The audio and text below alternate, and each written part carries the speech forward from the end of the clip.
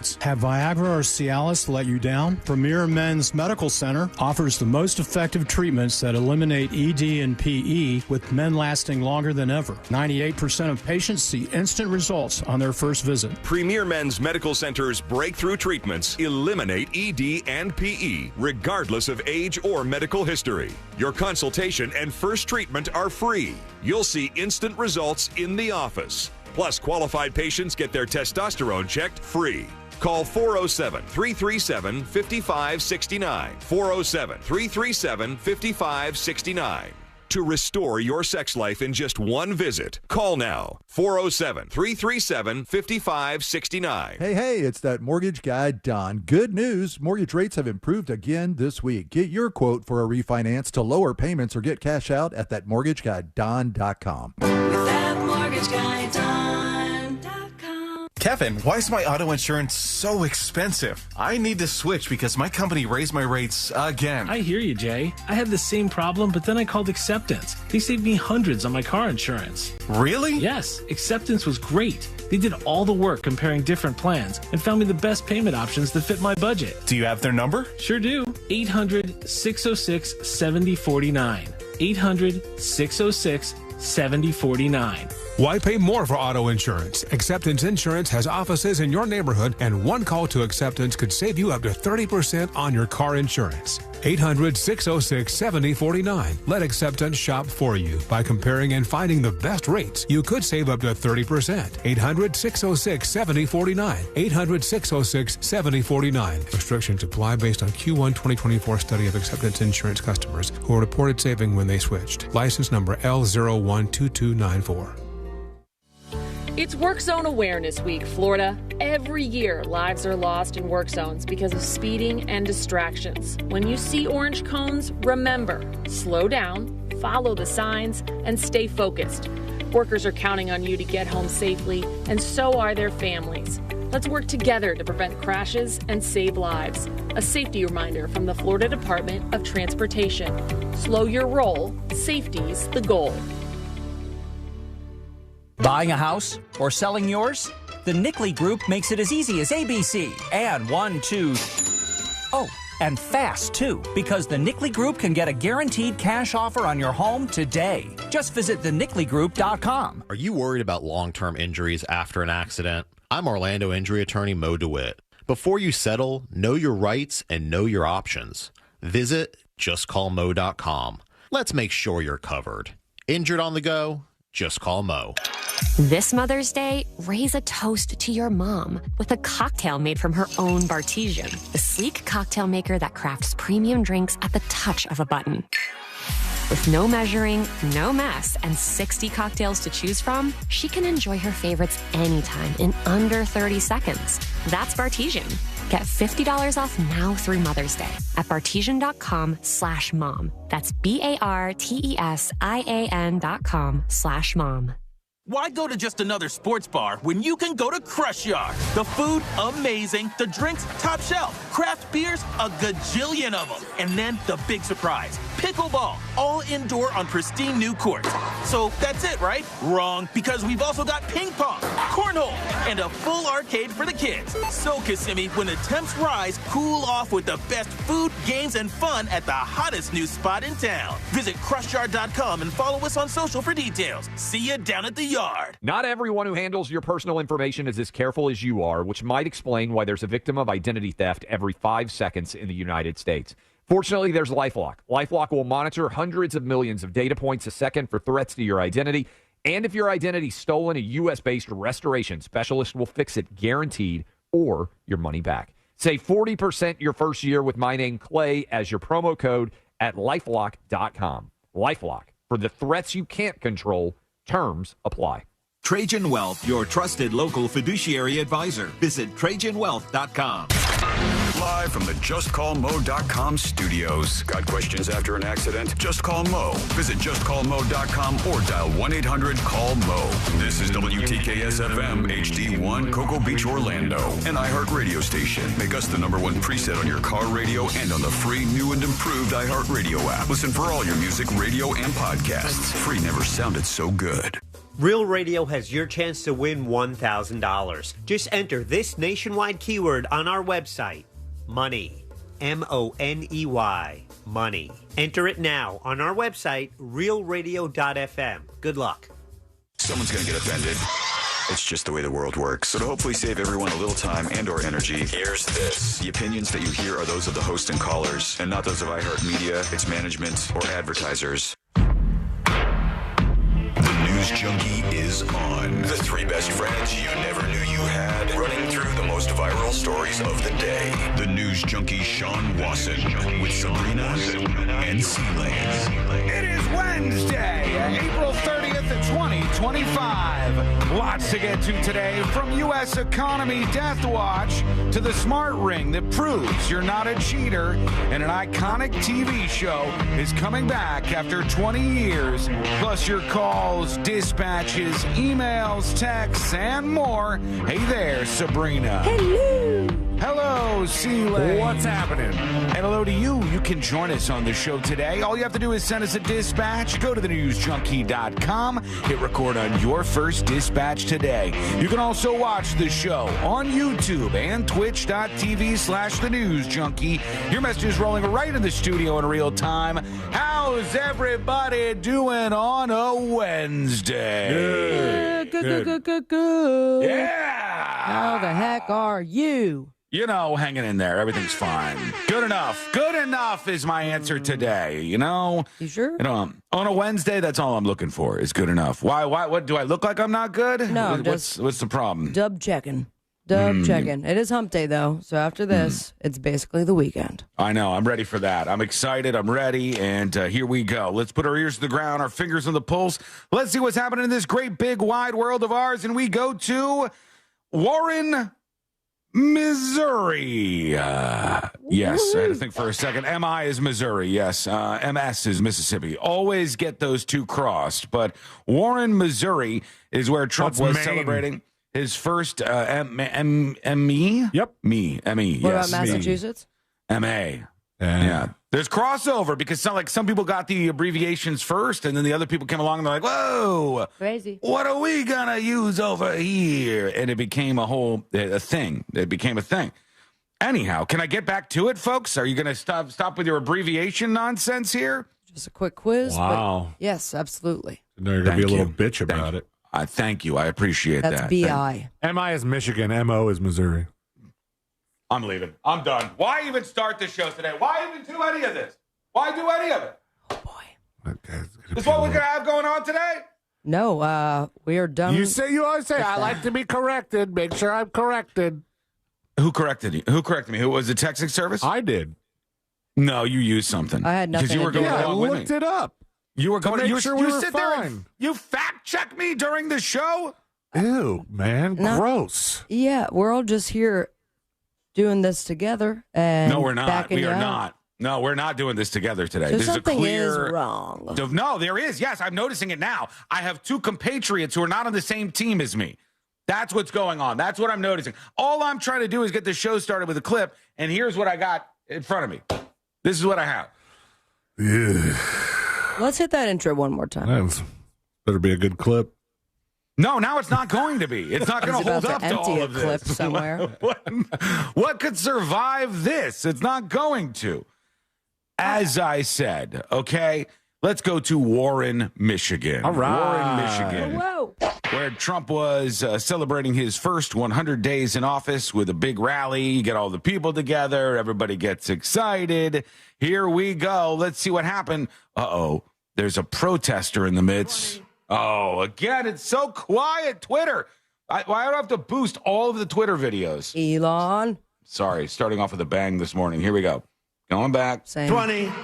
He did so good for me. And, he was in North Carolina. He did so great. What's the problem over there? What's the problem? Is that a radical left lunatic? He's just a child. All right, get him out. Yeah. Oh, I'm sorry. I'll turn this car I'm sorry, around. ma'am. I thought it was a guy. He said, I'm sorry, ma'am. I thought it was a guy. Oh, we had a radical left lesbian? His identification was all over the place because at first he said it's a kid, and then you stomped on the area where he realized all of a sudden, oh, I'm sorry, ma'am, this is an actual woman we're talking about here over in Michigan. It's a child. All right, get him out. Yeah. Oh, I'm sorry. I'm sorry, ma'am. I thought it was a guy. Thank you. Ooh! There they go. And she now has to go home to a mother who's a big Trump fan. This was after 100 days in office, a big rally in Warren, Michigan. I don't know if it was a man or a woman or if their mother was a Trump fan or not, but that's what went down. See the other one going around? I don't know if it was the same rally, but not so much a protest, but a first, at least for me, was there was a woman in the crowd, not close enough for President Trump to see, I don't think, but just flashing the stage like Van Halen. Like Van Halen was playing. She just flopping them out there. Do people do that at political rallies? They flash? They never did before, but now's the time. Like, I can't imagine at a Hillary rally, somebody be like, yeah, and just flashing their breasts in front of somebody. Let's change it up. Yeah, maybe that's what's happening in 2025. So what did he call it out, or he didn't even mention it? I don't think it was close enough. Oh, okay. I've seen a thing where there was somebody who videotaped themselves from the back flashing at a political rally. But I think it was like an OnlyFans promotion or something. I got like somebody trying to go viral or something, and that's what they ended up with. Maybe that's what this was. Maybe I was just a sheep at you that never moment. know. No, you never know. You never know what's an OnlyFans promotion and what's not these days. It's 2025. The market's going down quite a bit here because the U.S. economy has contracted for the first time in 3 years. Basically, what happened was, and this is a weird thing that we're dealing with here because of the tariffs, everybody front-loaded. So in the first quarter and then a little bit after that, everybody bought all this stuff. They imported all this stuff. They gobbled all this stuff up to get ahead of the tariffs. And then the second quarter, the economy started to tick down a little bit because all those purchases were front-loaded. And there was a 0.2% decline that was expected by economists at this point in time, and it came in at 0.3%, the decline for the first 3 months of the year, I guess. All right, I'm going to need you to explain that like Michael Scott with the lemonade stand. Okay. Companies were worried that Trump was going to place tariffs. Okay. So they purchased before tariffs to hold inventory so they wouldn't pay more. Okay, so we got a lot of lemons ahead of time. Got a lot of lemons ahead of time. Because we thought lemons were going to get more expensive. You can't say tariffs when you're talking to a kid about a lemonade stand. I know. I thought about it immediately when it came out of my mouth. I apologize. You said tariffs like 3 times. Is that candy? You got your lemons early because the lemon tax was coming. Mm-hmm. And because you purchased those lemons early, it looked like the year was starting off well. But then you had so many lemons that you didn't need to buy any more lemons. So it looked like the lemon purchases went down afterwards. Okay. God. And did life throw these lemons, or we just bought them wholesale? We have to make lemonade regardless. It doesn't matter. It's just where we're stuck right now. But the GDP showed a contracted annualized rate of 0.3%. That means it slowed down 0.3%.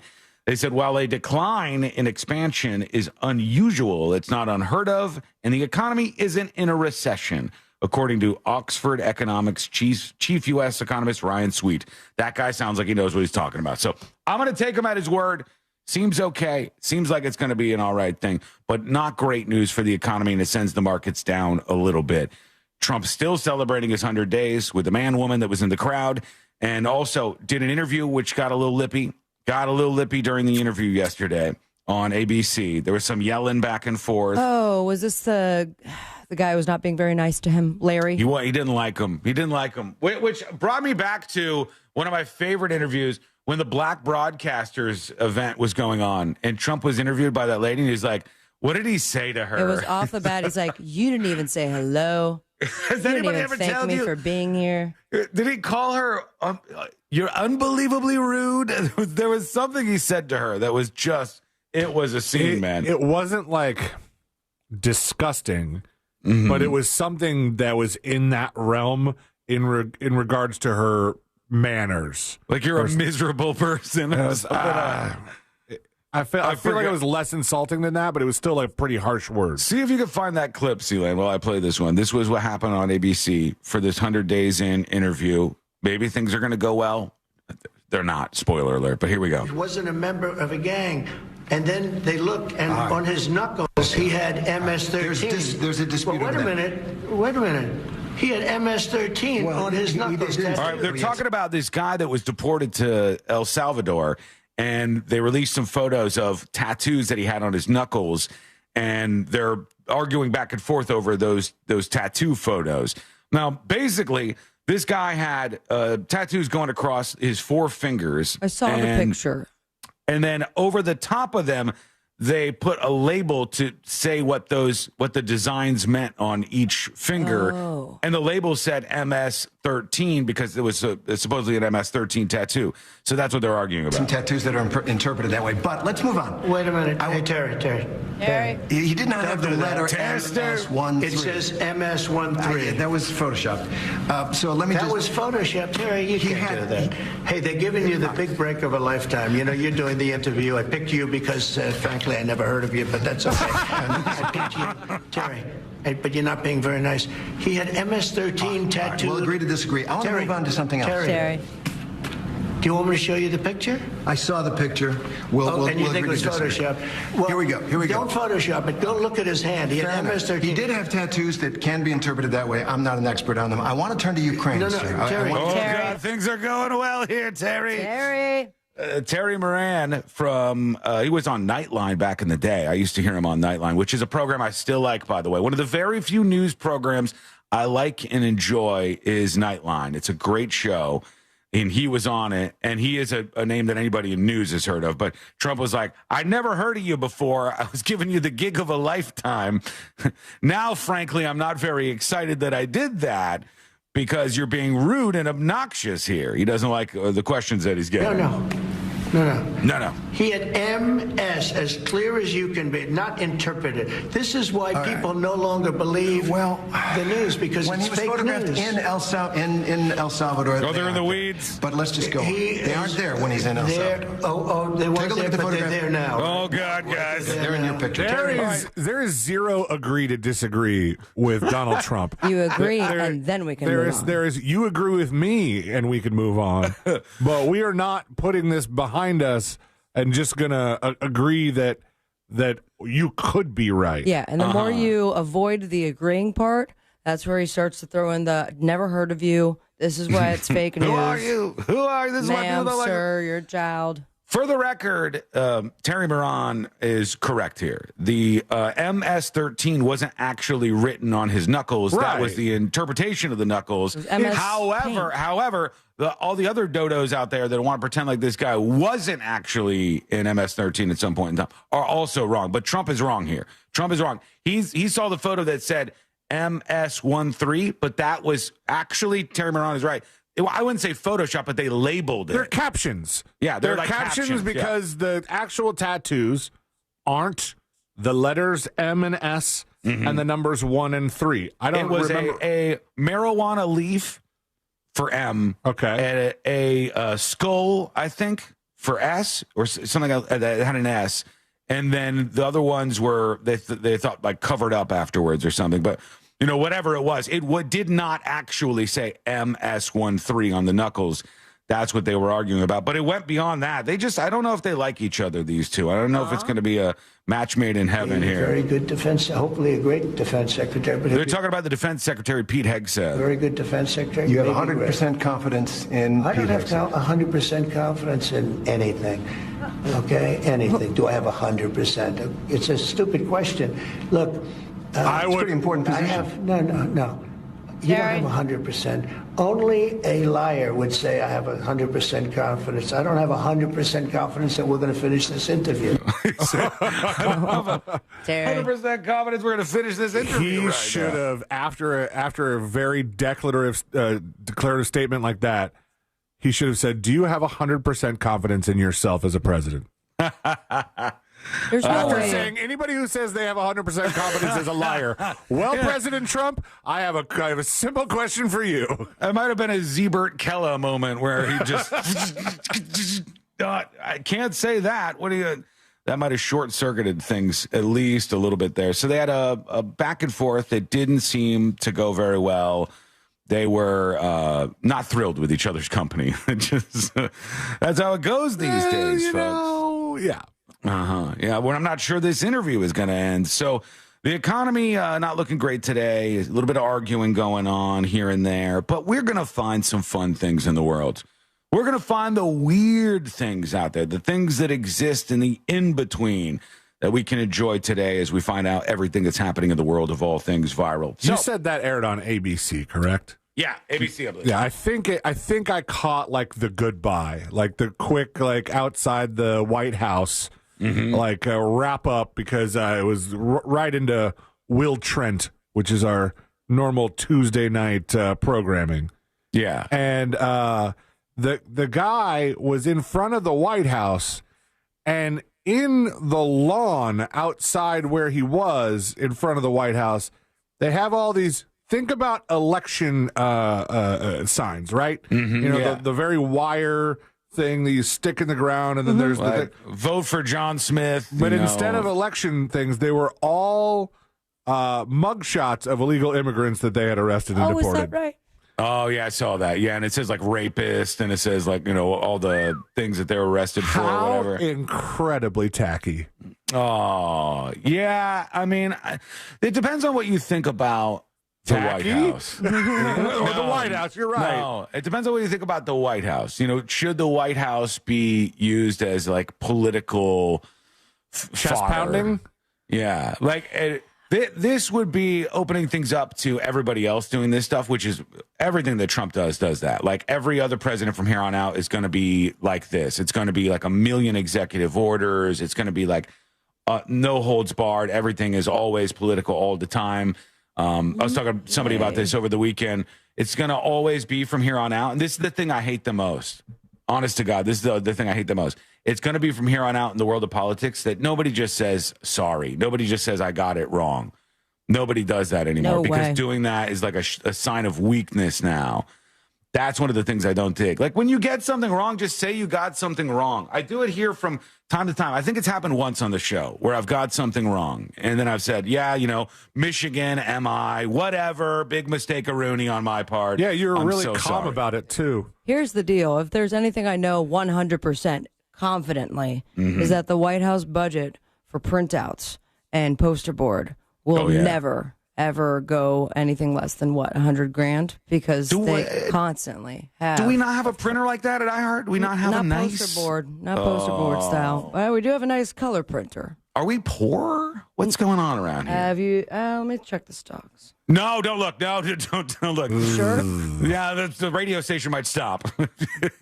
I will shut it down.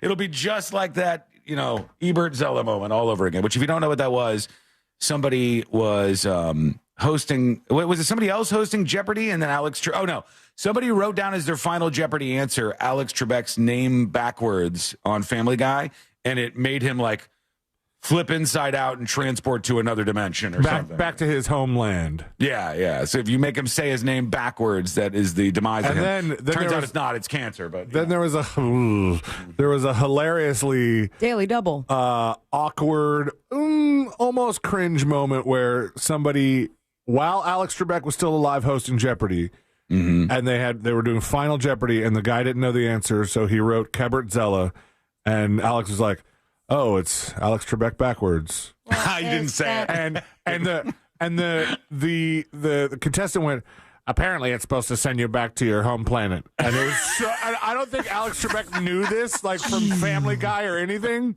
Alex Trebek was a pretty funny guy. Like, he would crack jokes about the whole SNL thing with Sean Connery. Like, he was very in with that thing. But I just think that the Family Guy thing had missed him, and nobody said anything about it, and it was just gloriously awkward. Oh, yeah. Wait, hold on. Is this... I wanted to see, there was one from Alex Trebek that you reminded me of, Seelan, that I liked. I think this might be it, because he used to, from time to time, troll the contestants, and I love yeah. I thought that this was when America was the greatest, when Jeopardy had some trolls. Susan Cole is from Bowie, Maryland. England, and her favorite type of music is something I've never heard of, but it doesn't sound like I fun. remember this.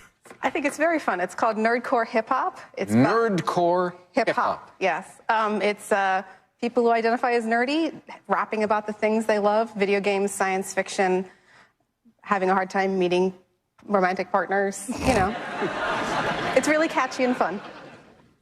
Losers, in other words. Drops mic. Great. This was when America was peaking. Losers, in other words. This was when America was at its prime. Done talking to you, freak. All right. Well, join us on the show today. We're going to have some fun. We hope you will, too. What do you got for your thoughts? Send them over to thenewsjunkie.com. Record what we call a dispatch. And I want to talk about a new device that is going to prove whether or not you are cheating in your relationship. Could have used that a couple years ago. Well, we're a little late, but we'll talk about what this device does and how it works, and then whether or not you would wear this in a relationship that you're in. That is coming up next on the News Junkie. You know you can always text us, unless you're driving, at 77031. Standard data and message rates apply. Real Mobile is powered by Orange Buick GMC and OrangeBuickGMC.com. We are professional grade. From the Clausman Law Traffic Center, car crash, call Claus.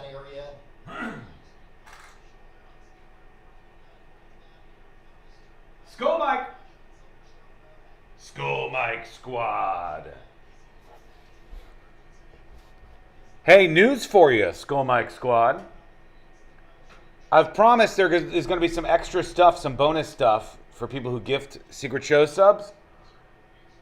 Next week, starting next week, we will have Skull Mike Squad stickers. Skull Mike Squad stickers just for you that will go out with all the magnets that you get for gifted subs. And a quick announcement.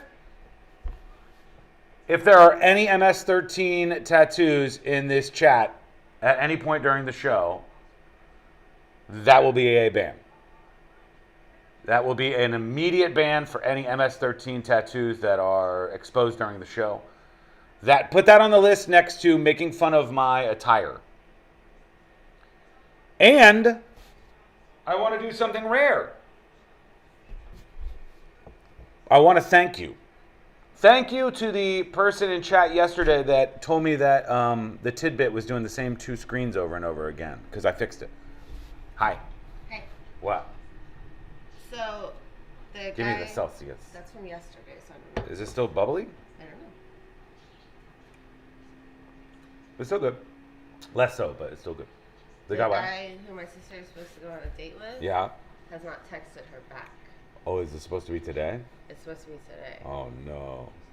But they texted last night, and he never responded. You never responded last night? He didn't respond about where it's going to be, or if, like, he's going to pick her up, or she's going to meet him. I'm sure it's fine. I'm sure they'll text beforehand. I guess he's busy. Yeah? I told her you were like that in the beginning. I wasn't like that. You were. You were supposed to meet me at Lake Eola, and you never met me. No, yes, that's not and then true. We were supposed to go to Universal at night, and then you never responded, and I cried. You didn't cry. I did too. I cried in my mom's arms. It's not true. You came over and you never left.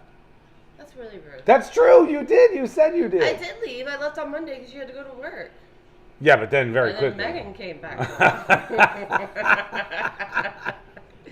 She threw a frame at you. Get out of here! What are you doing? I'm working. So, is it normal for guys not to text back immediately? Yeah. Do you want the chat people to tell you? Is it normal for guys not to text back immediately? Yes, of course. And nobody texts back anymore. You're the only one that texts back immediately. Because I respect people's time. I know. I text you back too. Not for a long time. If I'm talking, even during the show, I text you back. You're in the next room. You don't know what room I'm I hear in some room. Get out of here. Lay down. Why does she put her food on the counter like that? Why does Piper do that? It falls out of her mouth. I have to clean up after all you guys. No, that's not Yeah. true. You're gonna have to ban her.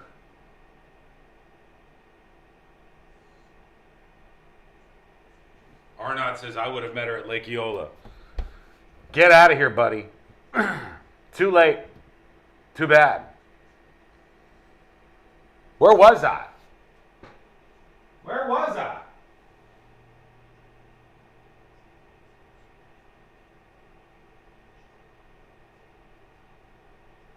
Man, I'm really disgusting today. I think the depression is turning me into a fouler creature.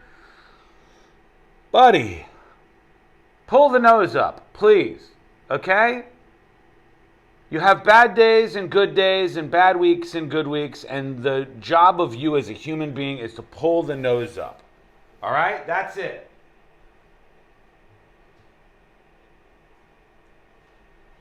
You live to fight another day. You live a by another day. You live a by another day. Name that movie. 2 minutes.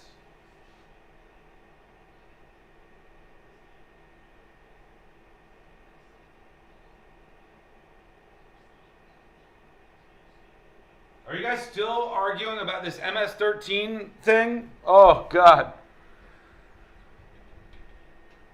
And let me just take note on something here, folks. Sometimes there's somebody who's a bad example, right? And sometimes you guys fall into that trap because you don't like Trump or whatever, and then you forget regular people exist.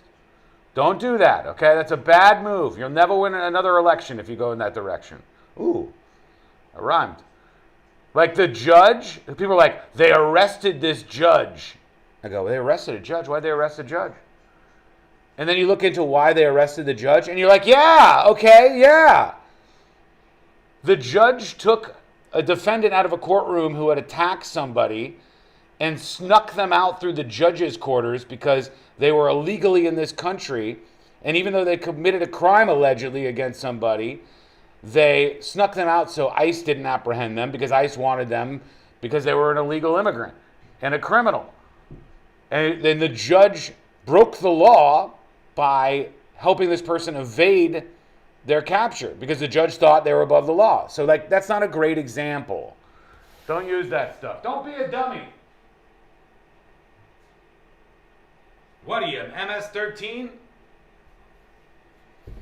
Honestly, though, I want to say something. Spicy take.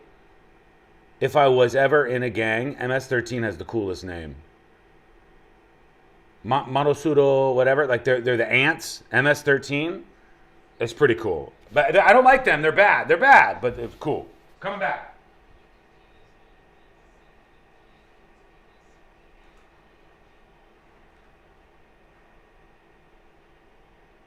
Explore right now, like the Beatles now and then, celebrating all things Beatles.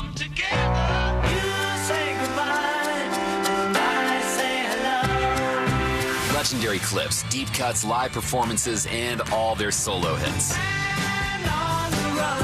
Listen commercial free. Just open the free iHeartRadio app, search Beatles Now and Then, and make it your next preset. iHeartRadio. Discover the new Buick SUVs in stock now at orangebuickgmc.com. We are professional grade. Real Radio has your chance to win $1,000. Just enter this nationwide keyword on our website, money. MONEY. Money. Enter it now on our website, realradio.fm. Good luck.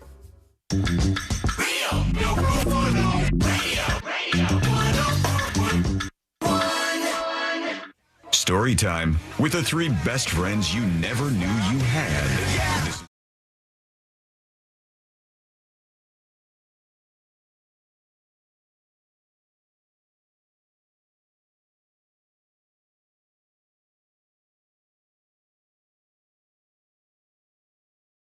Wednesday. Our friend Fritz should be joining us later on. Hopefully things are working out with him. We still don't exactly know what's going on with our friend Fritz, but we love him and we're ready for some action a little later on today. I'm hoping for a win. I'm hoping I can inch closer to first place. I won't win, but you know what? I'm hoping for one, and I think that's good. I'm going to get rid of the skull mic, I think, during breaks. I'm going to have to get rid of this because... Why? What happened? happened? I always forget. I'm talking to myself over there, and I'm like ranting about something for the YouTube and Twitch folks in between commercial breaks. And then Courtney will come over to the door, and she'll just start talking to me in like real world talk. And she'll start like making me look like a dummy and dropping bombs on me. And she's saying all sorts of stuff that makes me look silly during the break. Not good for my reputation. Don't get rid of the mic. Just get a longer cord and give it to Courtney, because I think that would be fun. Ratings would explode on the stream during the breaks. It would go way up if it wasn't me just blabbing into the Skull mic. But I appreciate you, Skull Mike Squad. You can hang out with the show and even hang out during breaks over on YouTube and twitch.tv/thenewsjunkie. Now, I think we can all agree on one thing on this show. Not many things, but one thing I think myself, Sabrina, and C-Lane can come to some sort of agreement on, and that is cheating is bad. Cheating is a bad thing. Shouldn't be cheating on people. Not nice. Don't do it. And, it happens from time to time. People make mistakes, but try to be the better person. Try not to cheat in relationships that you're in. However, and this is another thing I think we might actually all be able to agree on. By the way, if you don't agree, just voice your dissent. That's fine.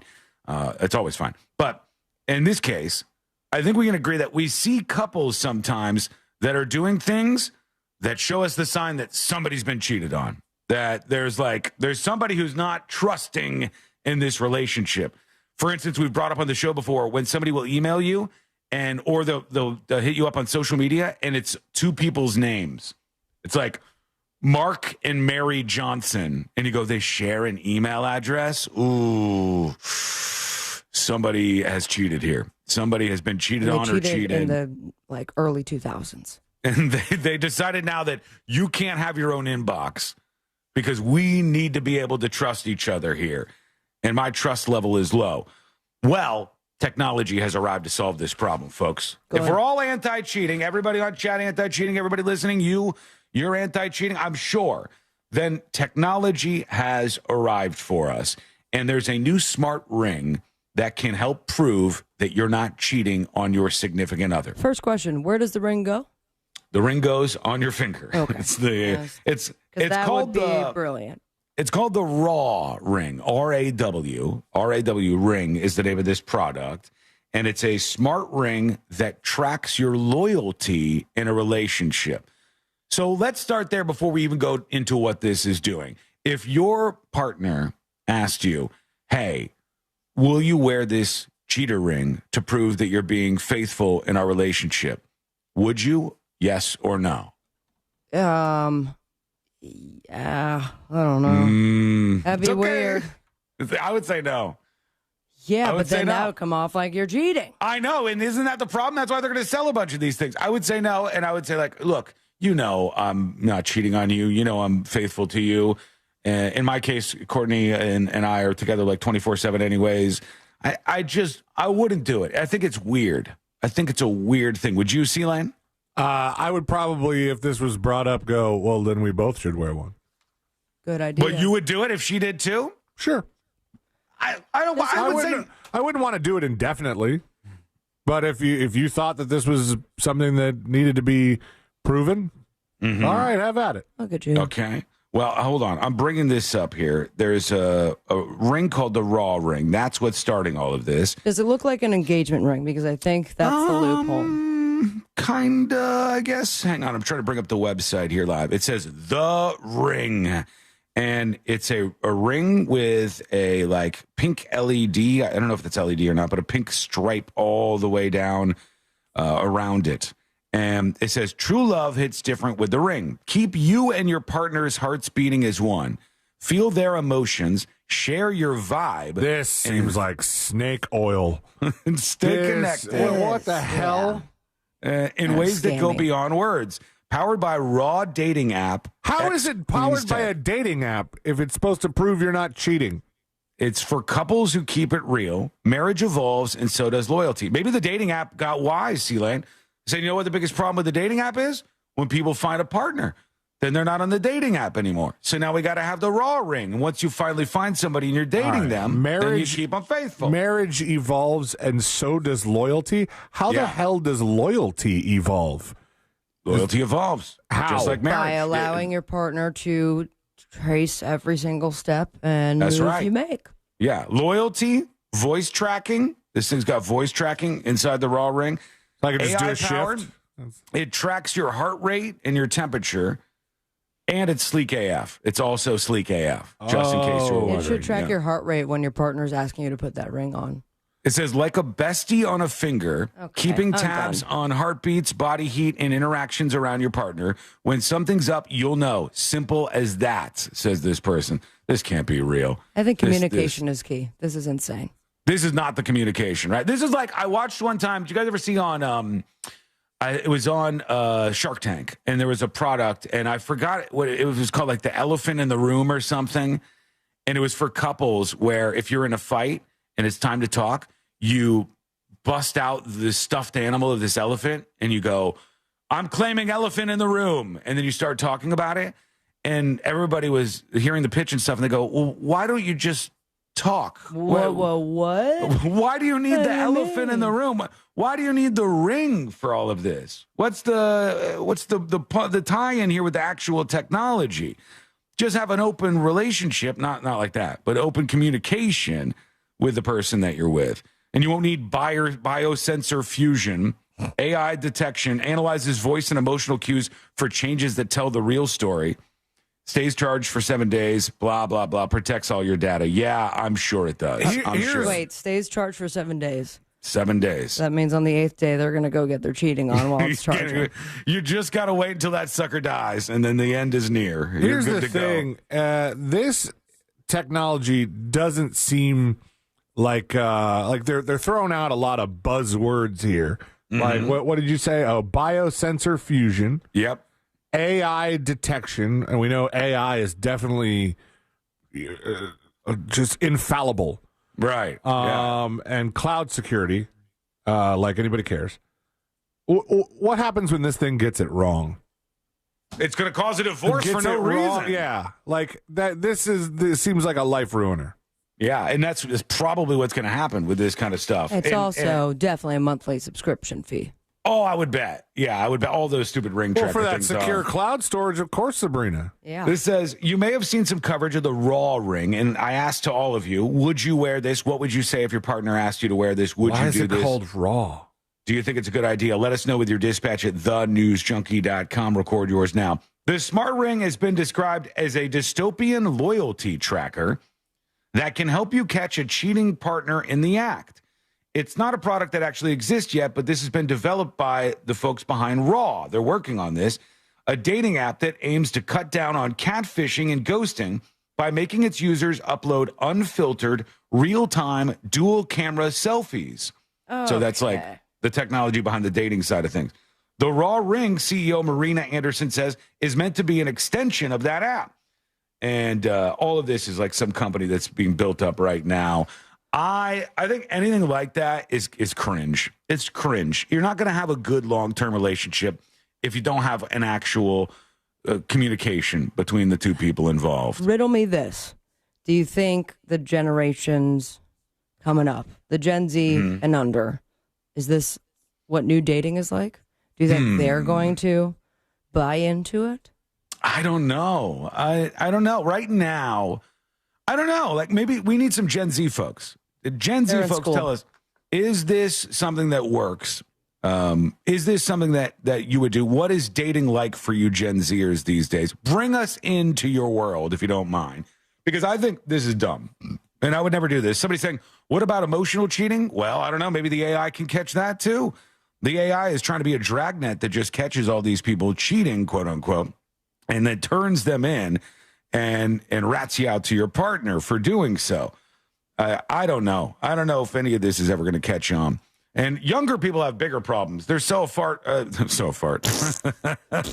so far apart on so many different things that this is the last thing that they need to consider here. I think this is something that will be at the end of the rainbow. But don't do it, man. To me, this is like the sharing of your GPS, your location with your partner. Well, sometimes there's safety involved.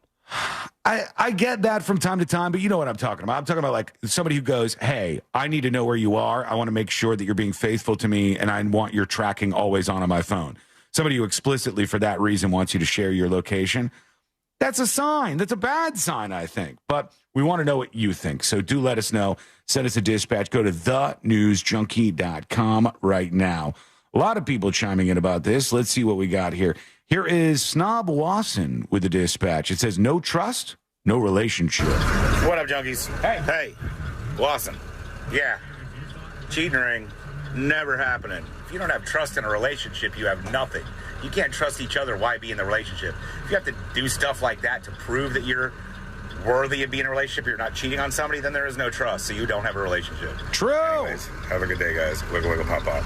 I mean, I think there's something to that. Like, at the very base of it, isn't offering somebody this cheating tracker ring suggesting that you don't trust them? Yeah. That's right off the bat. It's suggesting that you don't trust that person.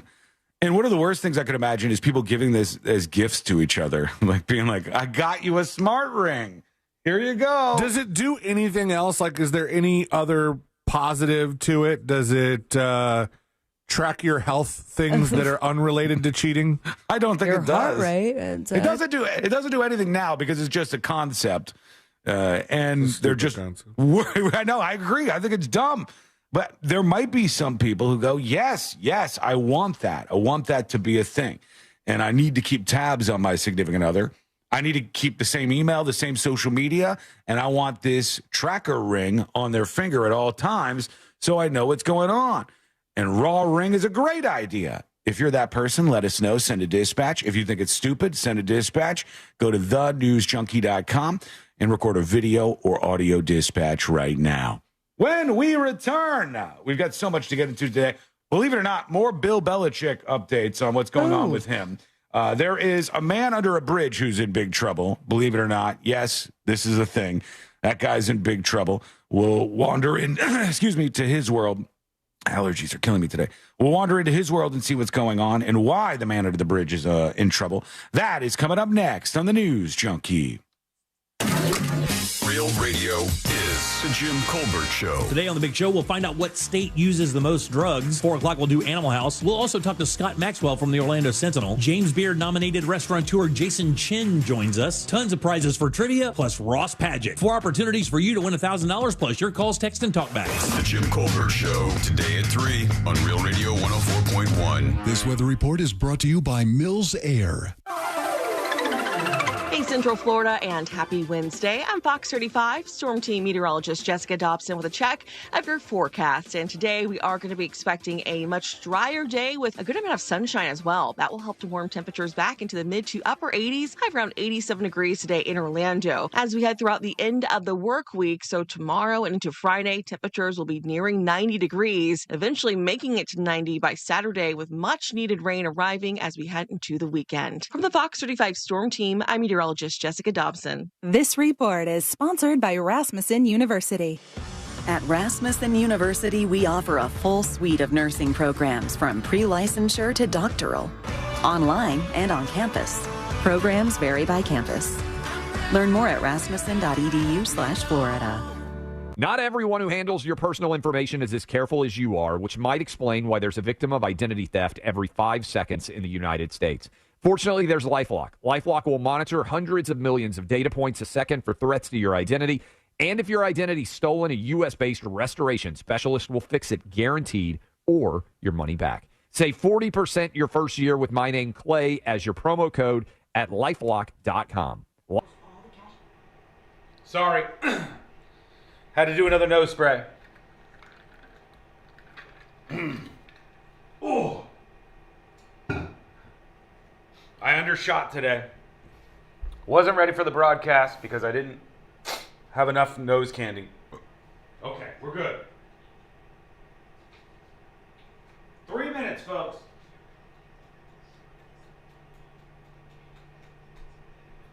So, just coming across,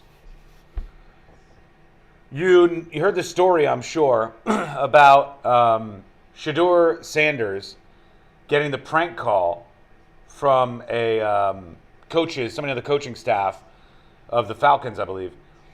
from that person's son.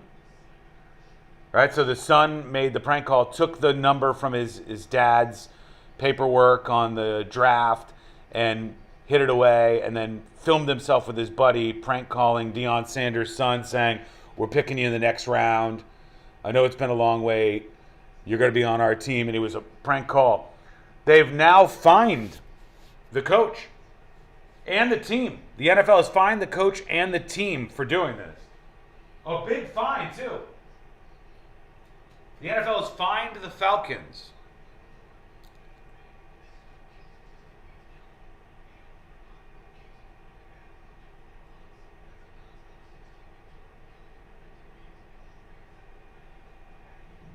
And the fine is no small amount.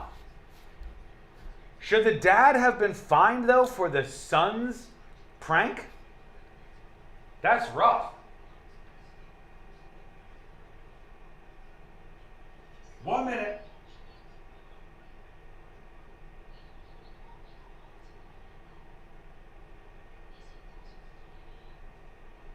When you're live, you can't fast forward if you're caught up. Yeah. That's how it works. Some of you are listening behind, which is so funny to me because I'll see the comments and your comments on something from like an hour ago. But that's fine. Do as you will. All right, we're coming back right now.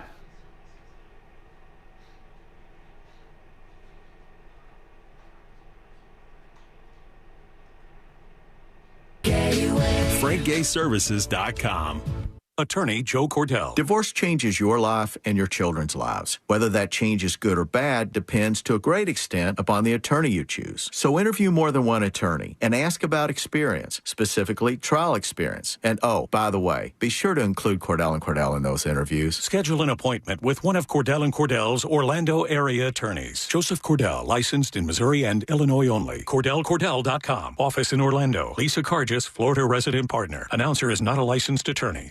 If you're ready for a new job, let Express Employment Professionals help you. Express is already hiring for summer jobs in a variety of industries. Job seekers never pay a fee at Express. Go to expresspros.com to find your location. That's expresspros.com. Real Radio is on Threads at Real Radio 1041. Sponsored by the law offices of Anajar and Levine Accident Attorneys. Have you been in an accident? Call the law offices of Anajar and Levine at 1-800-747-FREE. That's 1-800-747-3733.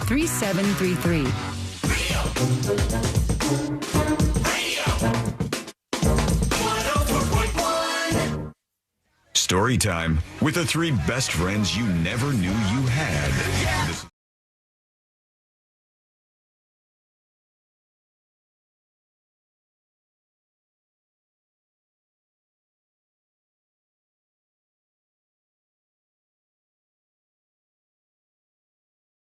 The three best friends you never knew you had, going through the most viral stories of the day. It's the News Junkie, and you can learn more about the show, including how you can subscribe to the podcast for free over at thenewsjunkie.com.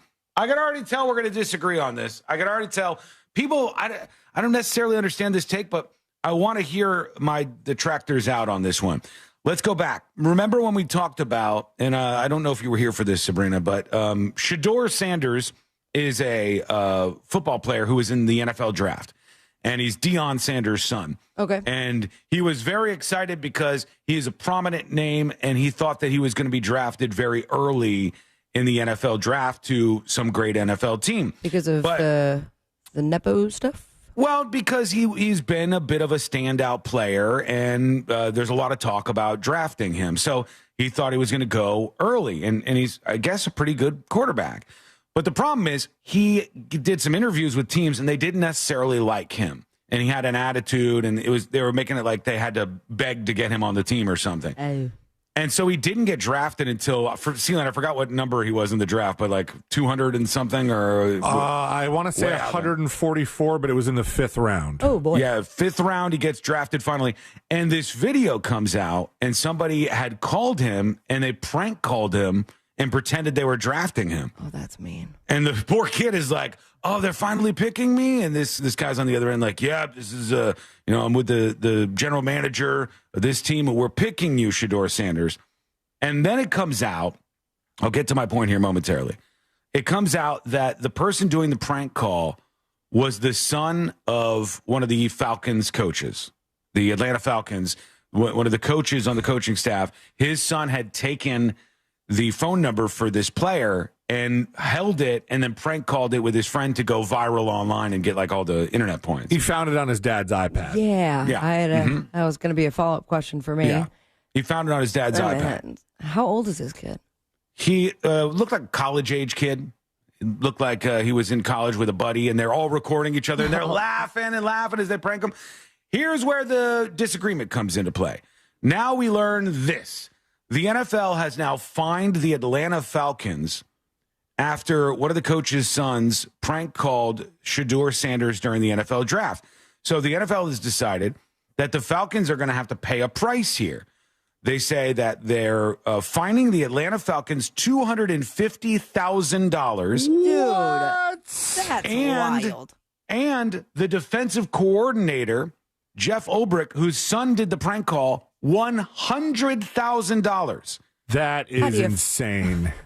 How do you even follow up with that with the son, who's that's has pretty nothing serious. to do with it? Yeah, the son took this and it took the number and made the prank call. The team, the Atlanta Falcons, has been fined $250,000. The defensive coordinator, Jeff Ulbrich, the prank caller's dad, has been fined $100,000 for, quote, failing to prevent the disclosure of confidential information distributed to the club in advance of the NFL draft, unquote. Were they going to draft him for real? Or No. who ended up drafting him? He did end up getting drafted by, I believe, the Cleveland Browns. Yes, correct. And it was not anything to do with this prank call or this team. Although there are a lot of people who are buying this, it had to do with Donald Trump. Oh, yeah, because Trump came out and said, why aren't people drafting him? And he needs to be drafted. Well, also the either the owner of the Browns, I believe, has donated plenty of money to President Trump's campaign. Right. Like there's a relationship there that some people are going, this sounds crazy, but it might not be the most ridiculous thing you've ever heard. But let's get to the core of this. The NFL says your son prank called somebody and faked that he was getting drafted. You're going to pay, you're fined $100,000. And your employer is going to pay 2.5 times that. $250,000 for the Falcons. Now, people, when I was priming folks about this before we started talking here on the show, were saying, well, it's the father's job to secure that information. But the son wasn't supposed to go into his dad's stuff, went into his dad's stuff, took that, and went on his own and did whatever he did with it. Should you punish the father for the son doing that? An adult son, mind you. Yeah, the son is a 21-year-old. He's a 21-year-old, and he's apologized for doing this. And maybe, like, I'm not saying he's a good guy. He shouldn't have done this. But the father getting punished for this is wrong to me. And that amount of money is just insane. Like that's a lot. This is going to go towards building new roads in local cities. No, it's going to go right into NFL's pockets like everything else does all the time. Oh, and they're so rich. Had this been, hypothetically speaking, not the son of the coach, and you just found the guy's number on the internet, because there are ways. Did the NFL go as far as to fining $100,000 to that random person in North Dakota? They wouldn't have any authority over that person, so they wouldn't be able to do it. But they do over the coaches. And I get it. A lot of people are saying, like, you're supposed to be responsible for this information, and you have to protect it, and safeguarding the people's contact information is part of your job. Okay, I get it, and I appreciate that. And I would be fine if they said the Falcons moving forward are going to do this to increase the level of security so something like this doesn't happen They'll again. do it on Signal, I bet. But fining him, the dad, $100,000 for what the son did is kind of wild to me. And like, just for a second, if you're going, well, too bad, you should have protected the information. But for a second, put yourself in these shoes. Your kid does something with some info you have from work. You're not leaving it out necessarily. He's just like, he's grabbing an iPad when he shouldn't be. And he's going through the info and he's looking this up. And then he writes down the number and he prank calls the person. And you personally have to pay $100,000. I would be heated for that. Does it say how much he makes though? Like It doesn't. It's It a lot doesn't. of money. I absolutely agree, but I am curious. Look up Jeff Ulbrich. His name is Jeff, JEFFULBRICH, salary, and see if you can locate that. I don't even know if it's public or not. But I mean, $1.6 million a year estimated. Okay, so Big chunk though. yeah, it's For a prank call. It's a percentage, it's a chunk of his income that he has to pay out because of something that his son did. Now, I want to say with all this, before your feedback comes in and you guys start trying to fight me on this, I want to say that there are circumstances where the parents should be held responsible. If a parent doesn't have a gun secured and a kid takes it and does something bad with it, the parent should be punished, shoots up the school, whatever, all those things.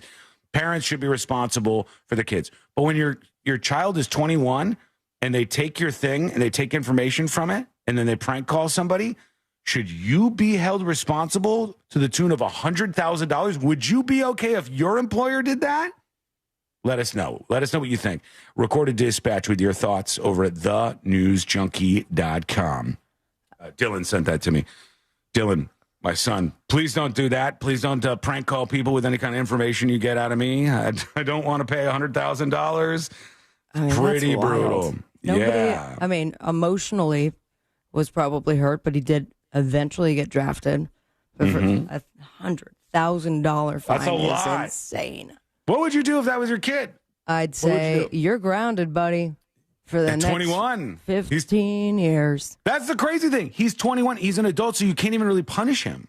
He's unless you're like funding his college, hey, I'm not paying for your college anymore. He's probably getting a check from one of the social medias that he put the video on, no?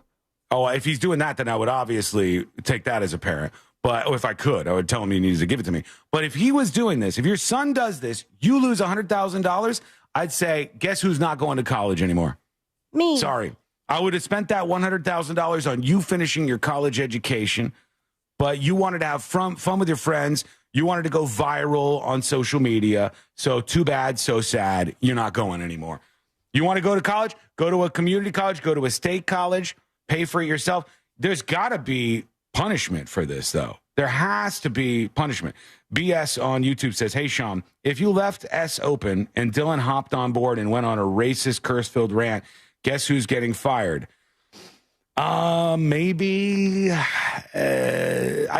iHeart fire me over that? I don't know. I potentially. Don't try. No, I'm not trying. Obviously, I wouldn't do it. It's a good comparison, I guess, because it would be him taking hold of my social media accounts and then posting a bunch of stuff. But in this case, I feel like it could have been the father acting completely within the realm of responsibility, doing everything that seemed right. The son not caring, taking the number, doing this, and then the father getting punished. Is that punishment fair? That's our question to you. Let us know what you think. We'll get to that in just a moment. We'll also get to the guy under the bridge who's in trouble. That'll be coming up on the show before you know it. And a whole lot more. We're here with you on a busy Wednesday. We got Fritz on the street coming up in a bit, and a whole lot more, as I said, coming up next on the News Junkie. Your chance to win $1,000 in your hand is minutes away on Real Radio 104.1. Brought to you by Mills Air. There's an accident slowing down traffic through the city on I-4 eastbound near Ivanhoe Boulevard. The on-ramp's getting affected from Ivanhoe Boulevard as well. The right lane's blocked on Ronald Reagan Boulevard southbound at Silkwood Court. There's a crash on Silver Star Road at Hastings Street. Keep an eye out for a car stopped on the shoulder on State Road 429 northbound near Florida's Turnpike. If you see traffic troubles, call the Valvoline Instant Oil Change traffic tip line at 866-676-8477. From the Traffic Center, I'm James Birmingham. This report is sponsored by Valvoline Instant Oil Change.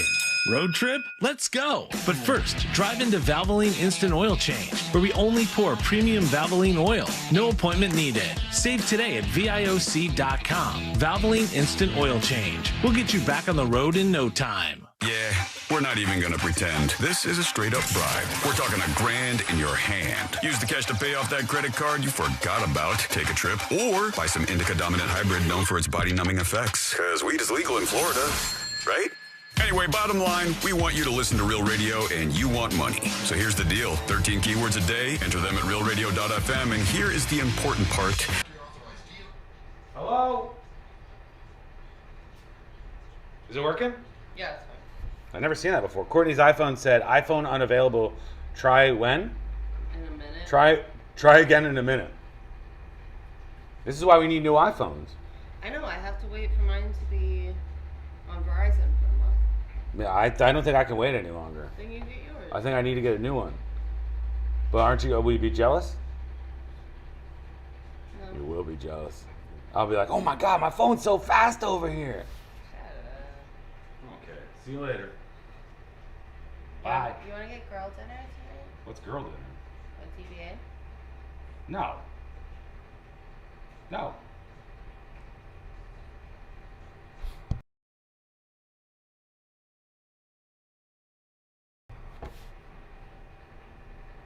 See you later. There's a car parked outside. Well, whose car is it? I don't know if it's parked. Well, you just should drop that kind of information on me. It's what? It's gone? Okay. Can't focus on anything. Hello, everybody. Hello, Alice. Hello, Abraham Dragon Friend. The coolest dude in chat, Abraham Dragon Friend. He's a guy who can dunk. Abraham Dragon Friend, from what I hear, can throw a football 100 yards. Perfect spiral, just, you know, bam. A spiral like you've never seen in your life. And deadlift 650 pounds. Abraham Dragon Friend is a man's man. And I am just like a leaf in your shadow. Just a tiny leaf in your shadow. Very impressive. Very impressive. 100 Dylans versus 1 Sean? Buddy, 100 Dylans is more than it would take. Dylan's like 6 foot tall now. I think he might be taller than me. He might be taller than me now. I'm trying to think when we had lunch a couple of weeks ago. Yeah, I think he's taller than me. He's probably bigger than me. It wouldn't take 100 of them. Sorry. Not going to work.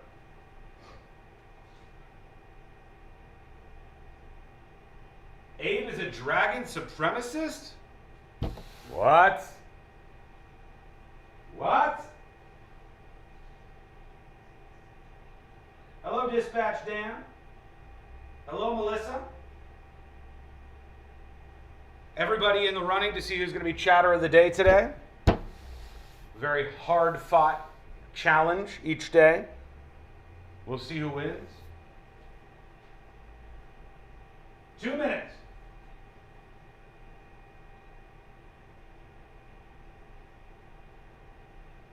Can you throw a football over the mountains? I can't. I can't. I wonder these days. You know, in my prime, I could do some of these things okay, but now it's been, I don't know if I've thrown a football in like a year or 2 years, maybe. And a baseball, oh God. I still think I could whip a baseball though. Like, I would bet, oh boy, I might be stepping in it here. I would bet I could throw a baseball 60 miles per hour. Is that crazy? I think if I like fully went into it, I think I could get it going. 60 miles per hour. Look at this form. Ready? Just watch this form. Watch the impressiveness. 1 minute. When Sean says baseball, he means ping pong ball because of his hand size. Kiss my ass. When I say baseball, I mean baseball. And I'm flinging them like Wild Thing, buddy. We're coming back.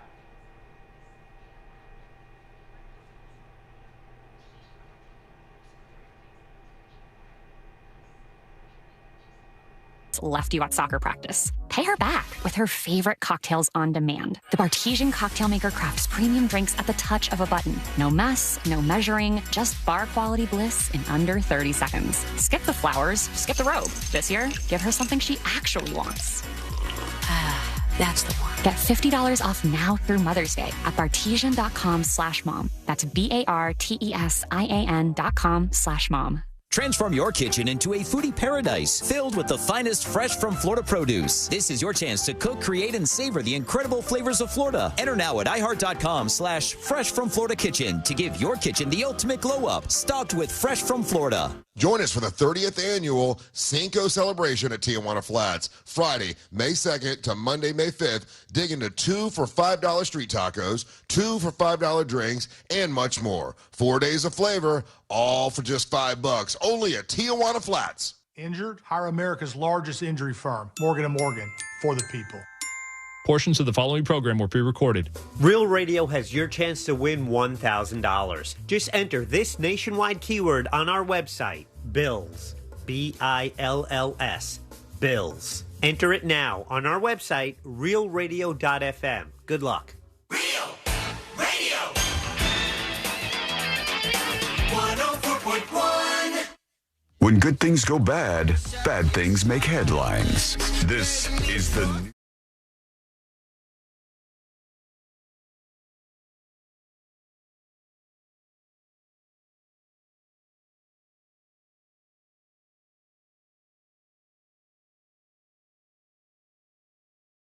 for hanging out with us. Send a dispatch. That's how you join us on the show. A video or audio dispatch is welcomed.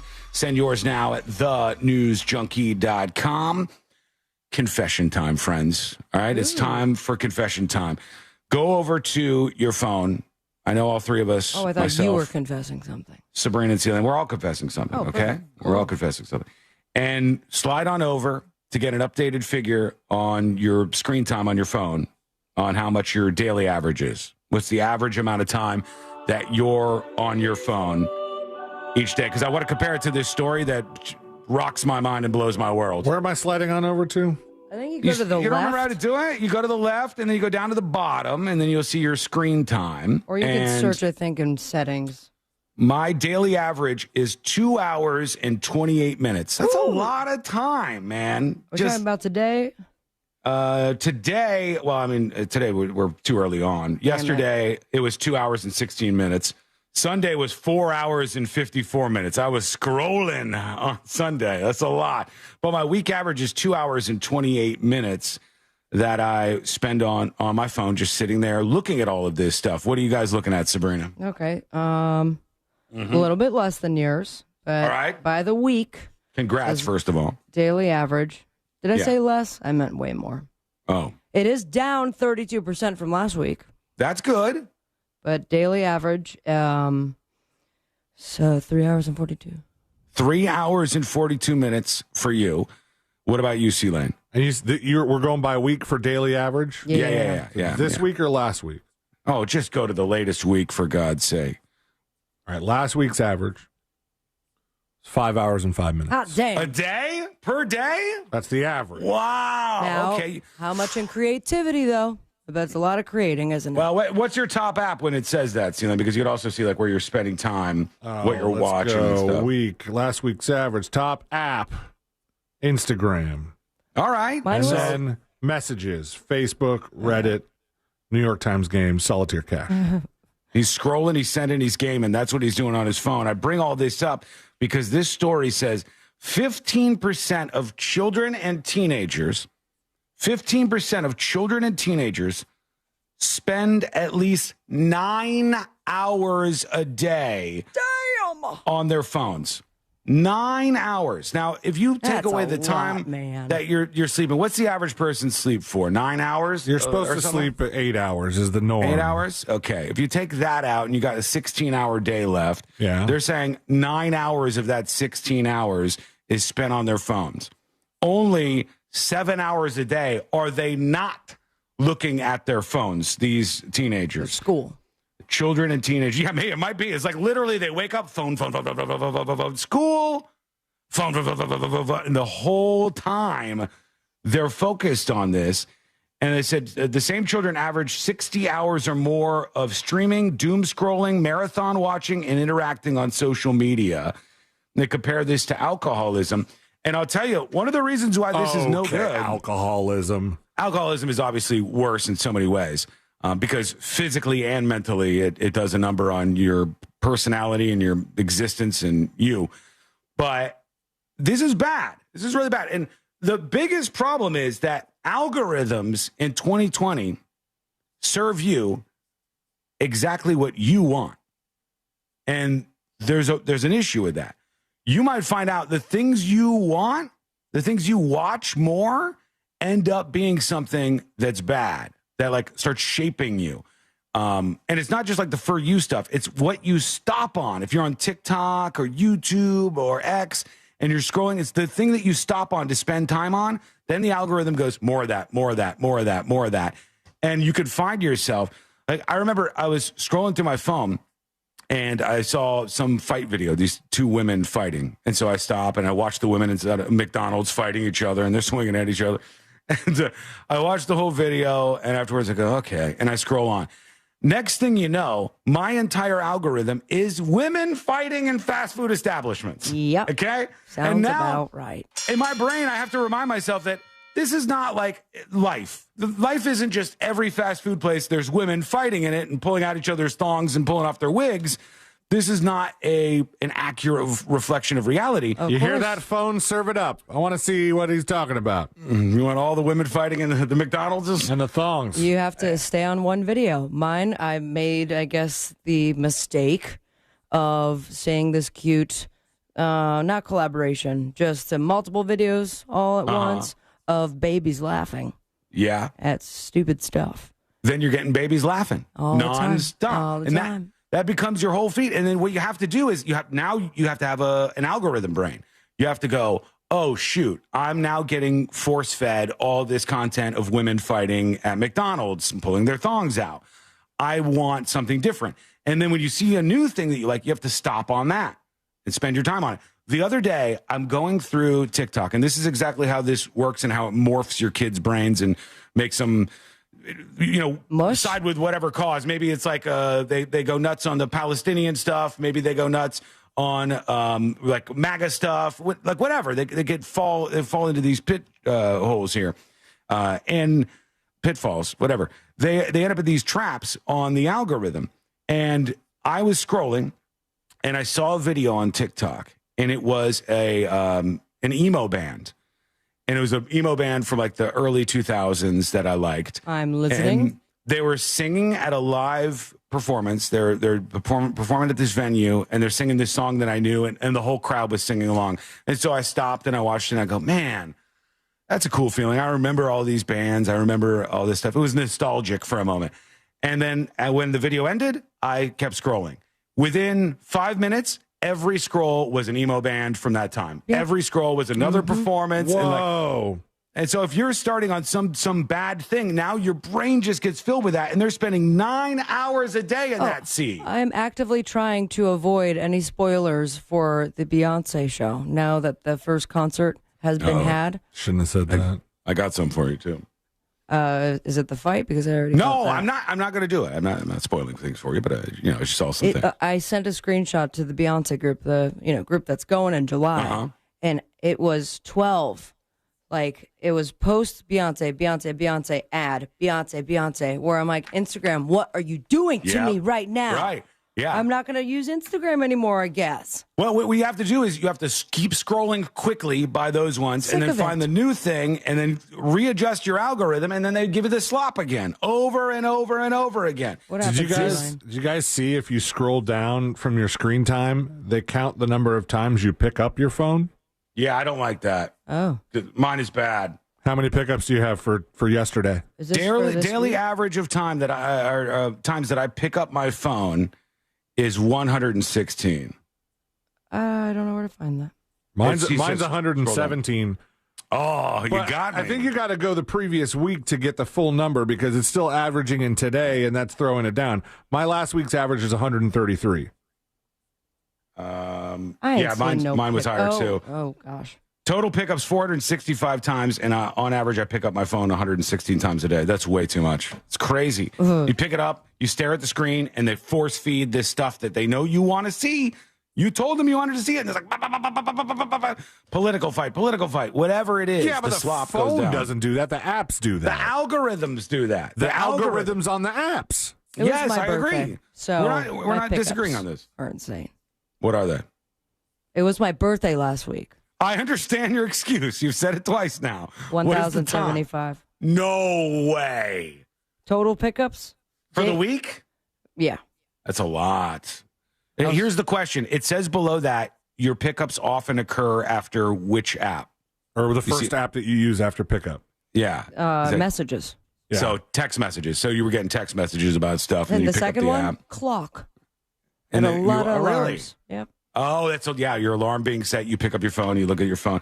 It's really shaping a lot of people, a lot of young minds, a lot of older minds. People have very strange views of the world. And I hear from people who say this all the time, like, God, I feel like people have never been more divided. And I say, really? Because most times if I just walk around, if I go somewhere, if I interact with other people, if we're walking the dog, everybody seems fine. Everything seems normal. People seem okay. It's that world that exists inside that phone of yours that seems like a negative cesspool, because that's what they're feeding to you, and that's what you continue to want to gobble up. It's Jason on YouTube here doesn't seem to think that these numbers are realistic. Do you just never use your phone, dude? What are you watching us on, Jason? What are you typing that in with, Jason? True. Might have gotten busted there, huh? Jackie on YouTube says, I know yesterday was the Share the Show Tuesday, but I shared the show Wednesday because that Alex Trebek clip was so funny. That's a good one. That's a classic. If you missed it, go back on the podcast. Losers. All right, let's go to the man under the bridge. There is a 61-year-old man who is currently facing murder charges. And they said that this guy, they found him living under a bridge, like a troll or something. Or the Red Hot Chili Peppers. They weren't under there with him, as far as I could tell, but he was under there. And I think this report actually goes into his home that he built underneath this thing. Hang on, let's see what we got here. This is from, I think, a local ABC affiliate. And they're talking about this man under the bridge who's in big trouble. To believe. This is video from the action cam showing an incredibly elaborate setup inside the Green Lane Bridge in Manioc. The person who was living here is now being questioned by police after a gun was found inside. That gun now linked to an investigation. Action News' Walter Perez live outside that hidden home in Manioc to piece all this together for us. Walter. Well, that's right, Brian. I mean, this story is just bizarre. And behind me, you do see the Green Lane Bridge right there that connects Manioc to the other side of the Schuylkill. What investigators found on the side of the bridge, just beyond those weeds, just might have been the break they needed to crack a recent homicide case. Uh-oh. It all started with police responding to reports of a man living inside the Green Lane Bridge. Investigators arrived to find this, an extraordinarily intricate setup complete with different levels, an electrical hookup to a battery, and a gas grill, just to name three. So you go up this set of stairs, like a ladder, and there's multiple levels that this guy has in his abode that is in the bridge where he's living. Then he has grant you 3 wishes when you find this? He doesn't, as far as I know, unless one of those wishes is that you want to be killed, because I guess he shot somebody. Oops. He's got a huge tent that he built that he lives in. He's got a desk, a table with a chair. He's got a whole setup. Action News given exclusive access to the scene. Investigators say they also found a gun. Now the man who's been living here is being questioned as a person of interest in the death of 35-year-old Joshua Daywalt. Daywalt's mother says Joshua struggled with mental illness for years. It was very tough to watch it. Joshua would have never been in the position he was in or the place he was in. Dwayne on YouTube says homelessness is a major problem in this country. Buddy, this guy had a home. He had a whole setup going. He had like a multi-layer estate. It just happened to be in a bridge where he was living. That was a different place that you probably shouldn't be setting up shop, but he was there. Had we been able to stabilize him, he was a normal kid. He was a happy kid, and mental illness took him over. Daywalt's body was pulled from the Schuylkill River this past February. Damn. His murder was the subject of an Action News Crime Fighters report as investigators asked for tips. So they ended up finding out that he was living under this bridge. They found the gun, and now they think he was the one who ended up killing this guy. Be He real finds himself in a world of unfortunate trouble. if he just found that gun and did not kill the dude. He was like, oh, I found a gun. I'll add it to all my growing possessions. Well, he's here. got to protect his bridge lair. Yeah. What do you think it smells like in there? I don't know, because it's a decent setup. I don't want to assume that it's stinky, but it probably smells pretty bad. Normally, I would say he's like a hobo territory person, and he's gonna smell bad. Look, but I wouldn't have been surprised if he had a shower with hot water. Yeah, where's the water coming from? I don't know. Where's all the other stuff coming from? Electricity is one thing. Honestly, I'm not that mad at the guy for finding this spot and building his little underbridge lair. Sure. He is stealing power, technically illegal. But, unless it's solar. Yeah, I don't think he has solar, but the bridge could be set up with solar. They said it was hooked up to a car battery. Oh. They said he had a car battery And honestly, in there. he would have. Clearly, he's spent years there. He has built up quite the kingdom. Dude's got market rights in there. All he didn't, all he had to avoid was killing somebody. And he probably would have had a mansion in the next 3 to 5 years. I agree, by the way. He's not really hurting anybody. He found a little spot. Nobody was using it. He set up shop. And then, they're going to obviously take it down now. But for a while, he was sitting pretty with this thing. That ain't bad.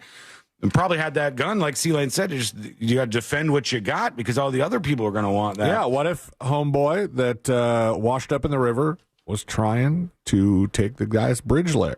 It could be. And he's like, hey, this is a really nice bridge lair. I'm going to make this my bridge lair. Stand your ground. Dude said the F you are, popped off some shots, put him in the river. If that was the case, this will be a really interesting trial when it goes down. We're going to hear from you. We got lots of dispatches coming in. We have the next episode on the way. We got Fritz on the street on the way. And OpenAI made a huge mistake with ChatGPT. What'd they do? Wait till you hear this. It's coming up next on the News Junkie. Real radio. It is. The Monsters in the Morning. Okay, it works, but are you like, are you into sex a lot? Are you sexually aroused a lot? Do you want to do it a lot? Why, you want to take me to dinner first? I know. I'm just saying, like. The Monsters in the Morning. Real radio 104.1. From the Clausman Law Traffic Center, car crash, call Clausman Law. ClausmanLaw.com. There's an accident affecting the ramp from Amelia Street to I-4 eastbound. A crash is affecting eastbound and westbound lanes on State Road 434 at Severin Boulevard. The right lane's blocked on Ronald Reagan Boulevard at Silkwood Court. And keep an eye out for an object in the roadway causing a bit of commotion on I-4 westbound near Osceola Parkway. If you see traffic troubles, call the Valvoline Instant Oil Change traffic tip line at 866-676-8477. From the Traffic Center, I'm James Birmingham. This report is sponsored by Florida Prepaid College Savings Plan. As the largest, most successful prepaid program in the nation, Florida Prepaid has helped 1.2 million Florida families successfully save for college. Let them help you. Open enrollment is now. Plans start at just $29 a month. Enroll today. Folks, here in Central Florida, there are a lot of people who say that they're going to help you out if you have a problem with your air conditioning. Many of those companies are not great to work with. And I don't want you to find this out the hard way. I want you to make the right decision right off the jump. And that's why I love telling people about Mills Air. This is a company that does it right. They just down the line are doing things the right way. The way that you as a person who needs help and is in a trying time really deserve. So when your AC goes south, if it's not as cool as it used to be or something seems wrong, it's making some noises that don't seem right, pick up the phone and call Mills Air. They have been doing this for a long time. Their techs are the best by far, and they're a Carrier factory authorized dealer. That can get you access. They can open up access to huge rebates if you're getting a brand new Carrier unit. You could always turn to the experts at Carrier, and you could always turn to family-owned and operated Mills Air. Here's their phone number, 407-277-1159. Or you can find them online at millsair.com. Kevin, why is my auto insurance so... Hello. Hello, everybody. You guys want to hear the Cactus song? Who wants to hear the Cactus song? We'll do some show and tell with the Cactus song. Unless you guys don't want the Cactus song, forget it. We don't need to do the Cactus song. Forget it. Shut it down. Oh. You don't even... Hold on. No. Oh. You're going? Yeah. Where are you going? I'm gonna walk. You just said I'm going. I'm gonna walk. That sounds like you're going forever when you say I'm going. No. You just said I'm going. If I ever go forever, it's because I'm dead. Okay, can we not talk like that? Yes. It's on? Yeah, you told me it was on. I told you to turn it Oh, off. hang on.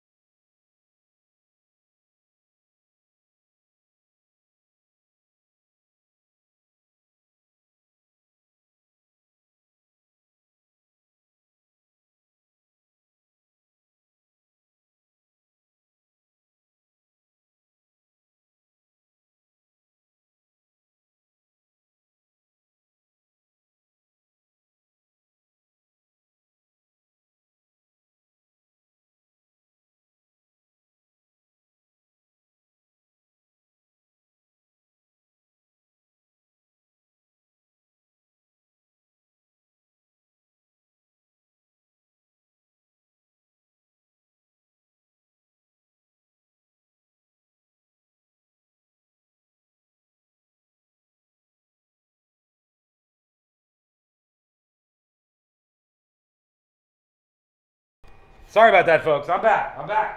Back and better than ever. I lost track now. Did you want to hear the Cactus song or no? Cactus song yes or Cactus song no?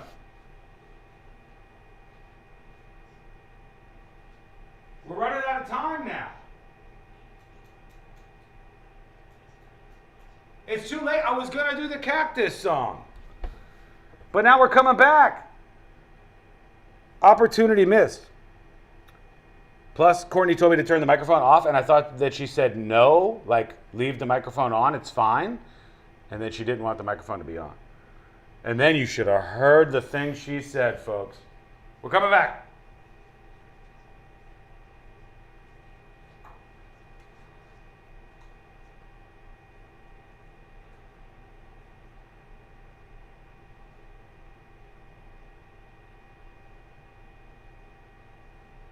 That actually counts. Now, let's let the engine do the talking, am I right? Start your will at trustandwill.com. Use offer code COUNT for 20% off and make it count. Trust and Will is an online estate planning service. For details, see trustandwill.com. Wilmer Valderrama and Freddie Rodriguez welcome another amigo to their podcast, Dos Amigos. Wilmer's friend and former That 70s Show castmate Topher Grace stops by the Speakeasy for a two-part interview to discuss his career and reminisce about old times. We were still in that place of like, what will this experience become? And you go, you're having the best time you're ever going to have. Yeah. But it was like such a perfect golden time. Listen to Dos Amigos on America's #1 podcast network, iHeart. Open your free iHeart app and search Dos Amigos. As America's largest injury law firm, size is our strength. Morgan & Morgan. Real Radio has your chance to win $1,000. Just enter this nationwide keyword on our website, BILLS. BILLS. Bills. Enter it now on our website, realradio.fm. Good luck.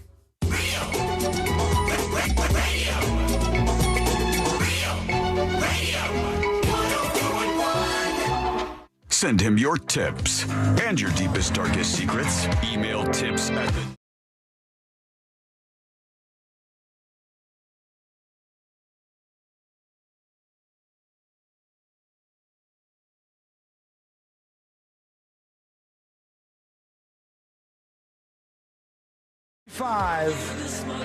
First they vote, they pick the Pope, then they get the right smoke coming out, and then they do all the other fun stuff that happens afterwards. Huge party.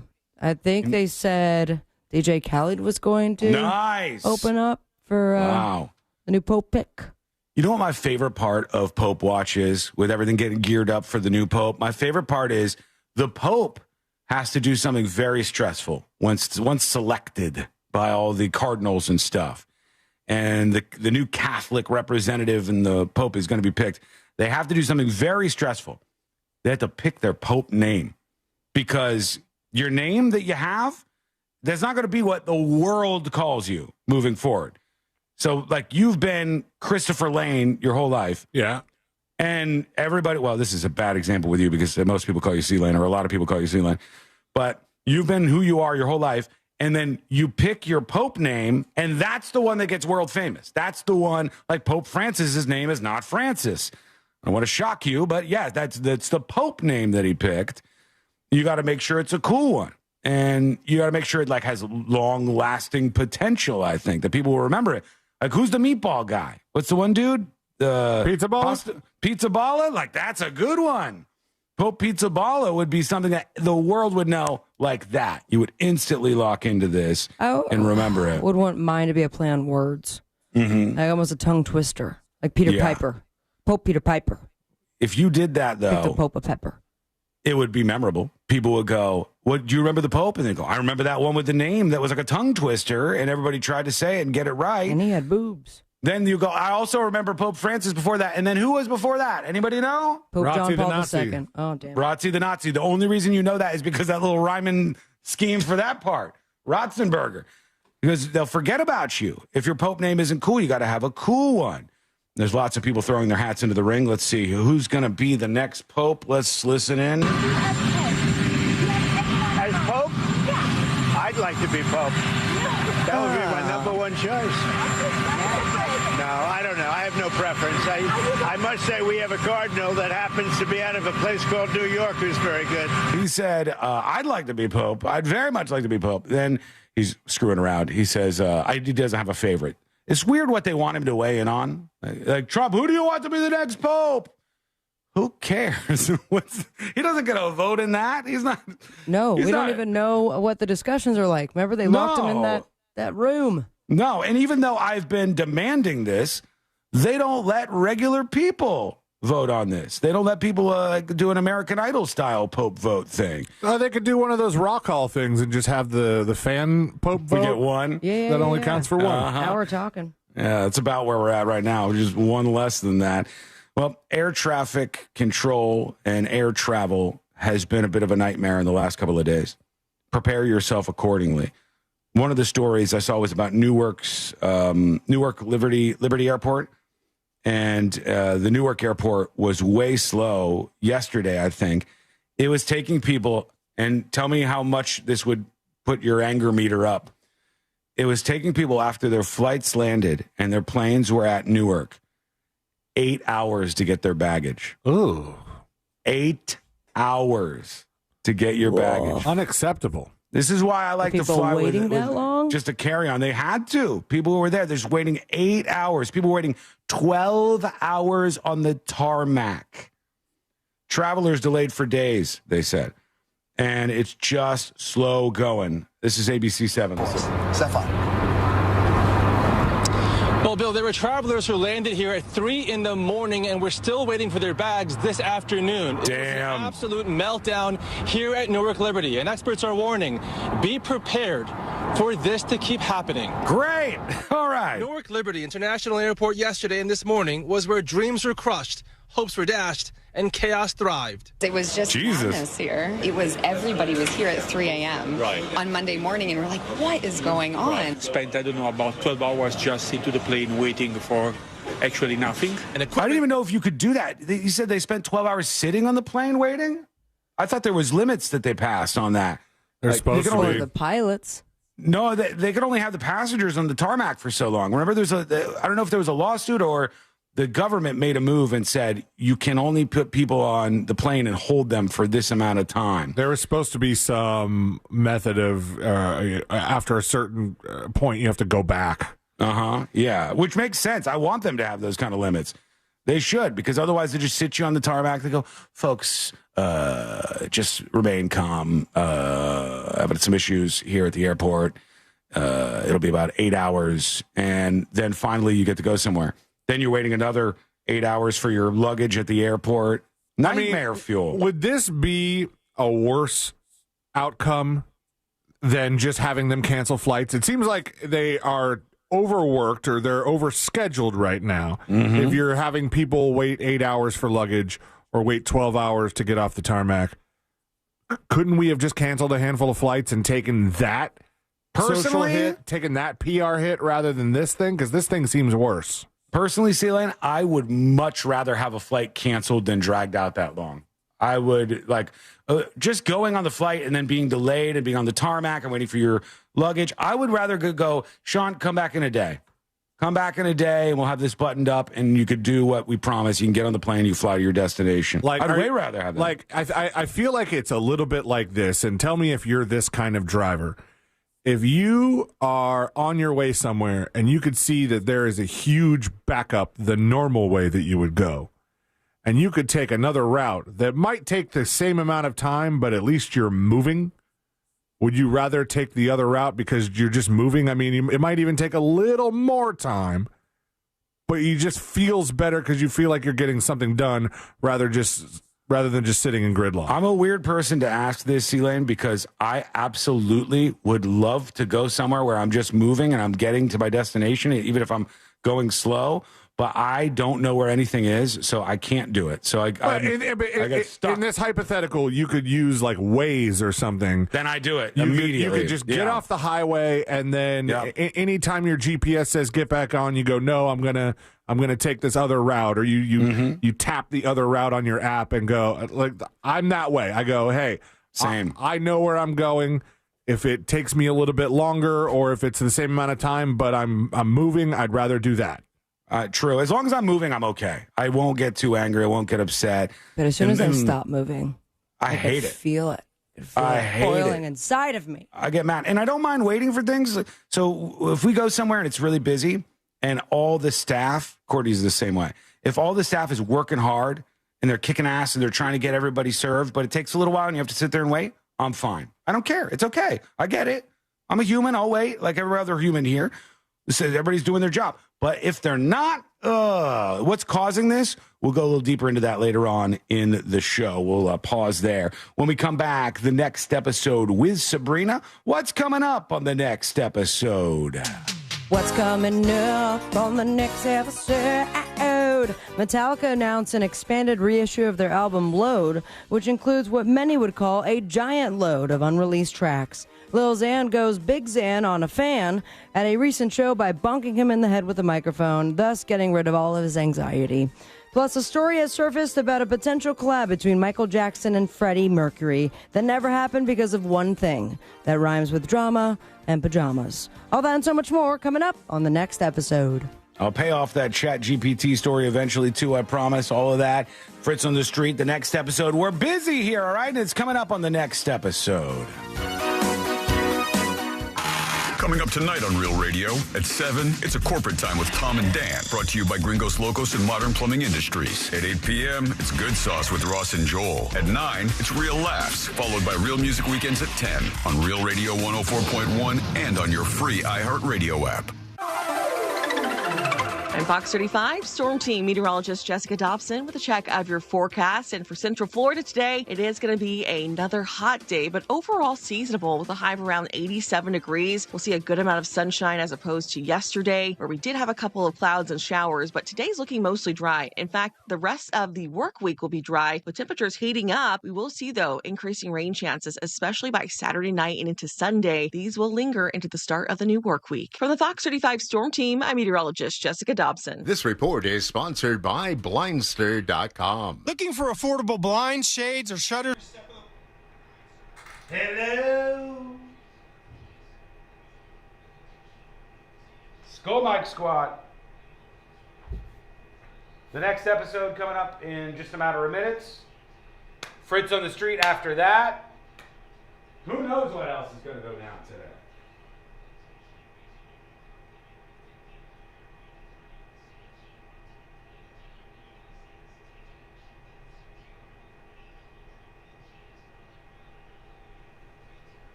I definitely agree with C-Lane's sentiment of I would rather go another way and just be moving. I hate when we're just sitting still. It's like if we're in line for a ride and the line is moving, even if it's moving slowly, as long as it's moving, that's fine.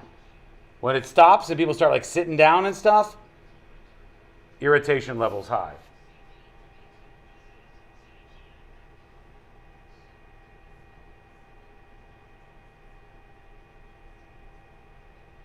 Cactus song.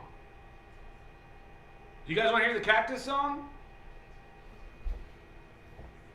We do a little show and tell with the cactus song, if people are interested. I tried to do it before, but you guys You expressed your interest very late in the game, and then we didn't get to do the cactus song, which I was excited about. I was excited to bring that to you.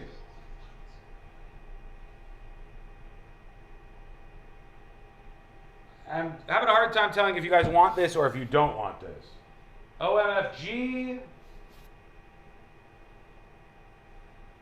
Pick me for Fritz on the street. Maybe. Put you on the maybe list. 2 minutes. 2 minutes, then we're going to do the next episode. Are you guys familiar with the cactus song?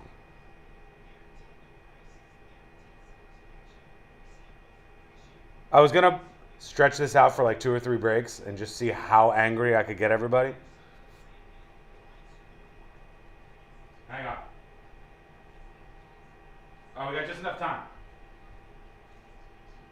Cactus song. Ready?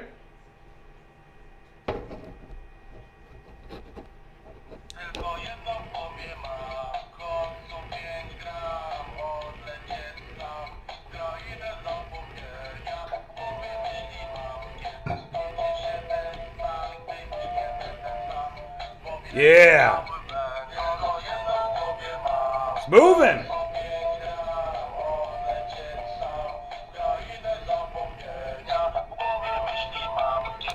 There you go. That's a cactus song. It's beautiful, and allegedly it's about cocaine. Allegedly that's about cocaine.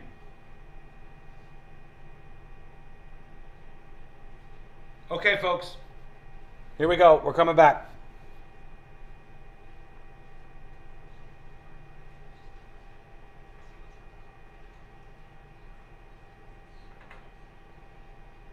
Current base monthly rate. Additional terms and conditions apply. The new iHeart app just looks better. The best feature of a car radio on the app. It's the presets. Super easy. And thank you for keeping it free. Get in on what everyone's talking about and get the new and improved free iHeartRadio app today. iHeartRadio.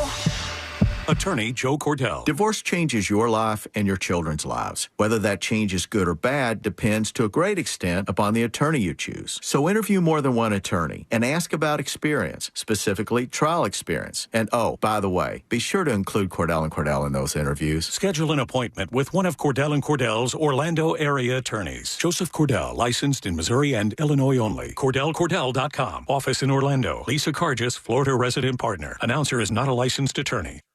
Real Radio is on X at Real Radio 1041. Sponsored by the law offices of Anajar and Levine Accident Attorneys. Have you been in an accident? Call the law offices of Anajar and Levine at 1-800-747-FREE. That's 1-800-747-3733.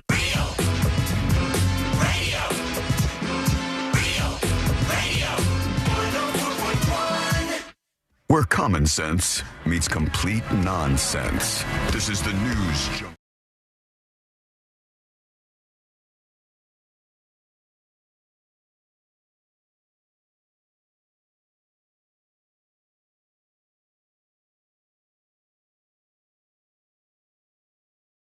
Happening in the world of entertainment and beyond. And then Fritz on the street is on the way as well.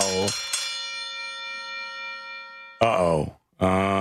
This is coming in hot, and I knew this was going to happen. An email to tips@thenewsjunkie.com. It's from Natalie and Paul. So you know what's going on here. They're angry about what I said. I said if you have a joint email, it's usually a sign. Oh. Somebody's a little jealous. Here I was thinking it was middle name Ann. No, Natalie and Paul together on an email said, wrong. We have a joint email account because it's hella cheaper for bills and house emails.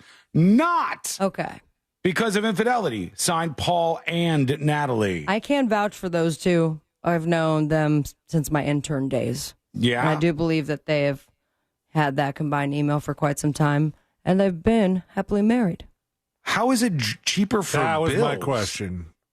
You got a joint email and it makes your bills cheaper? Am I dumb? What's happening here? What am I missing? And house emails? I feel like it's because of infidelity. I feel like there's like a trust thing going on. Because explain it to me. Send me another email and tell me how that makes your bills cheaper? I can't figure that out. Fritz, hello. Hey, Fritzy. There's Fritz. Fritz is hanging out with us today. We're always lucky enough to get him on a Wednesday, and when we can, we enjoy it. So today will be no different. Right now, though, let's get into it. Let's do the next episode. Because there's a lot on TV, you can't possibly keep up with all of it, even though you should, because what else are you going to talk about? When you upload a podcast, it's pretty easy to make it not skip, dummy. Nothing. Weather's nice. It's time for the next episode with Sabrina. Hey, smoke weed every day. Hold up. The next episode brought to you by That Mortgage Guy Don. ThatMortgageGuyDon.com. That's his website, and that's where you get to start the process of refinancing, buying your first dream home, maybe comparing the quote you got to make sure you're getting the best deal, and most importantly, working with someone who's got your back, your best interest in mind, treating you like a human and taking care of your family. All that and so much more with That Mortgage Guy Don. Get the process started today by going to ThatMortgageGuyDon.com. Don't miss the boat. Compare your quote with ThatMortgageGuyDon.com. 7 years ago, 2018, this guy right here. Leonardo DiCaprio. That is correct. It was on this day that he had a new species of water beetle named after him because of all his efforts to protect the environment. It was found on the island of Borneo, and it was named Gruvelinus Leonardo DiCaprio. Congratulations. That's pretty tough to say. On your water beetle. You thought that was tough. Conveniently located right after that is organisms that you don't know were named after celebrities. Okay. Let's go on a safari, shall we? I'm ready. Is there anything that people actually know of? You tell me. Are you familiar with the genus of a parasitic wasp? No. Name Idris. Sounds cool. Oh, after Idris Elba? Yes, you better believe it. Why a parasitic wasp? Have you seen his bod?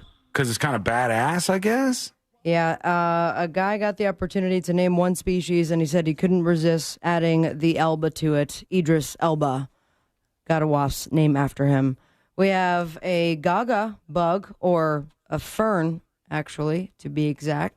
And it's an entire genus of ferns that are gender fluid at one stage of their existence. Species in this genus include Gaga germanata and Gaga monstra parva, which is Latin for little monster.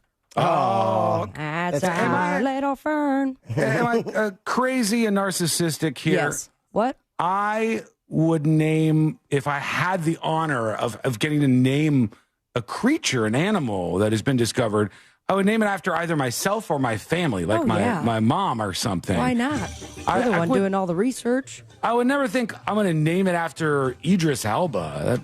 That seems weird. Unless it looked just like Idris Elba. Like it was Then Idris Elba on, like, as a wasp. And then all of a sudden I'm like, oh, I kind of want to bang that wasp. Okay. Sounds painful. Filistata maguirei, and that is a type of spider named after Mark Maguire. Phyllis from The Office. Toby Maguire, the original spider. Nailed it. We have Mesoperilochilus Michael Jacksoni.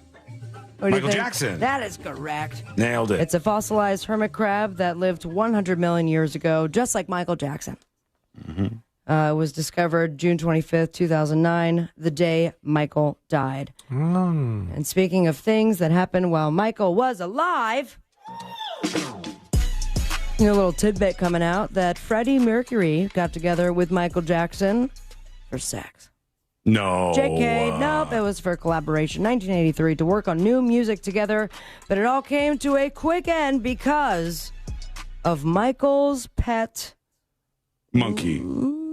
Lion? No. Lamb. Pajama. Pajama. Leopard? My mama loves the llamas. Llama. I got a llama in my living room. A llama in my living room. A llama in my llama in my llama. Michael's pet llama named Louie, the bass player who played on Freddie's solo album Mr. Bad Guy, said, I think the last straw was when Michael brought his pet llama into the studio. Freddie got a sort of strange feeling towards that. They had gotten together at Michael's home studio, and unfortunately, their duets of Victory, State of Shock, There Must Be More to Life Than This never officially released because Michael had to bring Louis the llama. And Freddie Mercury is not a huge fan of llamas in the studio. According to manager Jim Beach, Mercury said, "Can you get me out of here? I'm recording with a llama." I want to make it very clear, llamas are always welcome in this studio, as far as I'm concerned. Are they mean, though? Do llamas They get spit. mean? They do spit. They do. Okay, I've heard that before, yeah. But I've also seen a lot of loving llamas. It depends on how they're treated. What? Have you seen a lot of loving llamas? Where has this occurred? You've never seen a llama in real life? I've life? seen some llamas, but I haven't seen one where I knew whether it was good or bad. Oh, yeah. They do hugs. They do kisses. You've hugged a llama? I've seen it. I've not had the All right. opportunity You know to what? change. I didn't know this was a thorny line of questioning. I will back off. Continue on. Or just go to a Lil Xan concert because he'll throw a mic at your head. All right. I didn't realize he was still doing shows, but good for him. I thought he was dead. He is alive and well, and in honor of the sedative Xanax, not only his name, but his most recent actions, he used his microphone to smash a guest in the face at a party at Royale, 279 Tremont Street. Thank you so much, universalhub.com, for giving the full address. It was in the theater district and followed up with the mic bonk by kicking the fan in the head as well. A police detective told the Boston Licensing Board this morning. The alleged beatdown by a performer on stage against somebody standing on the dance floor was at the same Harvard-Yale party, I guess November 23rd, in which a black bouncer went after some drunken racist students, hurling slurs at him, and dragged two of them down the rain-soaked street. Damn. It sounds like this student, who is in charge of this week's article at universalhub.com, used ChatGPT. But good to know that Lil Xan, a.k.a. Nicholas Diego Llanos, 28 years old, is still getting it done and going to be in jail very soon on 2 counts of assault and battery on with a dangerous weapon, that being the microphone and the heavy foot to the face. And the fight doesn't stop there. This ain't Texas. This is a smackdown. Oh, my God. Beyonce's first Cowboy Carter concert turned into a WWE event, and this is the moment where I forgot to send you the link that is sitting there in our chat right now. Also, it's probably a little too late to share it, but let me talk and send at the same time, which I'm totally capable of doing. The first concert, of course, was this Monday, and we have footage. Sean, I would suggest putting it on mute, but Beyonce fans are making their way to the exits of the SoFi Stadium. SoFi Stadium. A group of women get into a huge brawl. A bay brawl. Bay high brawl. All right, I see him here. Bodies start flying and hitting the deck. It seems that it started with an argument, as most do. It's spiraling face to face. Mind you, everyone's in their get-up gear. Knocked off her cowboy hat. And that ain't going to fly. Strike one. This stuff. This was what my algorithm was showing me. It's a whole bunch of ladies fighting. Yep, and now she's using her cowboy boots on the ground to kick the other Bay fan in the crotch. Brutal. My favorite part is the outfits during all of this. Yeah. So it led to a bunch of pushing, shoving, falling, and cowboy boot kicking. Boom. So performance about 3 hours long. So they waited at least till the end of the show to start the cowboy brawl. You know, there you go. Or they could have paid a lot of money to get into that show. They want to be able to see the show before they start acting in such a way that they might be booted. Or did they pay a lot of money? Because you apparently have opportunities to sit right next to me for half the price. Oh, no. Is there some hate over this? Like, is there some negative feelings because some of the ticket prices are going on a steal now? Listen, the deed has been done. The hotel has been booked. We're going to be surrounded by great people, and it is what it is. Is somebody you know sitting right next to you for half the price? No, I just went to the website. No, I've seen this before, and take Beyonce out of it. It doesn't matter. It's not a personal thing with your favorite artist or anything. But I've seen a lot of things where people go, hey, I purchased tickets for X amount of dollars for this concert, and now they're selling them for a fraction of that. And I don't blame them for feeling a little bit ripped off. That doesn't seem that fair. That happened with the Misfits. I saw them a couple years ago, and I think the tickets were like $100 a piece. And then day of show, they were like $20. Yep, they both go up. I also spent a whole bunch of money on what I thought was Thrice's final show ever, and I made sure to get the tickets as soon as possible. And then 2-3 years later, I walk into work, and they were playing in 409. A free show for me and all of the fans. So Lies. But either way, let me give you the boob tube, shall I? You shall. Maybe not. Thank you. In my living room, a llama in my living room. I just can't wait. Here we go. Boob tube. 5th season premiere of Celebrity Wheel of Fortune, The Masked Singer on Fox. 3rd season premiere of Jeopardy Masters on ABC. And you can catch Vince Vaughn, Adam Devine, and Zach Top. No word on Zach Bottom on Fallon. Follow your dreams and me on Instagram at Sabrina Ambra. Still need to pick someone for Fritz on the street, so give me a shout there and a follow. Most importantly, stay with me, Llamas. Smoke weed every day. Thank you, Sabrina. No problem. When we return. Oh, God. Speaking of those tours, I saw more of Katy Perry's show. And So I did not see any of it this weekend. Oh, God. Saw a lot this morning. It's so bad. Toilet with the poo-poo. Did you see where she was fighting that big tube? Yeah. There's like a seen that tube. yet. And she's fighting it, and then she has like a light up sword in her hand, and it all looks like it was orchestrated and choreographed by children or something. It's so bad. People love it. Really not working out for her, I don't think. Okay, when we come back, we got the Fritz on the street that you've been waiting for. It's happening. It is going down in just a bit here. And here's what happens. We represent somebody. Each of us represents somebody on Fritz on the street. And if we win, you win. You get your hands on the very rare FOTS Hitman Magnet. I think there's 4 of these left or something. I'll have to go count during the break, but not many. And you could get one of them by getting us to represent you. So get our attention in chat or on social or somewhere, because that is coming up next on the News Junkie.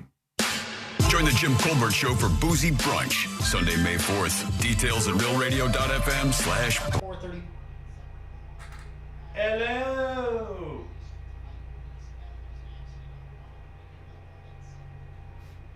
Hello, Skull Mike Squad. Who am I going to represent? Who am I going to pick today?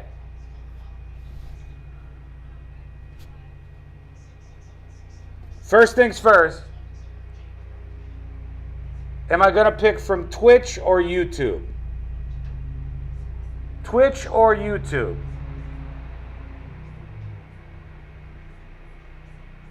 Twitch or YouTube?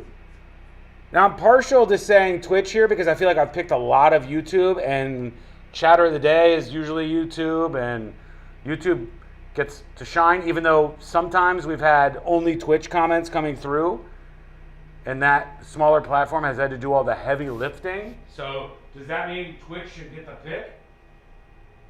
Twitch? Pick me? Pick somebody? Can I be picked? YouTube? Okay. I am going to pick the first person to type a word in chat. And I'll tell you what the word is, and then the first person that types that word in chat is going to be who I choose to represent today. Okay? The first person that types this word in chat will be the person that I fight for. And that word is dildo. First person to write dildo.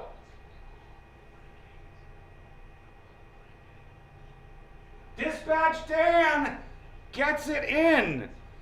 Gets the dildo in there. They said it couldn't be done, but Dispatch Dan rammed that dildo in. And next thing you know, that's who I'm representing. Let me write that down. Hang on. Dispatch Dan Twitch.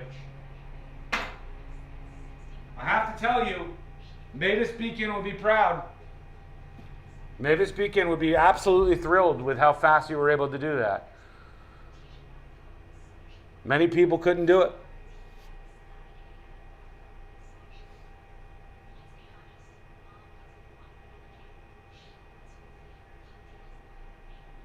Some of you just now typing it. This is not a good time for those of you who are like not up to live on YouTube. For those of you who are like 8 minutes back, because we're going to be right in the middle of Fritz on the street and you're going to go, dildo!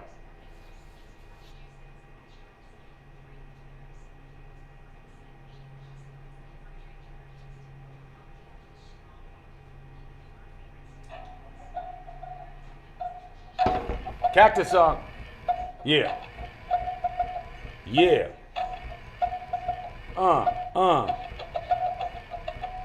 Oh yeah.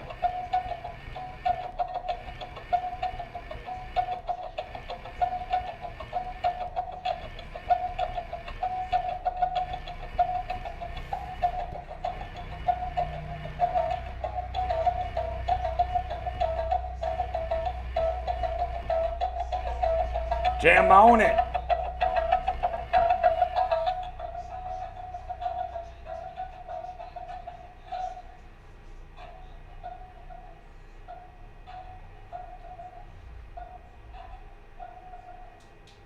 Beautiful. Beautiful, sweet song.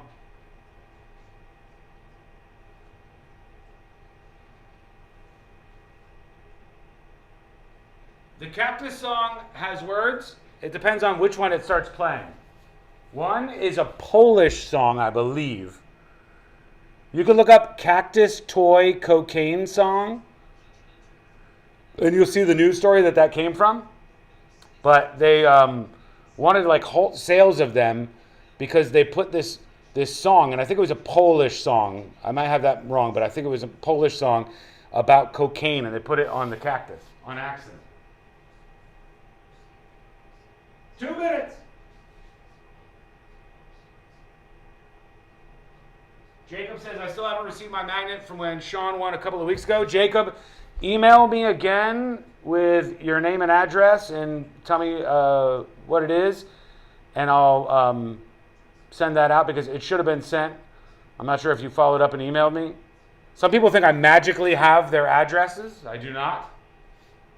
But it could have got lost in the mix. I get a lot of emails, so sometimes it's easy to miss some of them. But that's just excuse making. So email tips@thenewsjunkie.com.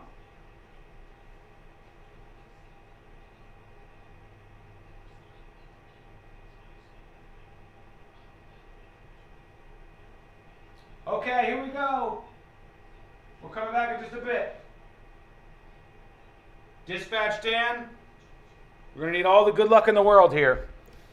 Mr. Predicto, am I going to win Fritz on the Street? Come on, baby. Come on.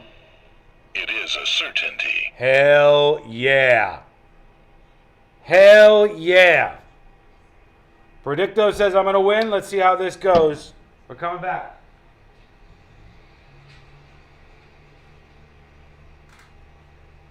Discover automatically doubles all the cash back you've earned at the end of your first year? Yeah, I work here. Okay. I was just double checking. Get it? Because Discover automatically doubles all the cash back you've earned at the end of your first year? Oh, you get me, Nia. Or you could say that I double get you. I guess we've taken it too far. You earn, we match. Discover Cashback Match. See terms at discover.com/creditcard. Why go to just another sports bar when you can go to Crushyard? The food, amazing. The drinks, top shelf. Craft beers, a gajillion of them. And then the big surprise, pickleball, all indoor on pristine new courts. So that's it, right? Wrong, because we've also got ping pong, cornhole, and a full arcade for the kids. So, Kissimmee, when the temps rise, cool off with the best food, games, and fun at the hottest new spot in town. Visit crushyard.com and follow us on social for details. See you down at the yard. Broadcasting live from the JustCallMo.com studios. Injured on the go? Just call Mo. Visit JustCallMo.com or dial 1-800-CALL-MO. This is WTKS-FM HD1, Cocoa Beach, Orlando. An iHeart radio station. Make us the #1 preset on your car radio and on the free new and improved iHeart Radio app. Listen for all your music, radio, and podcasts. Free never sounded so good. Now is your chance to win $1,000. Just enter this nationwide keyword on our website. Check. CHECK. Check. That's check. Enter it now on our website at realradio.fm. Good luck.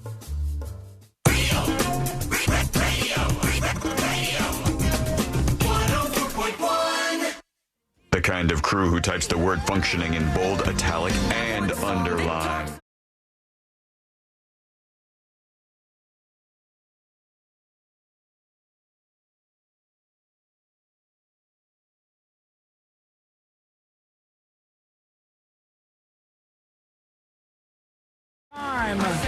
Fritz on the Street coming up in just a moment. We'll pick our players and get all started and ready to go. And then we'll get to everything else that's been teased and maybe not delivered and a whole bunch more as we roll on a Wednesday. Fritz on the Street time has arrived, though. So that means it's time for us to pick our players in the battle. Here we go. And I have chosen Dispatch Dan over on Twitch. I will represent him and Fritz on the Street today. What about you, Sabrina? Trevor A. just reached out saying that a few years ago he gave me a metal flower made out of nuts and bolts, and that still is in my kitchen. Trevor A. Oh, that's nice. He's my guy.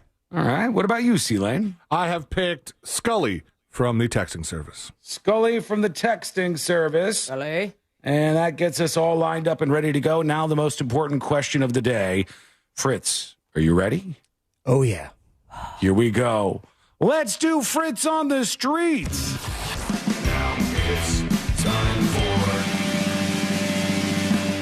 Fritz on the Street. Hello, Sabrina. Hello, C-Lane. Hello, Sean. Hi, Fritz. Hey. Threw me a little bit with the farting. Yeah, farts be farting. Fritz on the Street, sponsored by Mo DeWitt. Injured on the go, just call Mo. 1-800-CALL-MO. That number, 1-800-CALL-MO. In first place with 120 points, we have Miss Sabrina Ambra. Hola.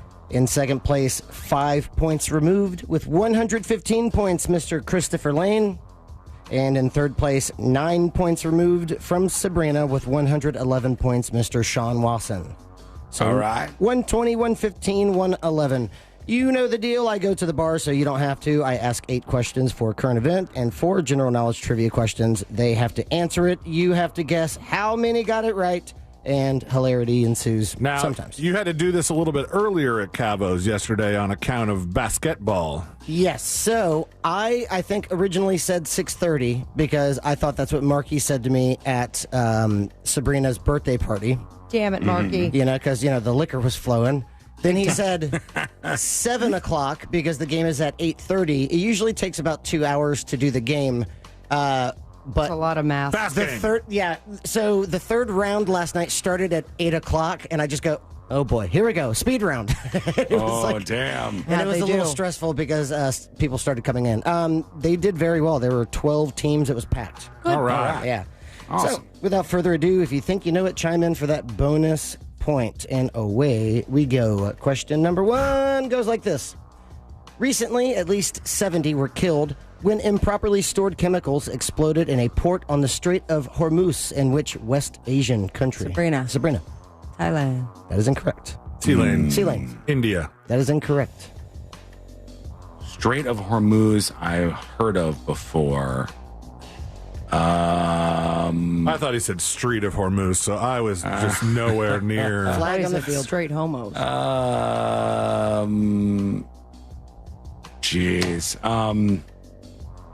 I don't know. Pass. That would be Iran. All right. So, Sabrina, you will start first. Out of 8 answers, how many do you think said Iran? 1.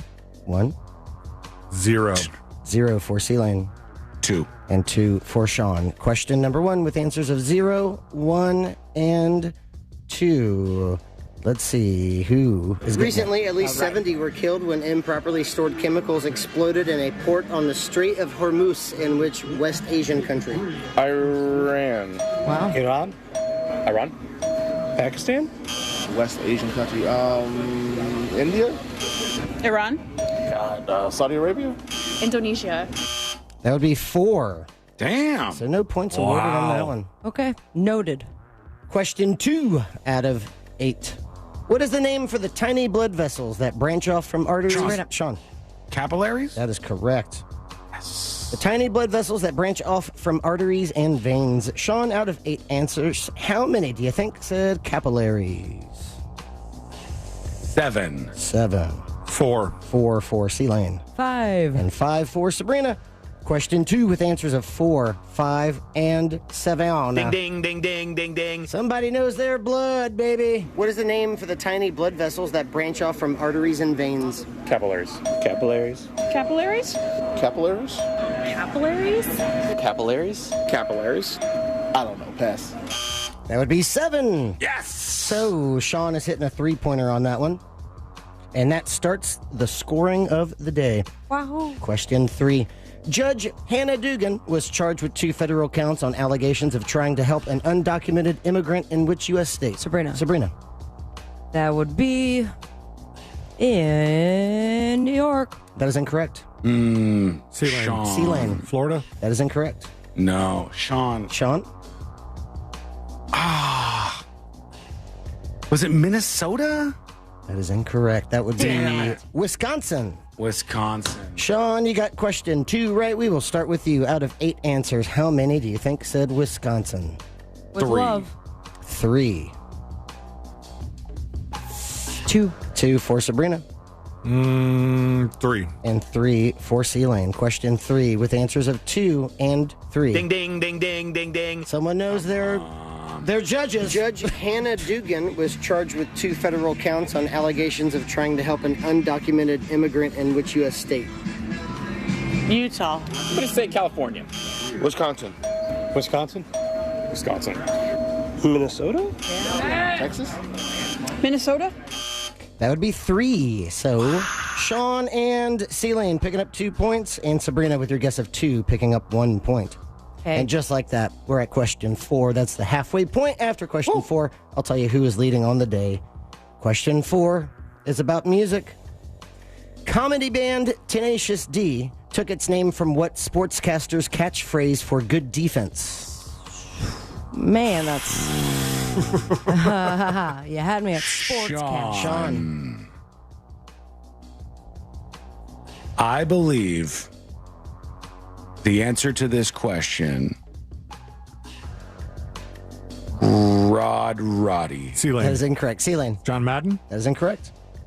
I'll take the full question. You Even got though it. It won't help. Comedy band Tenacious D took its name from what sportscaster's catchphrase for good defense?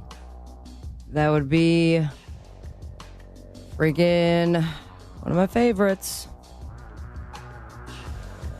Ricky Thompson. Do you Come on, Ricky Thompson. Do you guys remember Marv Albert? Yeah. He's a basketball guy, right? Yep. Okay. Yeah, baby. Let's see that again. So let's see. Sean, you got question 2 right. We will start with you. Out of 8 answers, how many do you think said Marv Albert? 3. 3. 2. 2 for C-Lane. 1. And 1 for Sabrina. I Question take it back. I'll go 4. 4 for Sabrina. Question 4 with answers of 2, 3, and 4. I guess I don't have to hit that. Comedy band damn it. Tenacious D Serious? took its name from what sportscaster's catchphrase for good defense? John Madden. I don't know anything about sports. No, I have no idea. The guy for Georgia. The guy Munson. John Madden. Marv Albert. I see his face in my head. Terry Bradshaw. It wasn't Bob Son Costas, of a was it? bitch. Oh, I have no idea, but that's Jack Black's band, right? Oh. That would be 1. So C-Lane with a guess of 2, picking up 1 point. Okay. And so far, leading on the day with 5 points, that would be Sean/Dispatch Dan. In second place with 3 points, C-Lane/Scully. And in third place with 1 point, Sabrina/Trevor A. We got the second half, Trev. That's right. Question 5 upcoming. Over the weekend, which player had a dramatic fall at the NFL draft, eventually being selected? Sean. Go ahead, you two. Sanders. Sanders is correct. Shador Sanders, eventually being selected in the 5th round. Sean, out of 8 answers, how many do you think said Shador Sanders? Didn't want to screw up his first name. Shador Sanders is, I'm getting a 4. 6. 6 for C-Lane. 5. And 5 for Sabrina.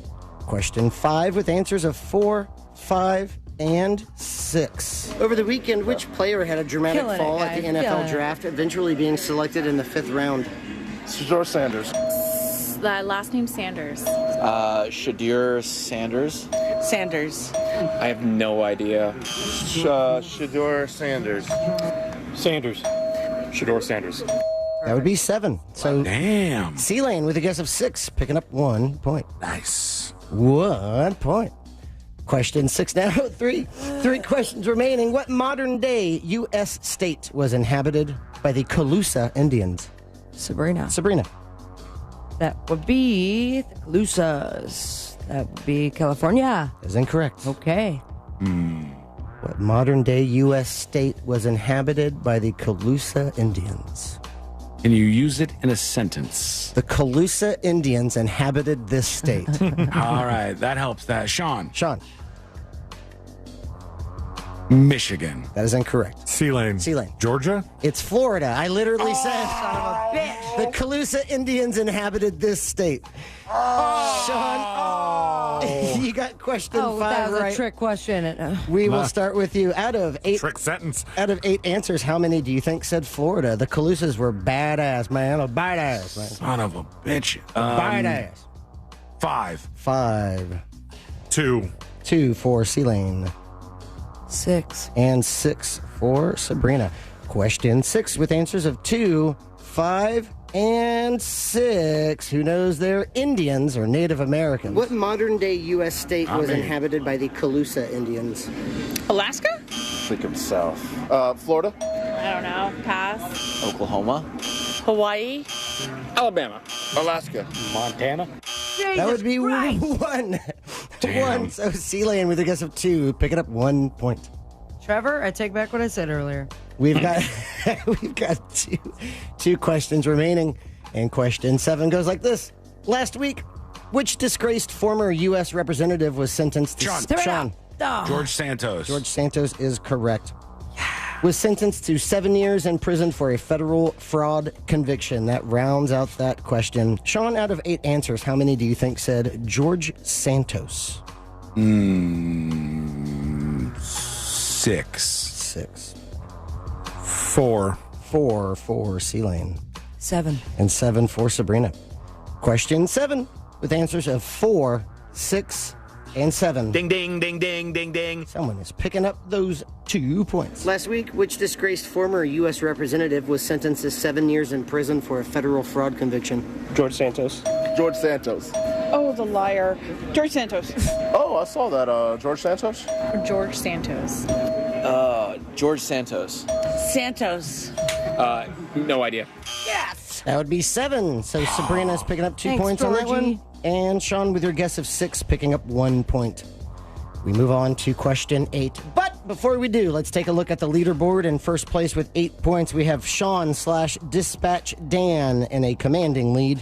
In second place with 5 points, we have C-Lane/Scully.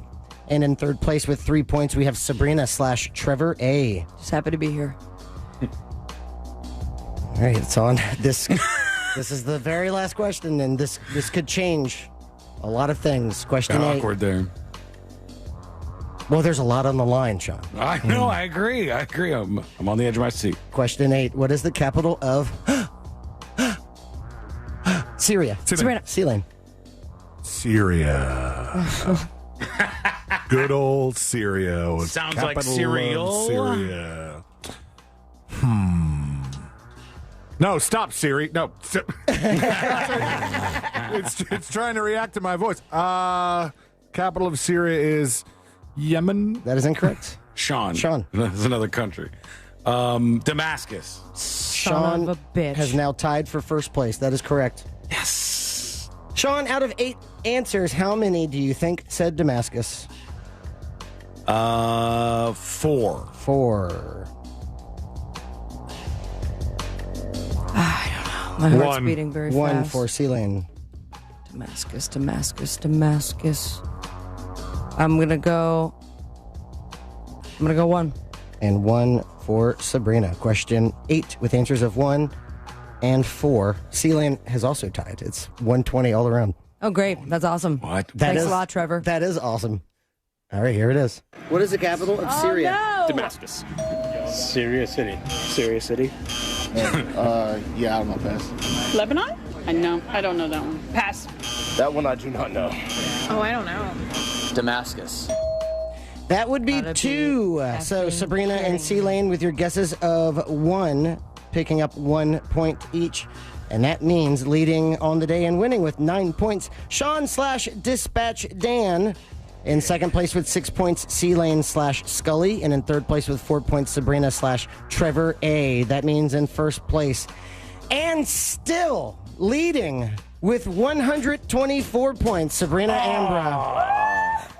In second place, 3 points away with 121 points, Christopher Lane.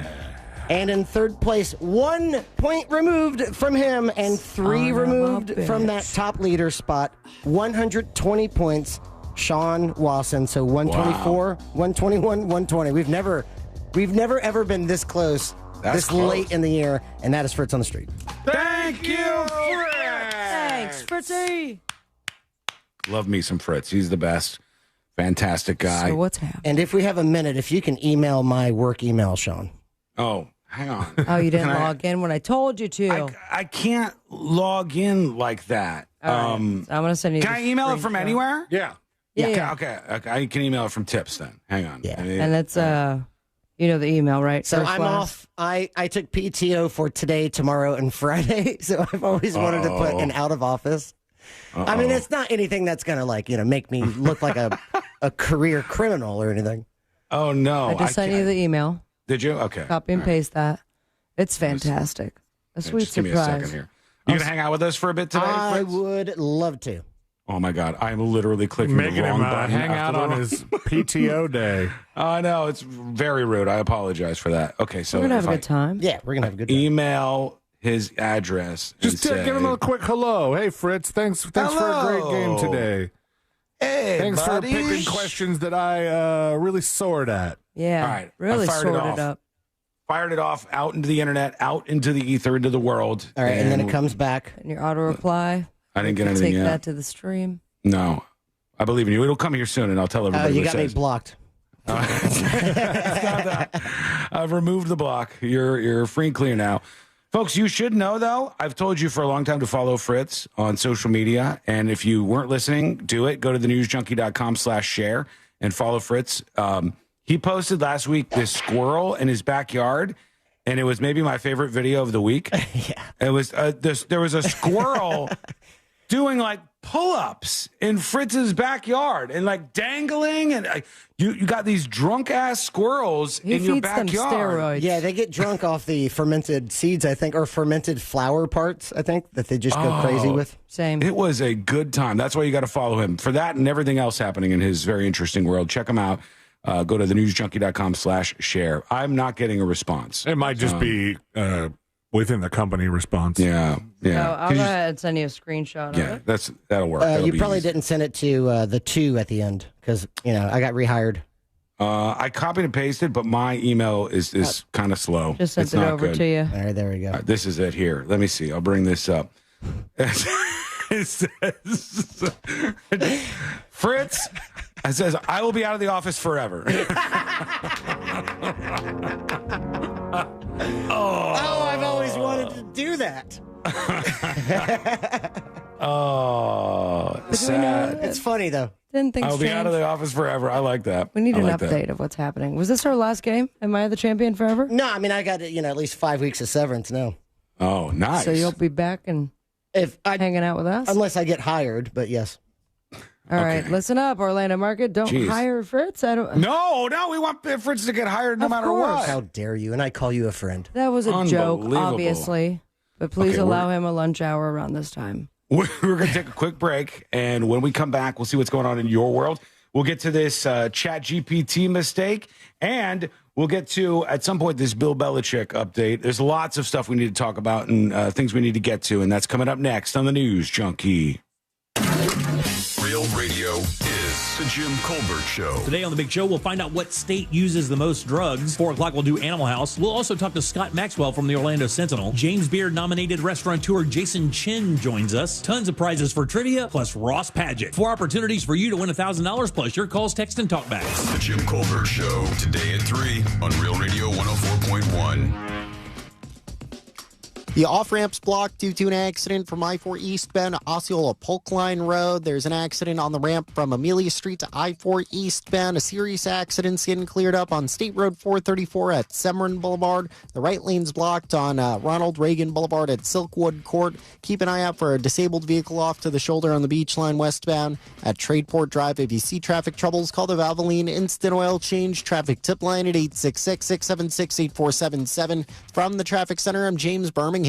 This report is sponsored by Blindster.com. Looking for affordable blinds, shades, or shutters for your home? Don't hire an expensive pro. Check out Blindster.com, where we offer custom-made window coverings at guaranteed low prices with a team of pros ready to help you every step of the way. Blindster.com. Real Radio has your chance to win a dream home makeover. Brought to you by Fairwinds Credit Union. Up for grabs is the ultimate backyard from Orlando Backyard Living. Win a roof from Eustace Roofing, solar from Solar Source, a cooling system from Mills Air, or a whole house filtration system from Pure Touch Water Filters. Get more details and enter all 4 of these contests at realradio.fm/contests. Mom packed your lunches, carpooled like a champ, and never once left you at soccer practice. Pay her back with her favorite cocktails on demand. The Bartisian cocktail maker crafts premium cocktails with the touch of a button. No mixing, no measuring, just bar quality bliss. Hello!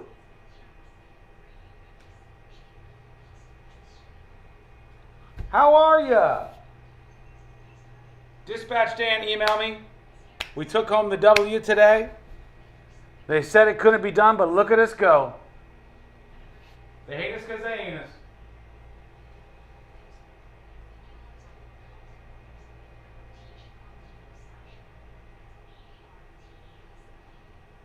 Uh-oh, are we all Twitch again? Or is nobody on YouTube typing? What's my Hotmail email? I'm not telling you my Hotmail email. I'm not giving any of that out. Mind your own bees. Oh no. Did you guys boot out YouTube again? You booted out YouTube again? No. Okay, good. Thank the Lord. Thank the Lord and all that's holy.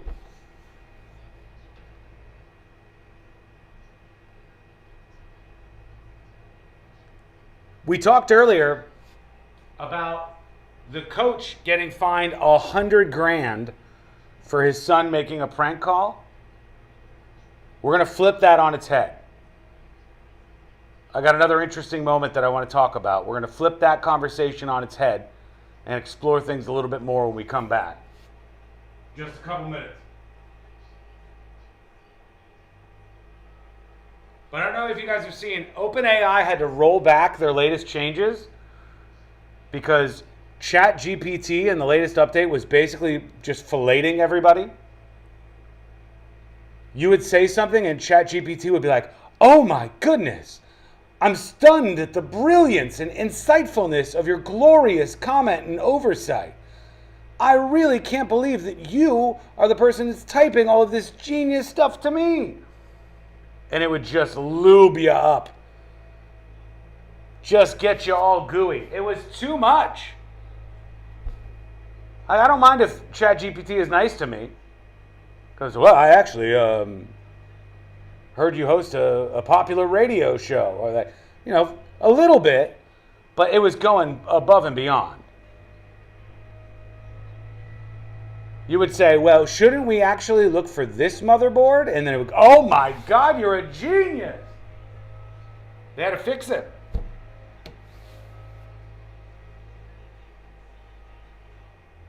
Speaking of that, I'm so excited. My current project that I'm working on, I'm so excited about this. I know I'm going to screw it up. But right now, I'm working on building a bigger... Jesus Christ, guys. Really? don't know if you can hear that. You can probably hear that. Working on building a bigger media server, and I'm building the whole thing myself. Motherboard, chipset, memory, storage, flash storage, cooler, fans, all by myself. Well, actually, Austin's going to help me with everything, but I'm kind of going to put it together myself. 90 seconds. Dennis says Sean's been winning ever since he started asking Mr. Predicto. Mr. Predicto is so accurate, it is crazy. Mr. Predicto is 100% accurate.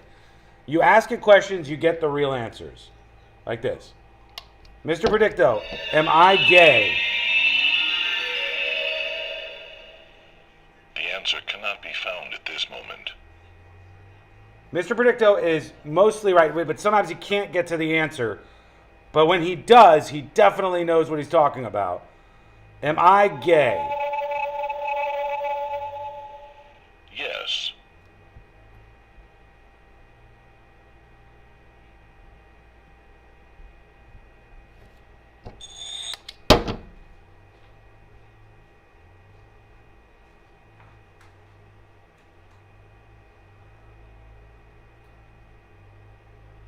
Or your money back. Save 40% your first year with my name, Clay, as your promo code at LifeLock.com. LifeLock. For the threats you can't control, terms apply.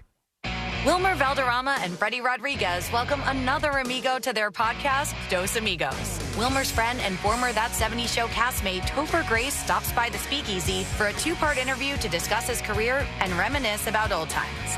We were still in that place of like, what will this experience become? And you go, you're having the best time you've ever been having. Yeah. But it was like such a perfect golden time.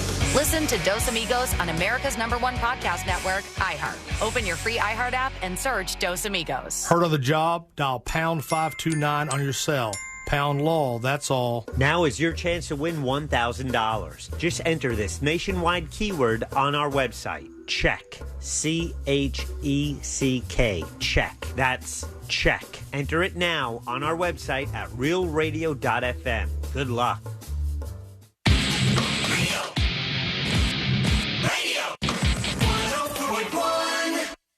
Send him your tips and your deepest, darkest secrets. Email tips at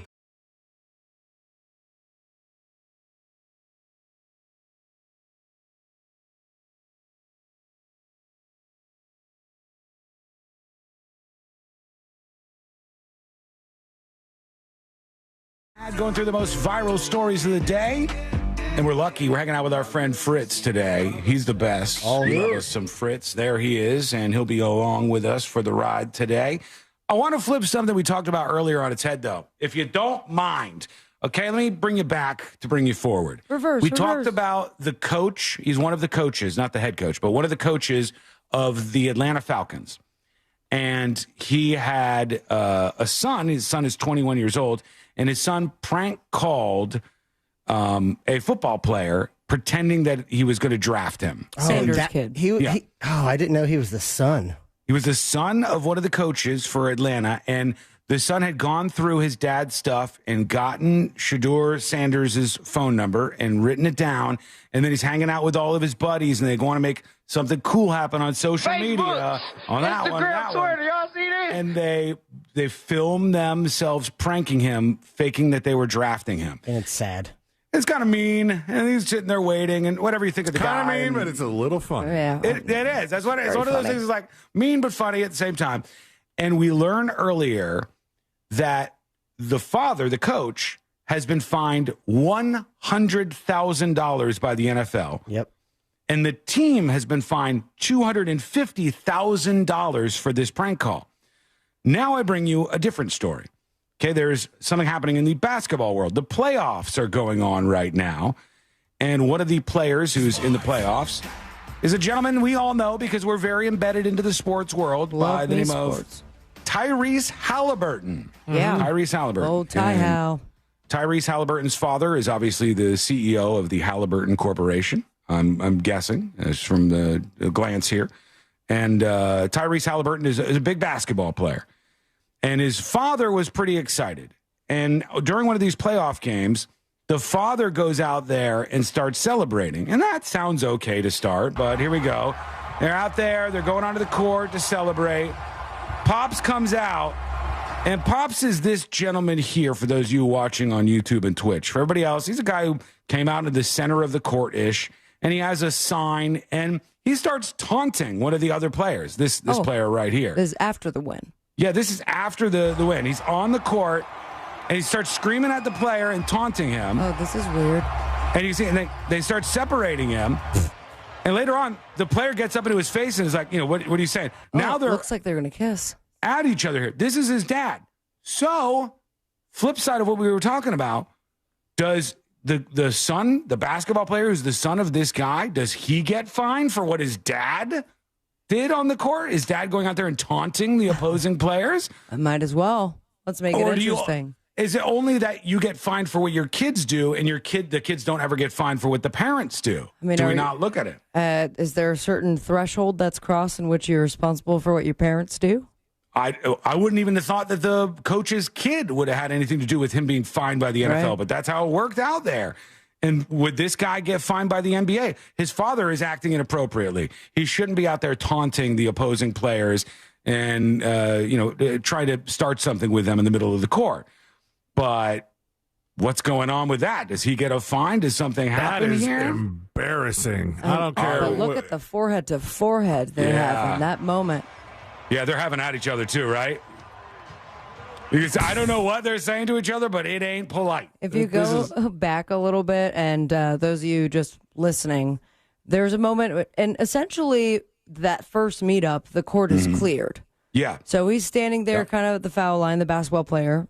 He is a very tall man. And then comes dad with the poster. But then you see this older dude that immediately goes in between them and starts the film. So you see that? And you'll see old guy come through on the upper left-hand corner in just a bit. There he is, and he whips out his phone. He's like, I got the first. I just have to figure out how to upload it to the interwebs. Let's get this. Everybody wants a piece of the action. This is the Milwaukee Bucks star.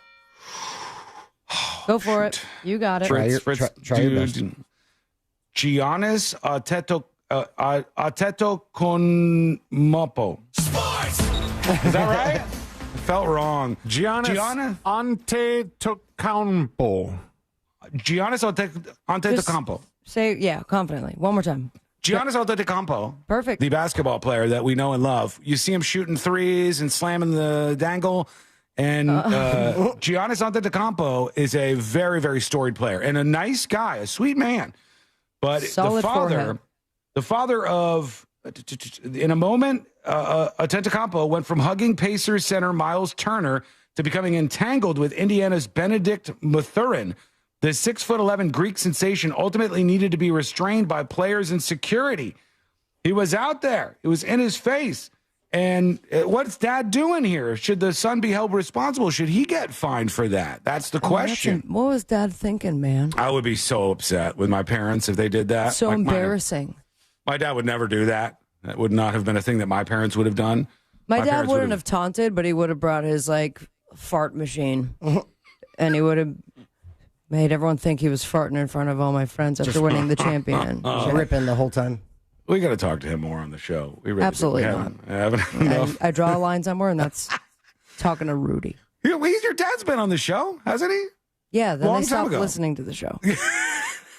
Long time ago, he was on the show. And they said, no, thank you, no more. And your mom's been on the show. You know what that point was? The plane banner. Oh, was it really? They're still mad about that? No, they're not mad about it. You told them I did that. It was my fault, didn't you? No, I explained what a radio bit was. But don't you remember my dad on Facebook commenting how would you feel if this was done about your daughter? And signed it his name. And I'm like, you don't even know how to comment on Facebook. I would have sign your name. Upset. That was not my fault, just for the record. No, we all agreed upon it. Yeah, it was a thing we all agreed on. By no means blamed you. I thought it was fantastic. But I don't blame him for getting mad, because if it was my daughter, I would have done the same thing. I'd be like, okay, I don't care what jokey radio thing you're thinking of. I'm getting in the mix. But it does make you feel that kind of way when your parents get involved in stuff. Like, I remember there was one time when I was in coach pitch baseball, and that's 1954. It was not 1954. It was probably late 80s, and I'm a young kid. This is when, obviously, as the name states, your coach throws the ball to you, and it's a little bit easier. The ball's not on a tee, but there's one step away from it. And the coach was throwing the ball to me, and I wasn't hitting for nothing. I don't think I hit the whole season, right? Maybe once or something. And all of a sudden, my dad goes, "Throw the ball right." And my dad starts yelling at my own coach who's pitching to me. And my dad starts blaming the coach. And on the field, I got the bat. And I'm like, "It's my fault." I'm taking the blame. I'm like, "I can't hit. Kind of the same conversation I had with them about the plane banner. It was embarrassing. It was a bet. And also, it didn't say anything defamatory. I think it actually just said a good little middle ground. No, it said, "I had sex with Sabrina and it was just okay." That was what was pulled by the Do I record that? plane. No, please don't. Please don't. It probably exists out there somewhere. Let's talk about ChatGPT. Fritz, do you use AI? Are you an AI guy or you stay away from AI? I've used it a couple times. Mm-hmm. Like, because you could technically use it for stuff like your Fritz's Funhouse trivia stuff and things like that, but you haven't really brought that into your workload? No. Yeah. Ask me the same question. Do you use ChatGPT? Yeah. It's fun. I use AI all the time. Not for anything to do with the show, but for instance, right now I'm building a media server, a bigger, badder one, and I'm asking the AI about everything. I'm like, which board should I get? Which chipset should I get? Which memory should I get? And I'm still almost screwing it up. But you should definitely be watching videos about that, not just asking AI. I'm doing both. Okay. I'm doing both right now. I did kind of the same thing, but how to make a seafood boiled chowder with seafood that was boiled 2 days ago. Oh, look, this is useful stuff. You end up with something in the end here, but they screwed up on ChatGPT, and Sabrina, you might have noticed this. Oh, damn it, what happened? They had to roll back their latest update on GPT 4.0 because, as the CEO said, it's 100% rolled back for free ChatGPT users. We'll update it again when it's finished for paid users, hopefully later today. They said it was too nice. What do you mean? It was like they accuse it of being an extreme sycophant, which here's basically what the AI was doing. If you said, "Hey, what kind of board should I get for my media server?" and it offered up a board, and you said, "Shouldn't I get this kind of board instead?" It would respond with something like, "Yes, it should. Oh my goodness, I'm so glad you pointed it out. You're incredibly bright. Absolutely You are." been doing that. And it would just start lubing you up. The AI would go overboard. It's nice to be talked to in that way sometimes. True. It keeps calling me hilarious. Yeah, like that's a hilarious suggestion. It goes over the top, and they had to roll it back because it was too chummy. And did you see the headline? I don't know, maybe last week that was like, anyone who follows up with, thank you, you're costing millions of dollars. Yeah. And I'm like, okay, but I'm still, it's in my blood to have manners. And we think about the robot apocalypse later on, and they're going to remember us saying please and thank you. I do it too, just out of habit. I understand that they've said this, like, don't tell an AI thank you because you're wasting computing power. And it's like, it's wasteful and useless. How wasteful can that be? They said millions of dollars. She's right. If you look up that story, look up stealing, look up thank you AI waste. I forgot how much they said, but it was in the millions of dollars. You're warming our planet with all the computers. Yeah, that's what they said, Fritz. They were like, the computer overuse is a waste of power, and it's bad for the climate and all kinds of other stuff. Do you see the story, Sealand? Yeah, Sam Altman, I guess, said it. What he said? That saying please and thank you to ChatGPT is wasting millions of dollars in computing power. No, he didn't say how much. I thought he put a more fine number on it. Money or computing power do you think I wasted on getting this little number that I just put in the chat? Let me see. This is for the woke. The woke question hats. is, was it worth tens of millions of dollars? Perfect. I meant to send that to you when I was doing my non-woke cats. How high were parody. you? I was stone cold sober. This is for non-woke stage plays, and it's got one of the cats from Cats. The song worked out great. I forgot to send you that part. That was my bad. An American flag and a Make America Great Again hat. One of the cats from the Broadway play Cat. I said, you're onto the right thing, but could you make it more MAGA, please? And they added the hat and the flag. The text improvements on AI are so good. It's unreal. That's very, very good. It looks like that's an actual hat. I'm all about it. Sorry, the warming of the world. Will it show you the cat's other side? Ooh. Like would have been in the movie. They were going to do that, but they had to get rid of the cat's butts. All right. Side. So this whole being polite to AI thing, while she's finding that from AI, the whole story just stemmed from a tweet reply. Yeah. So it was like somebody said, I wonder how much money OpenAI has lost in electricity costs from people saying please and thank you to their models.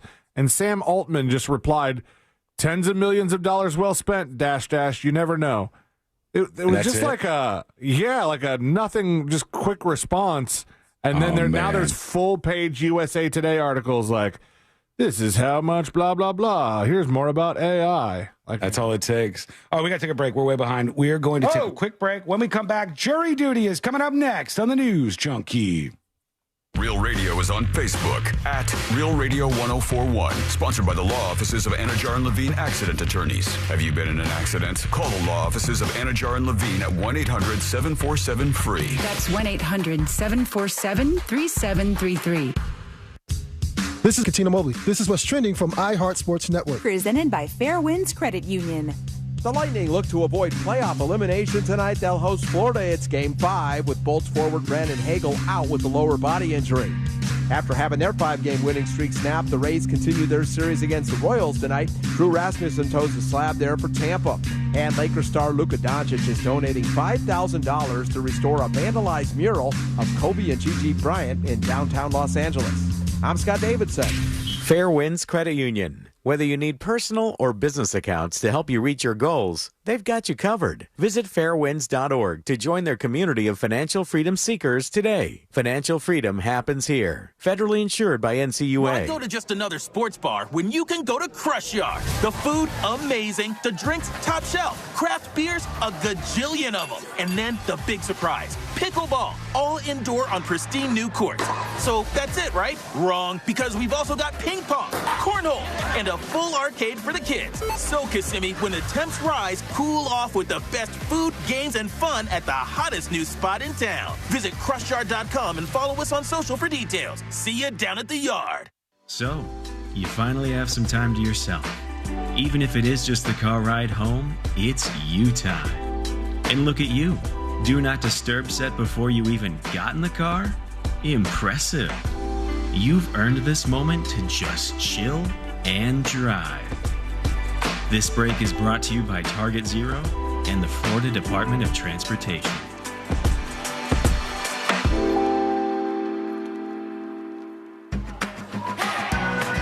To everyone who believes big flavor makes life better, we've got something special waiting for you at Culver's. That's right.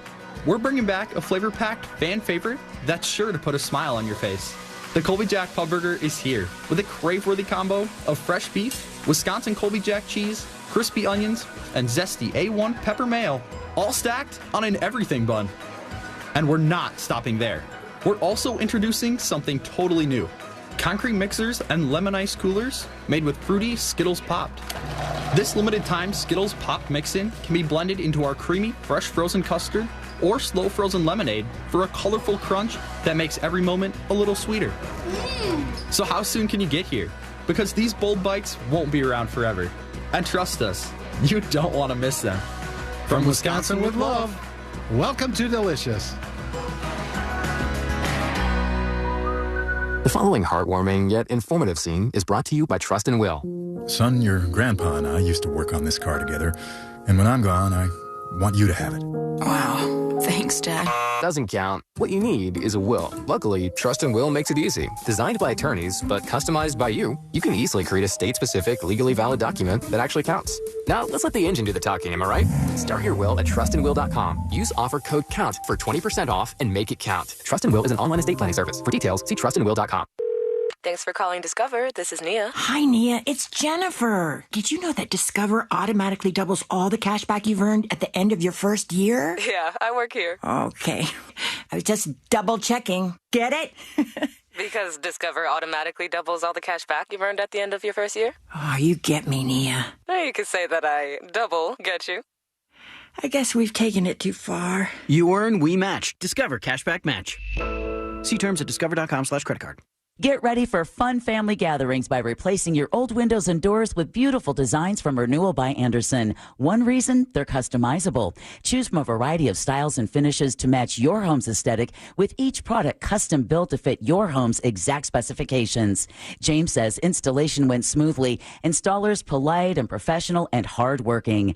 Take advantage of Renewal by Andersen's 1 month only sale. $300 off all windows, $825 off patio doors, plus 0 down, 0 payments, and 0% interest for 18 months. Bonus offer. First 50 callers get a free True Scene screen upgrade. Call Renewal by Andersen today for your free design consultation. It's simple. Dial pound 250 from your cell phone. That's pound 250. Say the keyword best windows and be connected in seconds. You'll have the option to receive a one-time auto dial text message from iHeartMedia, official partner of the Tampa Bay Buccaneers. License number CGC 1527613. Everyone deserves a fast and reliable connection, one that helps better their everyday through the things they value most: friends and family, education and career. A connection that opens pathways to opportunity and builds roads to a better future. At Spectrum, we're committed to delivering just that every single day. Because with the right connection, anything is possible. That's Life Unlimited. That's Spectrum. Not everyone who handles your personal information is as careful as you are, which might explain why there's a victim of identity theft every 5 seconds in the United States. Fortunately, there's LifeLock. LifeLock will monitor hundreds of millions of data points a second for threats to your identity. And if your identity's stolen, a U.S.-based restoration specialist will fix it, guaranteed, or your money back. Save 40% your first year with my name, Clay, as your promo code at LifeLock.com. LifeLock. For the threats you can't control, terms apply. Looking for affordable blinds, shades, or shutters for your home? Don't hire an expensive pro. Check out Blindster.com, where we offer custom-made window coverings at guaranteed low prices with a team of pros ready to help you every step of the way. Blindster.com.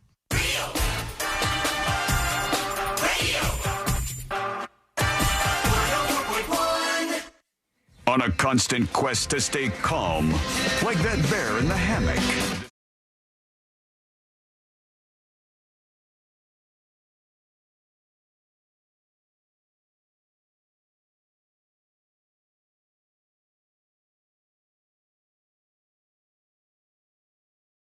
Station.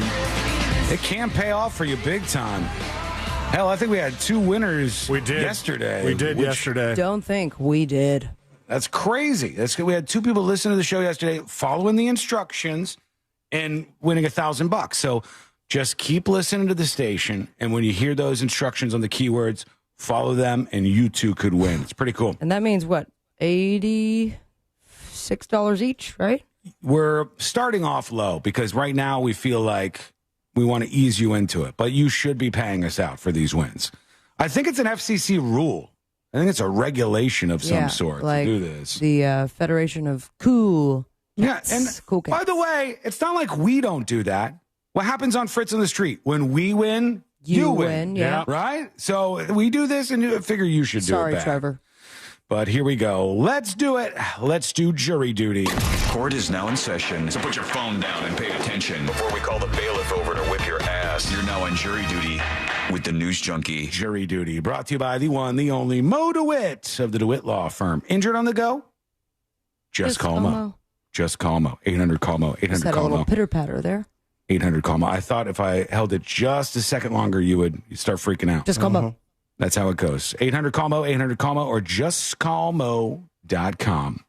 Fritz, this is a very, very intense story, but there's some weird things about this. Oh, I think it's the most intense story ever. I don't know. I don't know how you felt after you read this story. Fritz sent this over to me, and I go, yeah, I saw that. And it's a story about a Florida nurse. I was troubled. This woman has lost her nursing license. They took away her nursing license. What'd she do? I guess you're not supposed to do this. She had sex with her 15-year-old stepson. Yeah, not supposed to do that. It's some sort of rule that you're not supposed to do this. Did she lose her marriage too? Well, she was caught by the child's father. So okay, dad that makes it weird. busts in and sees his son having sex with his wife. Right. And it's her stepson. And when they bust in, the weirdest thing was, like, obviously you're not supposed to do that. Phrase. And you could get in trouble for it, and you deserve to be in trouble for it. But the idea that she had her nurse's license suspended is an interesting twist on things, believe it or not. Also, she kind of looks like Sid from Ice Age. Alexis Von Yates is this woman's name. Here's the story. A Florida nurse has had her medical license suspended after being accused of sexually abusing her 15-year-old stepson, per online records and an arrest affidavit. Alexis Von Yates, 34, was arrested, and she had her license suspended on April 25th. The suspect, who was released on bond, is facing a charge of sexual battery on a person between 12 and 18 by a person in familial custody. So like an extra charge here, kind of. Alexis Von Yates did this. The document said the pair allegedly had sex without a condom, and police received an anonymous tip about this.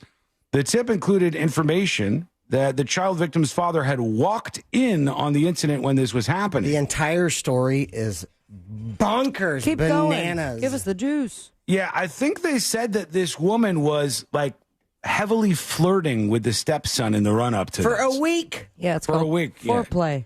She was like, I'm horny, LOL. Yeah, she was like telling him like how horny she was. Why'd you do that staring at me in the I eyes? just stared right at her. I on think he accident. said that and nobody talked over it, so you guys could really get a great Fritz it's clip too late there. for me. Go ahead. But the woman said, she said, I'm horny and I need some help. And she says, I wish you were 18 because you're not old enough. All of this is so damning. Yeah. For Sean, absolutely. I'm recording that. This sounds really familiar. Does it? Yeah. It says the child spoke with investigators in August, saying he'd been in Florida on vacation to visit his father over the summer. The teen said he had sex with his stepmom after they spent time vaping cannabis oil and playing video games before watching a movie together. That's why it sounds so familiar. There's 1,000 porns based on that same plotline. This exact premise. The woman is alleged to have started telling the teenager about how horny she was after not having sex for 2 weeks because she had been on her period. Okay, She was making periods don't jokes last that long. about her sexual appetite the whole week before they allegedly had sex. So she was weird. like getting closer and closer and closer and flirting with this. And then she starts having sex Did you with see her the movie stepson. they were watching? No, does it say? Terrifier 2. I mean, have you watched that, though? She said it was boring. What was it? What was the movie? Terrorizer 2. Oh, it was Terrifier. I said Terrifier 2. Terrifier 2, Are you yeah. serious? It really was Terrifier 2? Yeah. Oh, my God. Oh, the post says Terrorizer, but that might be a misprint. I thought Fritz was trolling. No. That's crazy. So they got all heated up together, and she was going further. She kicked off her underwear before engaging in oral sex with him and then intercourse. Like, this is literally, like Sabrina said, what you see in the adult movies. This is like the actual plot of it. She's egging him on. She's flirting a little bit more. Oh, your dad's not here. Looks like we got a little time to ourselves. She takes off her panties and flips them off with her feet, kicks him into the room, and then further and further and further she goes. And she was 34. She's 34 years old. The stepson's 15 years old. You're not allowed to do this. She finds herself in some trouble. And then the side effect is not only do you get the legal trouble, but your nursing license gets suspended. Okay. I didn't know they did that. I think the story here is the nursing license getting suspended because Was she in pediatric care by any chance? No, but she was caught having sex with the kid back in July of last year. I'm getting a lot of deja vu from this story, like her saying how bored she was. And there's another thing at the end of the story that really gave me deja vu. She asked the 15-year-old to rate her sexual performance, to which he replied, 7 out of 10. No way. I would have remembered that. It's so crazy. 7 out of 10. She did all that. He's a 15-year-old, and he still gave her a 7 out of 10? What went wrong here? Maybe he's had better. I guess so. 7 out of 10. Man, I don't know what you do with that. That's a real brutal thing. You got to work harder. I didn't necessarily mean that part of it, but yes, that is an additional problem above and beyond the nurse thing and the charges and all of that. We got more coming your way in just a moment, including a drunk teacher who's making her way into the news and some audio from a body cam back and forth that you gotta hear, and that is coming up next on the News Junkie. Your chance to win $1,000 in your hand is minutes away on Real Radio 104.1. Brought to you by Mills Air. From the Clausman Law Traffic Center, car crash, call Clausman Law. ClausmanLaw.com. There's a car stopped on the shoulder on the Greenway northbound near Colonial Drive. Traffic starting to pile up on Orange Blossom Trail near the Ramp Junction where Florida's Turnpike and the Beach Line meet. It gets pretty busy there. Traffic slowing down on I-4 through the city and through that Lake Buena Vista area. Travel with caution on the roadways this afternoon. And if you see traffic troubles, call the Valvoline Instant Oil Change Traffic Tip Line at 866-676-8477. From the Traffic Center, I'm James Birmingham. This report is sponsored by Blindster.com. Hi, I'm Kyle at Blindster.com, and we sell custom blinds, shades, and shutters at low prices. Our blinds are handcrafted to fit your windows, and if they don't, for any reason, we'll remake them for free. Your satisfaction is always guaranteed at Blindster.com. If you want to find out about a reverse mortgage, guess what? That mortgage guy, Don, can help. Rates are improving. That makes the terms even more favorable. Want to find out how it works? That mortgage guy, Don, will get you some numbers and explain the details. And then you decide if it makes sense for you to proceed. A reverse mortgage can be a lifesaver, especially for people over 62 on a fixed income. So get a quote today with no hard credit inquiry. And most importantly, work with an expert and a friend that you can trust. Get peace of mind right there at your fingertips by going to thatmortgageguydon.com. Don't miss the boat. Compare your quote with thatmortgageguydon.com. This earful of real radio is brought to you by JustCallMo.com. Injured on the go? JustCallMo.com. For more information about contests on this station, go to realradio.fm/rules. Not everyone who handles your personal information is as careful as you are, which might explain why there's a victim of identity theft every 5 seconds in the United States. Fortunately, there's LifeLock. LifeLock will monitor hundreds of millions of data points a second for threats to your identity. And if your identity's stolen, a U.S.-based restoration specialist will fix it guaranteed, or your money back. Save 40% your first year with my name, Clay, as your promo code at LifeLock.com. LifeLock. For the threats you can't control, terms apply. Thanks for calling Discover. This is Nia. Hi, Nia. It's Jennifer. Did you know that Discover automatically doubles all the cash back you've earned at the end of your first year? Yeah, I work here. Okay. I was just double checking. Get it? Because Discover automatically doubles all the cash back you've earned at the end of your first year? Oh, you get me, Nia. You could say that I double get you. I guess we've taken it too far. You earn, we match. Discover Cashback Match. See terms at discover.com/creditcard. Show off your new smile with Solid Bite. The dentists at Solid Bite use the latest techniques and technology to give you the smile you've always dreamed of. Call Solid Bite in Melbourne now for an exclusive radio offer at 321-259-8000. Solid Bite. Life-changing dentistry. Kevin, why is my auto insurance so expensive? I need to switch because my company raised my rates again. I hear you, Jay. I had the same problem, but then I called Acceptance. They saved me hundreds on my car insurance. Really? Yes, Acceptance was great. They did all the work comparing different...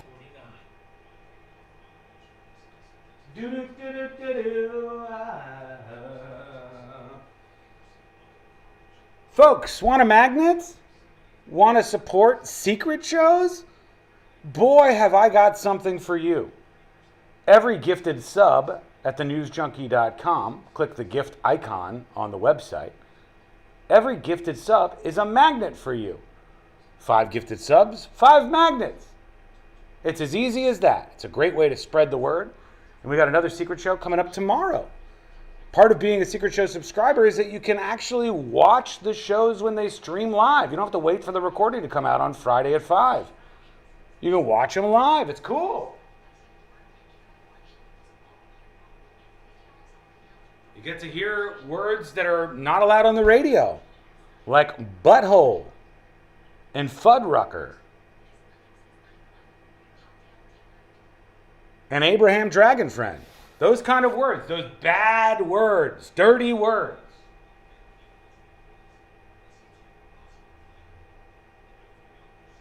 Bootsy says Sean's a better sales pitcher than Billy Mays. I could never approach him. That man had the cocaine flowing through his system. So I think it like assisted him out. Huh? Hi? Mute?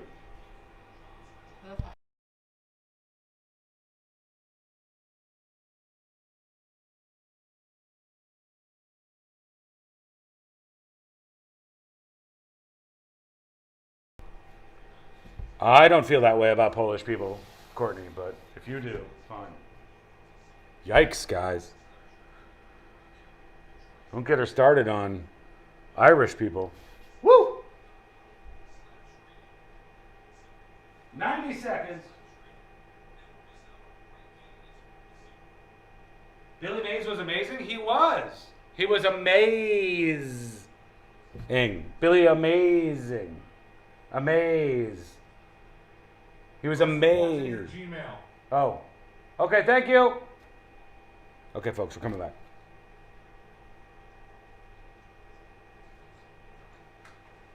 Thank you, sir. That's where Grainger comes in. With over 1 million industrial-grade products and fast, dependable delivery, Grainger carries the quality products he needs so he doesn't have to. From a new door hinge to a whole new faucet. Call, click Grainger.com, or just stop by. Grainger, for the ones who get it done. Not everyone who handles your personal information is as careful as you are, which might explain why there's a victim of identity theft every 5 seconds in the United States. Fortunately, there's LifeLock. LifeLock will monitor hundreds of millions of data points a second for threats to your identity. And if your identity's stolen, a U.S.-based restoration specialist will fix it guaranteed or your money back. Save 40% your first year with my name, Clay, as your promo code at LifeLock.com. LifeLock. For the threats you can't control, terms apply. Trajan Wealth, your trusted local fiduciary advisor. Visit TrajanWealth.com. Coming to you live from the JustCallMo.com studios. Accidents happen, but Mo's here to help. Injured on the go? Just call Mo. Visit JustCallMo.com or call 1-800-CALL-MO. This is WTKS-FM HD1 Cocoa Beach, Orlando. An iHeart radio station. Make us the #1 preset on your car radio and on the free new and improved iHeart radio app. Listen for all your music, radio, and podcasts. Free never sounded so good. Real Radio has your chance to win $1,000. Just enter this nationwide keyword on our website, GRAND, G-R-A-N-D,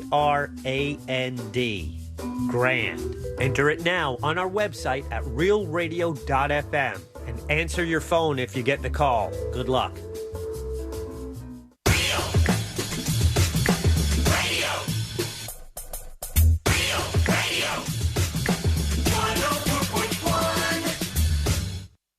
Story time with the 3 best friends you never knew you had. In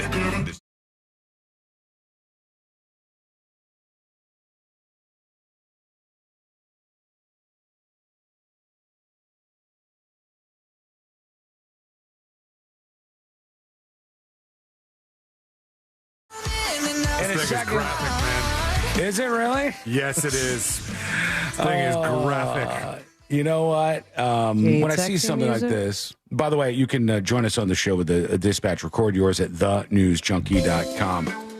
When I see a police report like this, 15-year-old, remember? I think, is this a good plug for the Terrifier series? Oh, it's sad. That they appear in this story of a stepmom having sex with her 15-year-old son? Is that like that's somehow a positive thing for the franchise? No, because she said it was boring, and she wanted. She did, yeah. She wanted to bang her stepson. Really watching because the shift from Terrifier 1 to 2. Oh, it was. The quality was insane. It was fantastic. The budget is up. If you watch any of the Terrifier movies and your takeaway is that they're boring, you're probably the type of person that would do this kind of stuff. But what do you find enticing? Because it's very graphic. What I found to be so sad was what happened after the father came home and then removed the son from the situation. Oh, really? That to me was very sad. Let's see what's in here. This is the actual police report from this story. This says, an anonymous tip was received that a 33-year-old defendant, Alexis Von Yates, had engaged in unlawful sexual activity with her 15-year-old stepson. The tip also included information that the child victim's father had walked in on the incident. On August 30th, a forensic experimental trauma interview, was conducted. During the interview, the child victim spoke with the interviewer about his school and home life with his mother. While he established that he understood everything going on, the interviewer did not want him to guess what was the topic that they needed to talk about. He says he was on vacation in Florida visiting his father for the summer. He disclosed that he had sex with his 34-year-old stepmother during this vacation. His father worked late hours as a lineman. Oh, my God, your dad's a lineman working late? Yeah, but he was pipelining, man. Jesus. I'm going to work on that. He was pipelining, man. All right. The father worked late as a lineman, late at night on a Thursday or Friday before leaving Florida. Thursday? He said he was hanging out with his stepmother while she was taking care of his younger siblings. Oh, my God. There's like younger kids around, too? New girl. The younger children brushed their teeth and were put to bed by the stepmother. Then he brushed her teeth. 11 p.m., the two of them began relaxing on the couch, hitting, in quotes, a THC cartridge together while playing a video game. Several hours later, approximately 1 a.m., they decided to watch a movie. Having watched The Terrifier the night before, they decided to watch Terrifier 2. Naturally. The movie was boring to the child victim and suspect as they watched. After the suspect told the child victim it was boring to her, they began to speak to each other about how horny the suspect was. I do remember this now. Stepmom had not had sex in 2 weeks because she was on her period. The child victim engaged in the conversation as the two of them sat close to each other, and it goes on to like they're flirting back and forth. And, right. It goes from there to get more graphic, obviously. This is really in depth. This report. Yeah, that's why I sent it to you. And they're all screaming. The suspect then stated the least she could do was give him. Hold on, you did skip the part where he kind of went for it. Oh, yeah? Not that it matters legally, but it says he laid on top of his stepmom. Jesus Christ. As she lays with her head on the armrest of the couch, and she commented something to the effect of, "Oh, you're just going to go right for it, huh?" Okay, what? And then began to moan. The child victim began to kiss her neck. The suspect and child victim kissed as the suspect began escalating this. "Ah, man, I wish you were 18. Oh, my God. Because you're not old enough." Then the stepson went down on the stepmom, Okay. this says. I'm good with all the other details. No, you got to hear. You got to hear how it ends, man. And that's when he said the least you could do is return the favor to me, I guess. My God. Is this Holy so cow. detailed? Is this necessary for law enforcement that listens? Do we need all these? It's great details? evidence. Here's what I want to read. All right. All of a sudden, Sounds like a porn. The dad comes home. Yeah. All right. This is it. The front door is directly in front of the couch. The child recalled running to the bathroom with his pants around his ankles as his father entered the home, seeing his wife with no bra on and a blanket covering the lower half of her body. The child's father saw the child running to the bathroom and yelled, "What the F is going on?" as he started throwing things. The child's father removed the blanket, seeing that his wife was unclothed. He knew what was going on there. Mm-hmm. He started calling her the C word and a child predator at the top of his lungs. And she said she was sorry. She said, she says, "Your son looks like you when you were younger." Yup, yeah, no, I definitely remember this. What? This was I forgot that part. That's weird. Why is this police report written with so many details? They're just trying to get the evidence. They have to be thorough. Yeah, continue. Apparently he was thorough. I'm going to read one last paragraph. And when I read this, I want you to keep in mind, this is a police report. And a child also. I don't know if the cop who wrote the police report was like, "Hey, I am really revved up by this premise, so I'm going to put some extra details in this." It says, the last time the child saw the suspect, the day after the incident, the child called the stepmother on the porch of his grandmother's apartment. During this phone call, the suspect told the child victim she wished his father had not have caught them, saying they could have been edging each other all morning long. So she was still doing this afterwards. She commented on not realizing how big it was, saying it looked like his father's genitals on younger skin. Ew. All right. I'll just stop there. I'm going to stop there. Oh, that's where you're stopping. The thing that I read that from the article that I sent to you was when he drove his son over to his parents' house afterwards, he told the son, "You ruined my life." Yeah. I mean, and that is like, there's a lot of weight behind that. Yeah. And I mean, and the father's, is it the 15-year-old's fault? In some way, yes. The 15-year-old is both a victim and it's his fault, I think, here. Because the 15-year-old is old enough to know what they were doing. Clearly, he did neck kissing. Yeah. That's a crime. It's not a crime. I'm just saying it seems like he was aware of where this was going. Yeah, he knew what was going on, but for sure. Still a child. Still a and minor. Not putting two together and victim nonetheless. Yeah, it's weird though because I when I look at a story like this, when they just frame it as if this 15-year-old is just like a victim in all of this, I don't think that's the whole story. I think the person is a victim because they were a teenager and they were and for a bunch of other reasons. But this is interesting because we're looking at it through two different courts, right? Right. In the court of law, nobody cares what the 15-year-old did to start the situation, to escalate the situation, because no matter what, the 15-year-old's a victim, and it's all on the fart. On the fart. It's We've all been doing on the a lot of fault farting. of the stepmom. They are protected under law. However, in the court of whether or not he ruined his dad's life, there are no laws protecting how old you need to be to ruin your dad's life. I think if he leaned in on this and he was a willing participant, legally he cannot be, but in the court of whether or not you ruined your dad's life, you did, man. You participated.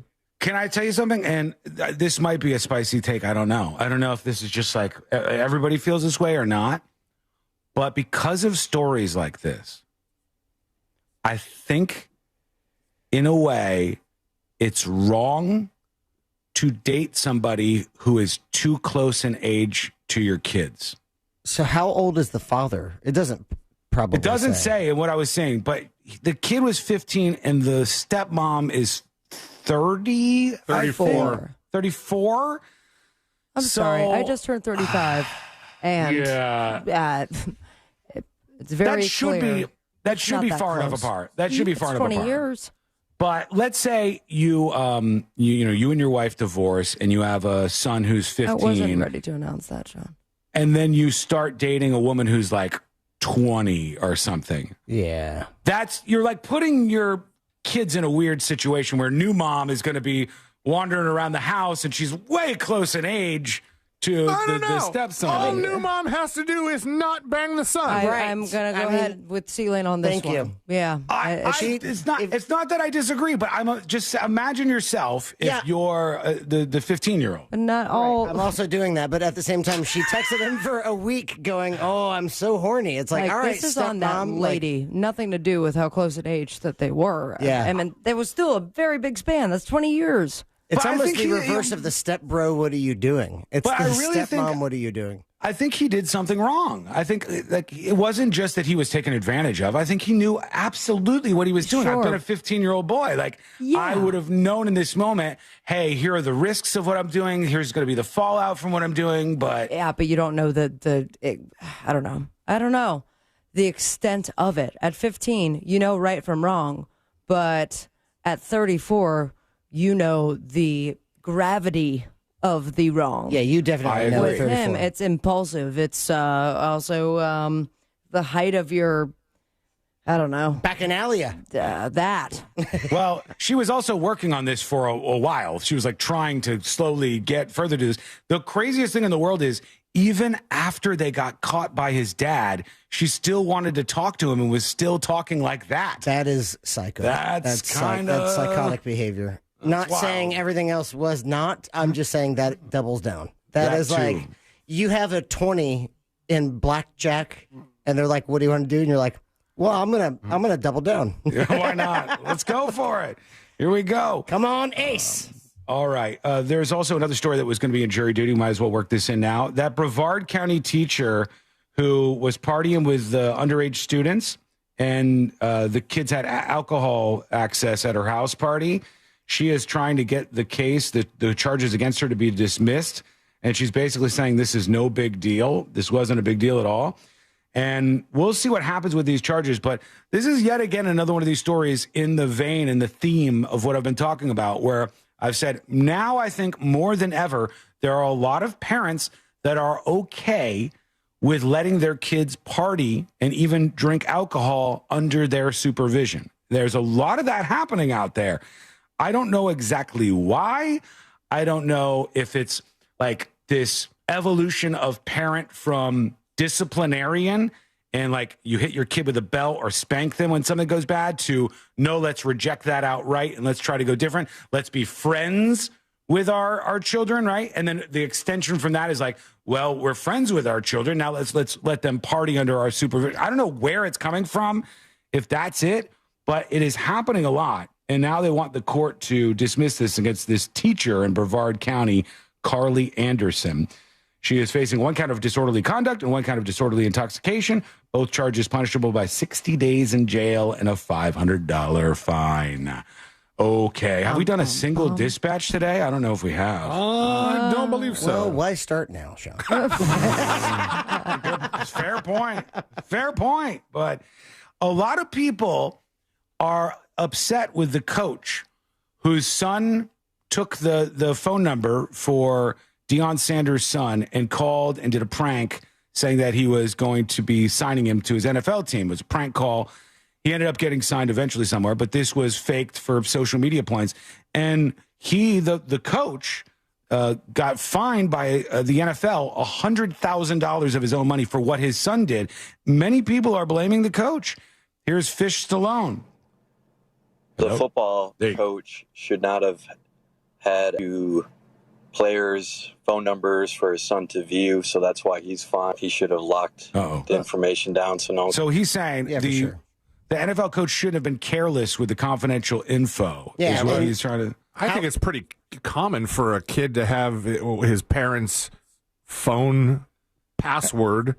Would it not be the same thing on an iPad? I mean, yeah, of course. But you just leave that lying around? And, well, here's the thing. I think Fish Stallone and a lot of people who are looking at this way, just try to be real with yourself for a second to think, would I be doing this at my house? Like if you're the coach and you got your iPad and you got your work on there to get ready for the NFL draft, are you going to go, well, I'm walking away from the iPad, so let me lock it in this gun case so that my family members don't look at it and take somebody's phone number? Mm-hmm. I don't think that's realistic. I don't think people are going to do that. I think you'll trust that your family's going to leave your work alone and not mess with it. And then his son violated that. His son violated that trust and took one of the prospect players' phone numbers, Sanders. Shedeur Sanders. He also videotaped himself doing it. I don't think that we've mentioned that. Like that's the dumbest thing that I think could have come from it. That's incredibly dumb because you know it's going to go viral. Therefore, you know they're going to realize who you are. Your face is in the video. Yeah, Sean. I mean, when's the last time you're like, hey, let's commit crime, but first let me charge my phone all the time. Sometimes, but not with this. Not with this story, and might I say, not with the previous story either. Was this really a crime?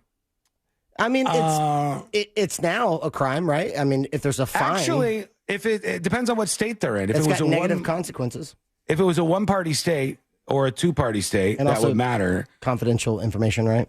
Yeah, because, well, you're not allowed to record people without their consent. Oh, my God. You are totally right. Busted on that one. So I think that would be a thing. But either way, yeah, the father, I think, what are you expecting from him? $100,000 is a big fine for that. Well, we'll get into more people commenting on this and dispatches that aren't skipping in a bit here. As we roll on with the show, we want to hear from you. Email us tips. It sounded like he edited it himself. At thenewsjunkie.com, tips at thenewsjunkie.com. And when we come back, a hockey team is in the spotlight for a reason that they didn't want attention for.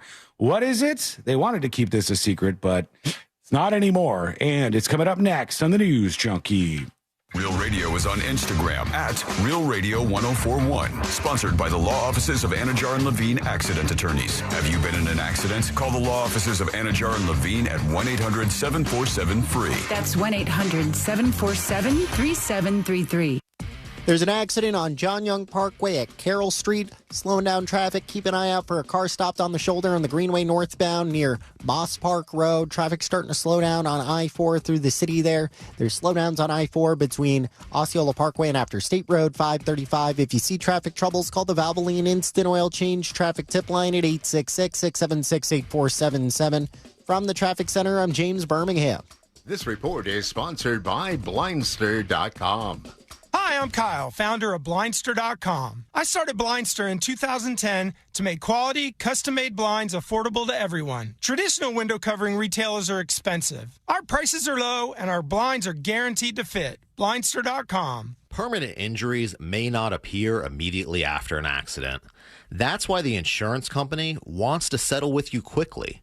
They want you to sign away your claim before you even know the full extent of your injuries. Don't accept pennies on the dollar. Never sign anything until you speak with me. I'm Orlando injury attorney Mo DeWitt. Skull Mike Squad. Skull Mike Squad.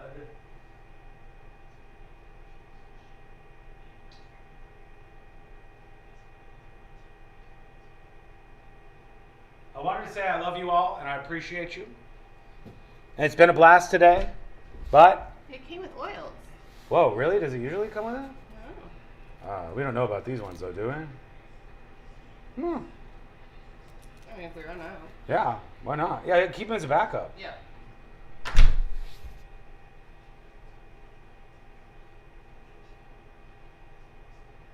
Can he claim he was recorded against his will?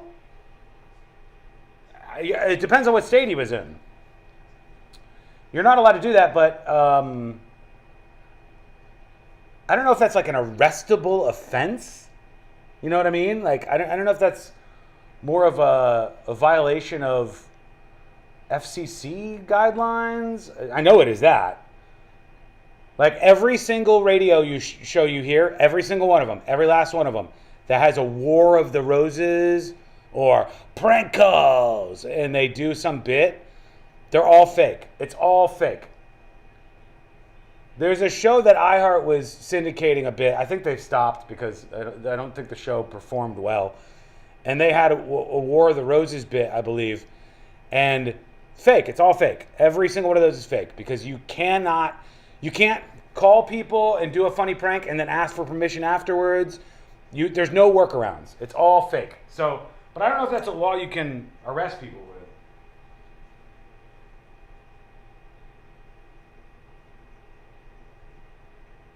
5 gifted subs for the dancing cactus? No way, dude. No way. I'm not getting rid of that. I got that thing on eBay. It was pretty hard to get at the time because they were banning sale of them. You could probably get one now, a dancing cactus, if you Google it. But you're not getting mine, sucker. 1 minute. Is this next story about the sexual assault mistrial? No. No, I think we've had enough sexual assault stories.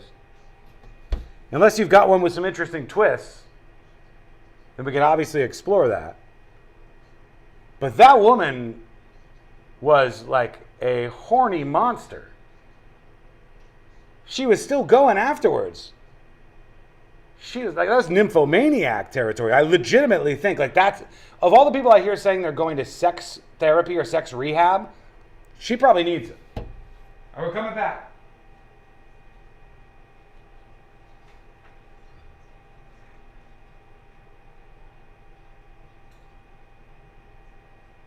On Las Culturistas. I gotta warn you, there is no topic off limits. Plus, Kate Cassidy breaks her silence on Purpose with Jay Shetty. She talks about Liam Payne, and it's an episode you do not want to miss. Plus, Amy Lou Wood drops by On Air with Ryan Seacrest, and she says she felt pretty ugly after learning her casting process for White Lotus. Explore the latest. Open the free iHeartRadio app and see what's trending now. Real Radio has your chance to win $1,000. Just enter this nationwide keyword on our website, GRAND, G-R-A-N-D, GRAND. Enter it now on our website at realradio.fm. And answer your phone if you get the call. Good luck.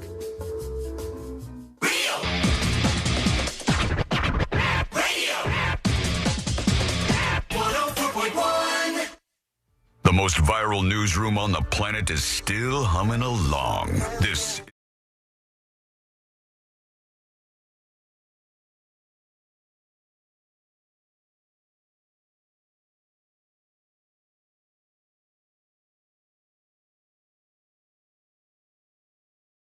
Drop us a line. I'll tell you how to do that in just a moment. People say drop us a line. Still, I think that might be relevant to some of you oldos out there. Yeah, fat line. But I want you to drop us a line. Tips at thenewsjunkie.com, whatever's on your mind. Maybe you want to say hi to one of us. Maybe you want to say, hey, I've been listening to the show. Here's where I listen. This is what I like about it. Maybe you want to yell at me. Maybe you want to, I don't know, whatever you want to do. You can send an email in, tips at thenewsjunkie.com. If you want to be anonymous, put that on the top. We talked, might have been last week or on Monday, I am not sure, about that mass casualty event in Clearwater where one person died and 12 people were injured because a boat just crashed into this ferry. That was Monday. Was it? And yeah. I have the video of this is kind of wild. Hang on, let me mute this. That's very sweet music for this terrible tragedy. This is from like a webcam or something. And in it, you could see, if you guys haven't seen this, the boat is hauling ass. The boat's getting close to the ferry. Here's the ferry right here. This is the ferry. Here comes the boat hauling ass. And the boat just plows right into the ferry. It's kind of blurry and stuff, but you get the point. I mean, you got the whole ocean. Yeah, all this area. I'm sorry. Real quick, where was the Captain Brock incident at? Was that in Tampa as well? Because that looks like the same bridge. I forgot. It does kind of look similar to what was in that video, but this is Clearwater. This is in Clearwater, and the crash took place a little while ago, and we were talking about this. Now the driver of the boat has said what happened. He said why he crashed. Did anybody see this story or no? I saw the story, but the last I saw it was the guy left, and they were still looking for him. Yeah. Yeah, but the guy, I have not seen the update. They ended up tracking him down, I guess. And the crazy thing is, the boater is blaming the ferry captain. Oh, really? He was in my way. Ferries don't go very fast, and the ferry is just kind of cruising, and this boat is and goes fast into the ferry, and the boater is blaming the ferry captain. And don't they have the same route? They both are sharing the same body of water, right? And the boater is saying that the ferry captain was distracted by dolphins at the time. Oh, come on. And that's why this all happened. So you were able to see the dolphins and the ferry, but you still want to blame the ferry captain. Yeah, that is not going to... You saw the dolphins too.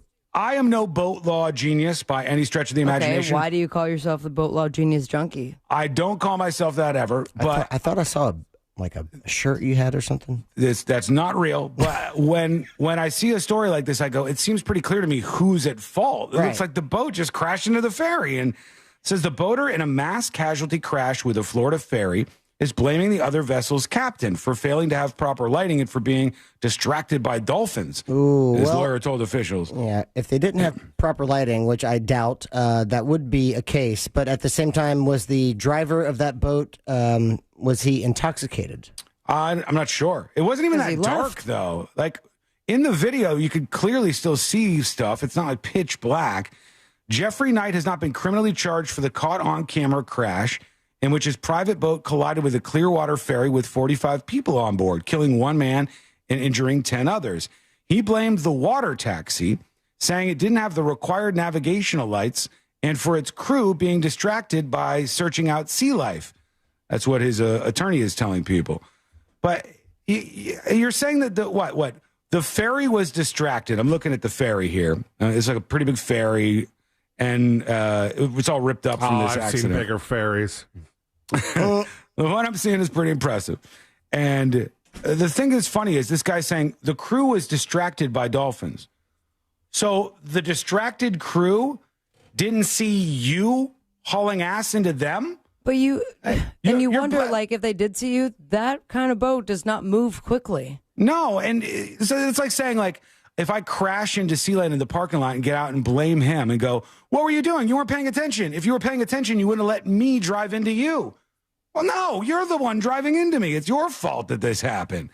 At least I would think so, unless I'm missing something about boater law. I told you, I'm not a genius on boater law. I don't even Multiple know you're supposed to be witnesses going that fast. Honestly. have reported that the ferry appeared inadequately illuminated and that in the moments before the collision, the captain and many passengers were distracted by dolphins in the area. It appears that just prior to the accident, someone on the ferry was shining a spotlight in the channel, which would confirm reports they were looking at dolphins. He says he didn't flee. He stayed as long as possible, but he was forced to seek safety because his own boat was taking in a large amount of water, and he feared for a baby on his boat. Dude, you had a baby on your boat and you were cruising to beeline it for this other ship out there? Yeah. The frantic mother of an infant pleaded for an immediate transport following the crash because she was concerned about her 8-week-old child. 8 weeks? He said they directed 8 weeks? a passenger. They brought a baby on a boat at 8 weeks old? They directed a passenger to call 911, and they were on the line with the dispatcher 12 minutes after the crash. He said footage of the crash and its aftermath shows Knight didn't leave until Clearwater police and other responders arrived. And Mr. Knight tied his vessel to the ferry in order to stabilize it and render aid, yada, yada, yada. He offered transport to some of the injured passengers, but the offer was declined. The captain passed voluntary sobriety tests when he was briefly detained on Sunday when they finally caught up with him. And he was found to have no trace of alcohol in his system. But that was on Sunday. When did this thing happen? When did the actual accident happen? I'm trying to see. Well, we were talking about it Monday, so I thought it was Sunday night. Yeah, maybe it was. Yeah, Sunday night. So, yeah, I guess they found him after this, and he didn't have any signs that he was drunk. But now with all that said, let me go back, if I can, also, to the quick, crash. I know not all of the outlets are reporting on this, but News 13 says that the captain, Knight, is the owner of Janice Live in St. Pete. Yeah. Oh, really? Oh, the music venue. It's like a concert That's venue. why there. he fled and got a lawyer. So now, with all that in mind, let's watch. This is the only footage that exists, so we'll see. The ferry is here. I see the ferry. I see lights. I can see lights on the ferry. Yeah, I see. Oh, he is just speeding way too fast. I mean, he's going very fast, and he just goes right into it. Yeah, dude. I mean, there's only one boat on the water. Yeah, he couldn't have got around it. You see everything in front of you. I thought for sure, because this is the first time I'm seeing this footage, that it was from another angle, like where it was maybe a cross, like a T-bone style. He is headed in that direction. Therefore, ample time to see that there was a ferry in front of you. I am going to make the alleged remark that there may have been allegedly an intoxicant involved. That messed up that you can't see a giant ferry in front of you? Yeah, you'd have to be. Jesus, man. With an 8-week-old, mind you, on the boat. I mean, we can all, realize that is possible, though. I thought the 8-week-old was on the ferry. I'm not a boater. I'm not a boat genius. I don't know about any of this kind of but stuff. You know you get out on a boat and you open up a couple brews, right? Yeah, I know that happens. But to me, and I don't know if he did this in this case, but yeah, I'm not saying that either. To me, when I look at this, I say, like Sabrina said, how do you not see it? There's one thing in front of you. There's only one boat on the water, and it's a ferry, and you just drove right into it. It's a straight line. Grew up on a boat. Not like I didn't live in it, but my dad had one. And a mermaid. And it was he taught me how to drive the boat, and even in a pitch black darkness, you have your red light and your green light, and that is indicating all the boats around you. Most importantly, though, is zones like that where there are giant signs and the wake. And if you're from that area, you know what ferries are going through. Yeah. Back and forth. Just watch. Keep an eye on things. Just look out there. It seems you would see this. Irresponsible. By the way, the baby was on his boat. The baby was on his boat, the person who crashed into the ferry, just so everybody knows. All right, we're going to take a quick break. When we come back, let me just pay off this story. It's a silly one. Anyways. Pay off. A Utah hockey club accidentally revealed their new name, and it was on some sign that they didn't want people to see. But now they said the Arizona Coyotes was one of the original names of this team. And now with this reveal, they are being rechristened, I guess, in Salt Lake City to the Utah Hockey Club, which people are saying has vibes of Washington football team. Yeah. It does. People are going so generic with names now. You got Utah Hockey Club. The other finalists were the Utah Mammoths and the Utah Outlaws. but they didn't choose any of those. They just picked, they chose Utah Hockey Club, the generic. It would be great if Orlando City Football Club renamed themselves the Orlando City Coyotes. If you chose just a really, really generic thing like that, is it to not create offense, to not like get anybody mad like the Redskins, or are they just, they don't want to pick something? It seems weird. I don't know why they would do that. So many options. All right, we're going to do the stories that didn't make the cut. Today I Learned and Final Dispatches, all that good stuff. Coming up next on the News Junkie. This weekend, Real Radio 104.1 smells like Radio 104.1. Hey, Central Florida, and happy Wednesday. I'm Fox 35 Storm Team Meteorologist Jessica Dobson with a check of your forecast. And today we are going to be expecting a much drier day with a good amount of sunshine as well. That will help to warm temperatures back into the mid to upper 80s, high around 87 degrees today in Orlando. As we head throughout the end of the work week, so tomorrow and into Friday, temperatures will be nearing 90 degrees, eventually making it to 90 by Saturday with much needed rain arriving as we head into the weekend. From the Fox 35 Storm Team, I'm meteorologist Jessica Dobson. This report is sponsored by Blindster.com. What if I can guarantee the price of Bitcoin will be $1 million in 2030? Well, I can't, but I can guarantee you'll save a lot of money on blinds at my company, Blindster.com. Free samples, free shipping, and guaranteed to fit. Shop at Blindster.com today. It's Jeff Jr. from Trajan Wealth, and I've got something important to talk to you about, your 401k. If you have changed jobs, there are two very important considerations. You don't want to leave your 401k behind, and you don't want to roll it over into your new company plan without consulting Trajan Wealth first. 401ks will often have limited investments or age-based options. Since companies have to make choices to suit all employees, they may not be suited to you, which could cost you fees and money. When you roll over your 401k into an IRA, you not only keep your money growing tax deferred, but you also gain access to a world of investment options specific. Let's go, Bike Squad. Just want to say thank you. I want to say thank you for hanging out with us today and just for being you. It sure does mean a lot to me. So, thanks. God bless. May you have a great rest of your day, and we'll see you tomorrow. Our chatter of the day. Drum roll, please.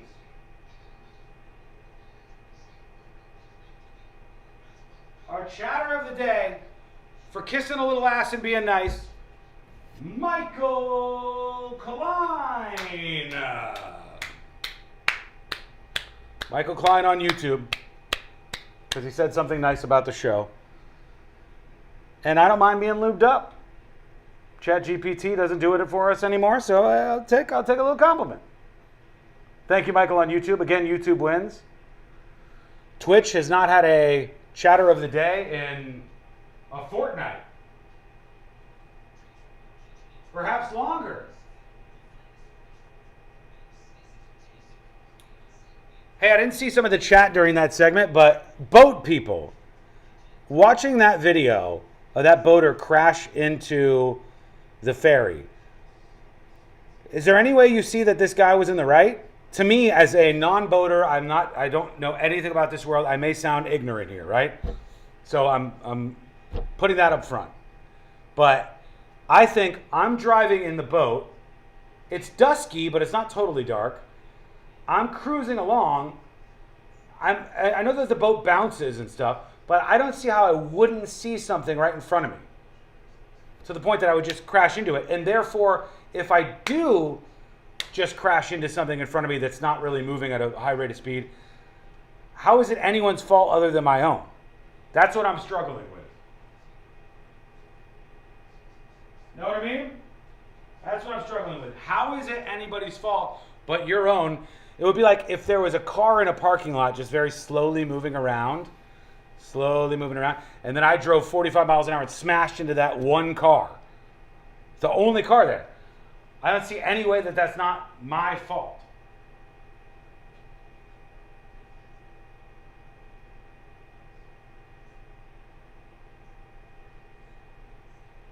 Radio Michael 7 says no and check email. I'll hit that on the way out. If you're talking about the boat story, Or whatever you're talking about, RM7. Hi, by the way. Good to see you this weekend. AJ Soup says it all depends on the lights on the ferry. Okay, let's be real, though. Maybe this guy goes, okay, on a technicality, let's say they go in the direction I think they're going to go in. I think they're going to say they were trying to see dolphins, so they were turning off the lights on the ferry, and they were like putting a spotlight on the dolphins so everybody could see them. I think that might be the direction they're headed in here. But even if they are saying that, shouldn't this guy have been able to see the ferry? We're not talking about pitch black like you can't see anything in front of your face. Like, or maybe it was on the water. I don't know. Even if you say on a technicality, the ferry driver is going to be in trouble because of the light situation, I still don't understand how this guy just plowed into that.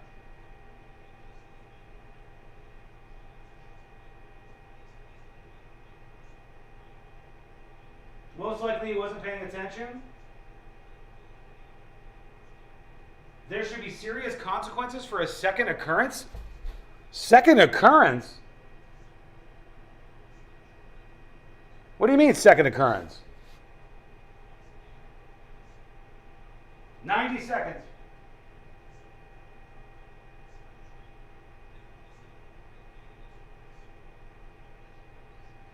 Maybe the ferry is supposed to stay in a certain channel? I really just feel like a dude plowed into a ferry because he was a dipshit, and then he's trying to find a way through his attorneys to make him not responsible for this.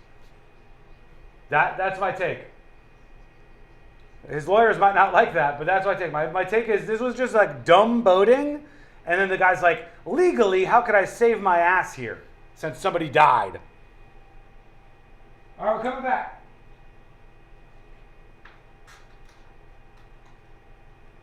SWD.com. Not everyone who handles your personal information is as careful as you are, which might explain why there's a victim of identity theft every 5 seconds in the United States.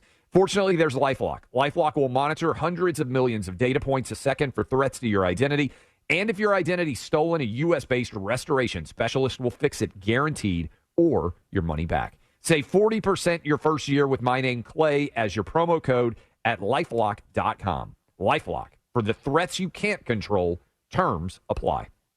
All about the presets. That is the best new feature. It's like a car radio right on the app. There's a list of what's trending. There's all the podcasts. I love it. Get in on what everyone's talking about and get the new and improved free iHeartRadio app today. iHeartRadio. What if I can guarantee the price of Bitcoin will be $1 million in 2030? Well, I can't, but I can guarantee you'll save a lot of money on blinds at my company, Blindster.com. Free samples, free shipping, and guaranteed to fit. Shop at Blindster.com today.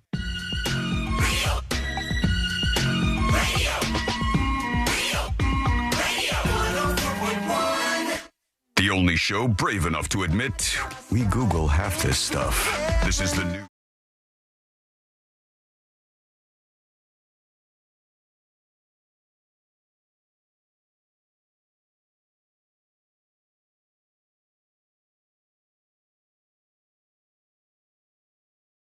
Today I learned to wrap everything up for a Wednesday. Thank you for hanging out with us. We appreciate you. We love you. If you miss any of the show, get the podcast at thenewsjunkie.com. On chat, they're suggesting that the guy on this boat who crashed into the ferry had killed somebody previously. No. I don't know if that's true, but really, if that's true, if this is like a second time, like that's via kind of boat? wild. Yeah, like a boat homicide or whatever, but boat accident where somebody died. Boaticular manslaughter. I know in this, and some emails coming in at the very end, our friend Michael Formisano, the lovely Michael Formisano, RM7, Radio Michael 7, as you know him. Beautiful man. He was fun hanging out with him this weekend. It's Sabrina's birthday, by the way. But he sends over the story from WFLA, and they said Jeff Knight steps down from Janice Live. That's the music venue where this guy was at, after Clearwater ferry crash. They said he was no longer part of the management team. In a social media post, they said he would be stepping down immediately. The decision was made out of respect to the victims of the recent Clearwater ferry tragedy. According to the Florida Fish and Wildlife Commission, Knight was the boat operator who crashed into the ferry carrying 44 people at the time. The incident caused the death of a Palm Harbor man and injured 10 other people. He's not been charged with any crime in the collision as of yet. Now, I don't see anything else. I don't see what they're talking about, that he did something else. But Big Dog Millionaire says 2017 careless operation citation. Knight received a misdemeanor citation for careless operation of a vessel after allowing his 14-year-old stepson to operate a boat. Well, that's very different. Operate a boat that ran into something or someone? This says 2012 fatality on a yacht. 2012, a guest aboard Knight's yacht, Pure Knight Life, Knight with a K-N-I-G-H-T, fell overboard near the Vinoy Yacht Basin in St. Petersburg, struck his head, and drowned. The victim had alcohol and cocaine in his system. Knight was sued in connection, but the lawsuit was dismissed. I don't know if that's accurate or not, but there's a lot about this particular person. So, it'll be interesting to see what's going on. A bunch of people chiming in on the email side about the stepmom who had sex with a 15-year-old. Lots of texts. Her Facebook is still public, but then when I click on it, it's not. Just get this. I get this content is not available right now. Let me try something. Pornhub.com? Let me try something here. A little switcheroony. No, still the same thing. I get the content's not available. Son and stepmom, please keep me anonymous, this person says. I had a very similar situation happen to me when I was a young teen, probably somewhere around 15. I had forgotten about it till you guys were talking about this story. Whoa. No police involved in my situation, and my dad is dead now, but it's still crazy. We're getting a repressed memory? Love the show. Keep it up, says Anonymous. Wait, that's it? All right. Anonymous, more details tomorrow, please. Last one here, navigational rules of the road. Somebody says, the overtaking vessel, a.k.a. the boat behind the other, is required to stay clear of a ferry. The ferry's only requirement was to maintain course and speed, says somebody who knows a lot about the world of boating, I'm assuming, and I appreciate that. Now, time is ticking here, so let's do the final dispatches. These are the final dispatches, but Sean will probably only play one. Oh, man. You know what? There's so many first-timers here. I got to work in some of these because I want to encourage new people. So here's two Mandy hobbies. Hi, News Junkie. Mandy here. Just wanted to mention that the NFL actually directs fines to charitable organizations. It is not something that's lining their own pockets. As far as if this were my son, I would be pissed. Mm-hmm. I would hope that he would be punished. And quite honestly, I think we'd be working out some sort of payment plan if I were the one that had to. He's 21. He's an adult. He should have to be held accountable for his decisions. True. Okay, thanks. Bye. True. Thank you. Appreciate that too, Mandy Hobbies. And is their email at thenfl.com by any chance? It's not. No. Here's somebody talking about the raw rings thing, which is a ring that determines whether or not you're cheating. I don't know. Maybe just don't cheat. If you're in a relationship that you have to cheat on the other person, then what's the point of being in a relationship? True. Just be single and go date. There's probably other I think factors. These rings are ridiculous. Yeah. Wiggle, wiggle, pop, pop. Thank you. Appreciate all your dispatches, including all the people that I didn't get to. You can see all of those on the website. Check out all the submitted dispatches today at thenewsjunkie.com. The stories all made the cut. Let's get the hell out of here. Let's do Today I Learned. The following information may make you feel smarter, but will not actually increase your IQ. So don't get cocky. Now it's time for what we call Today I Learned. It is Today I Learned for a Wednesday, April 30th, 2025. By the way, an update on that Newark airport thing where they were waiting about 8 hours for luggage and 8 hours on the tarmac. It was huge delays at that airport, and they said it's going to happen more.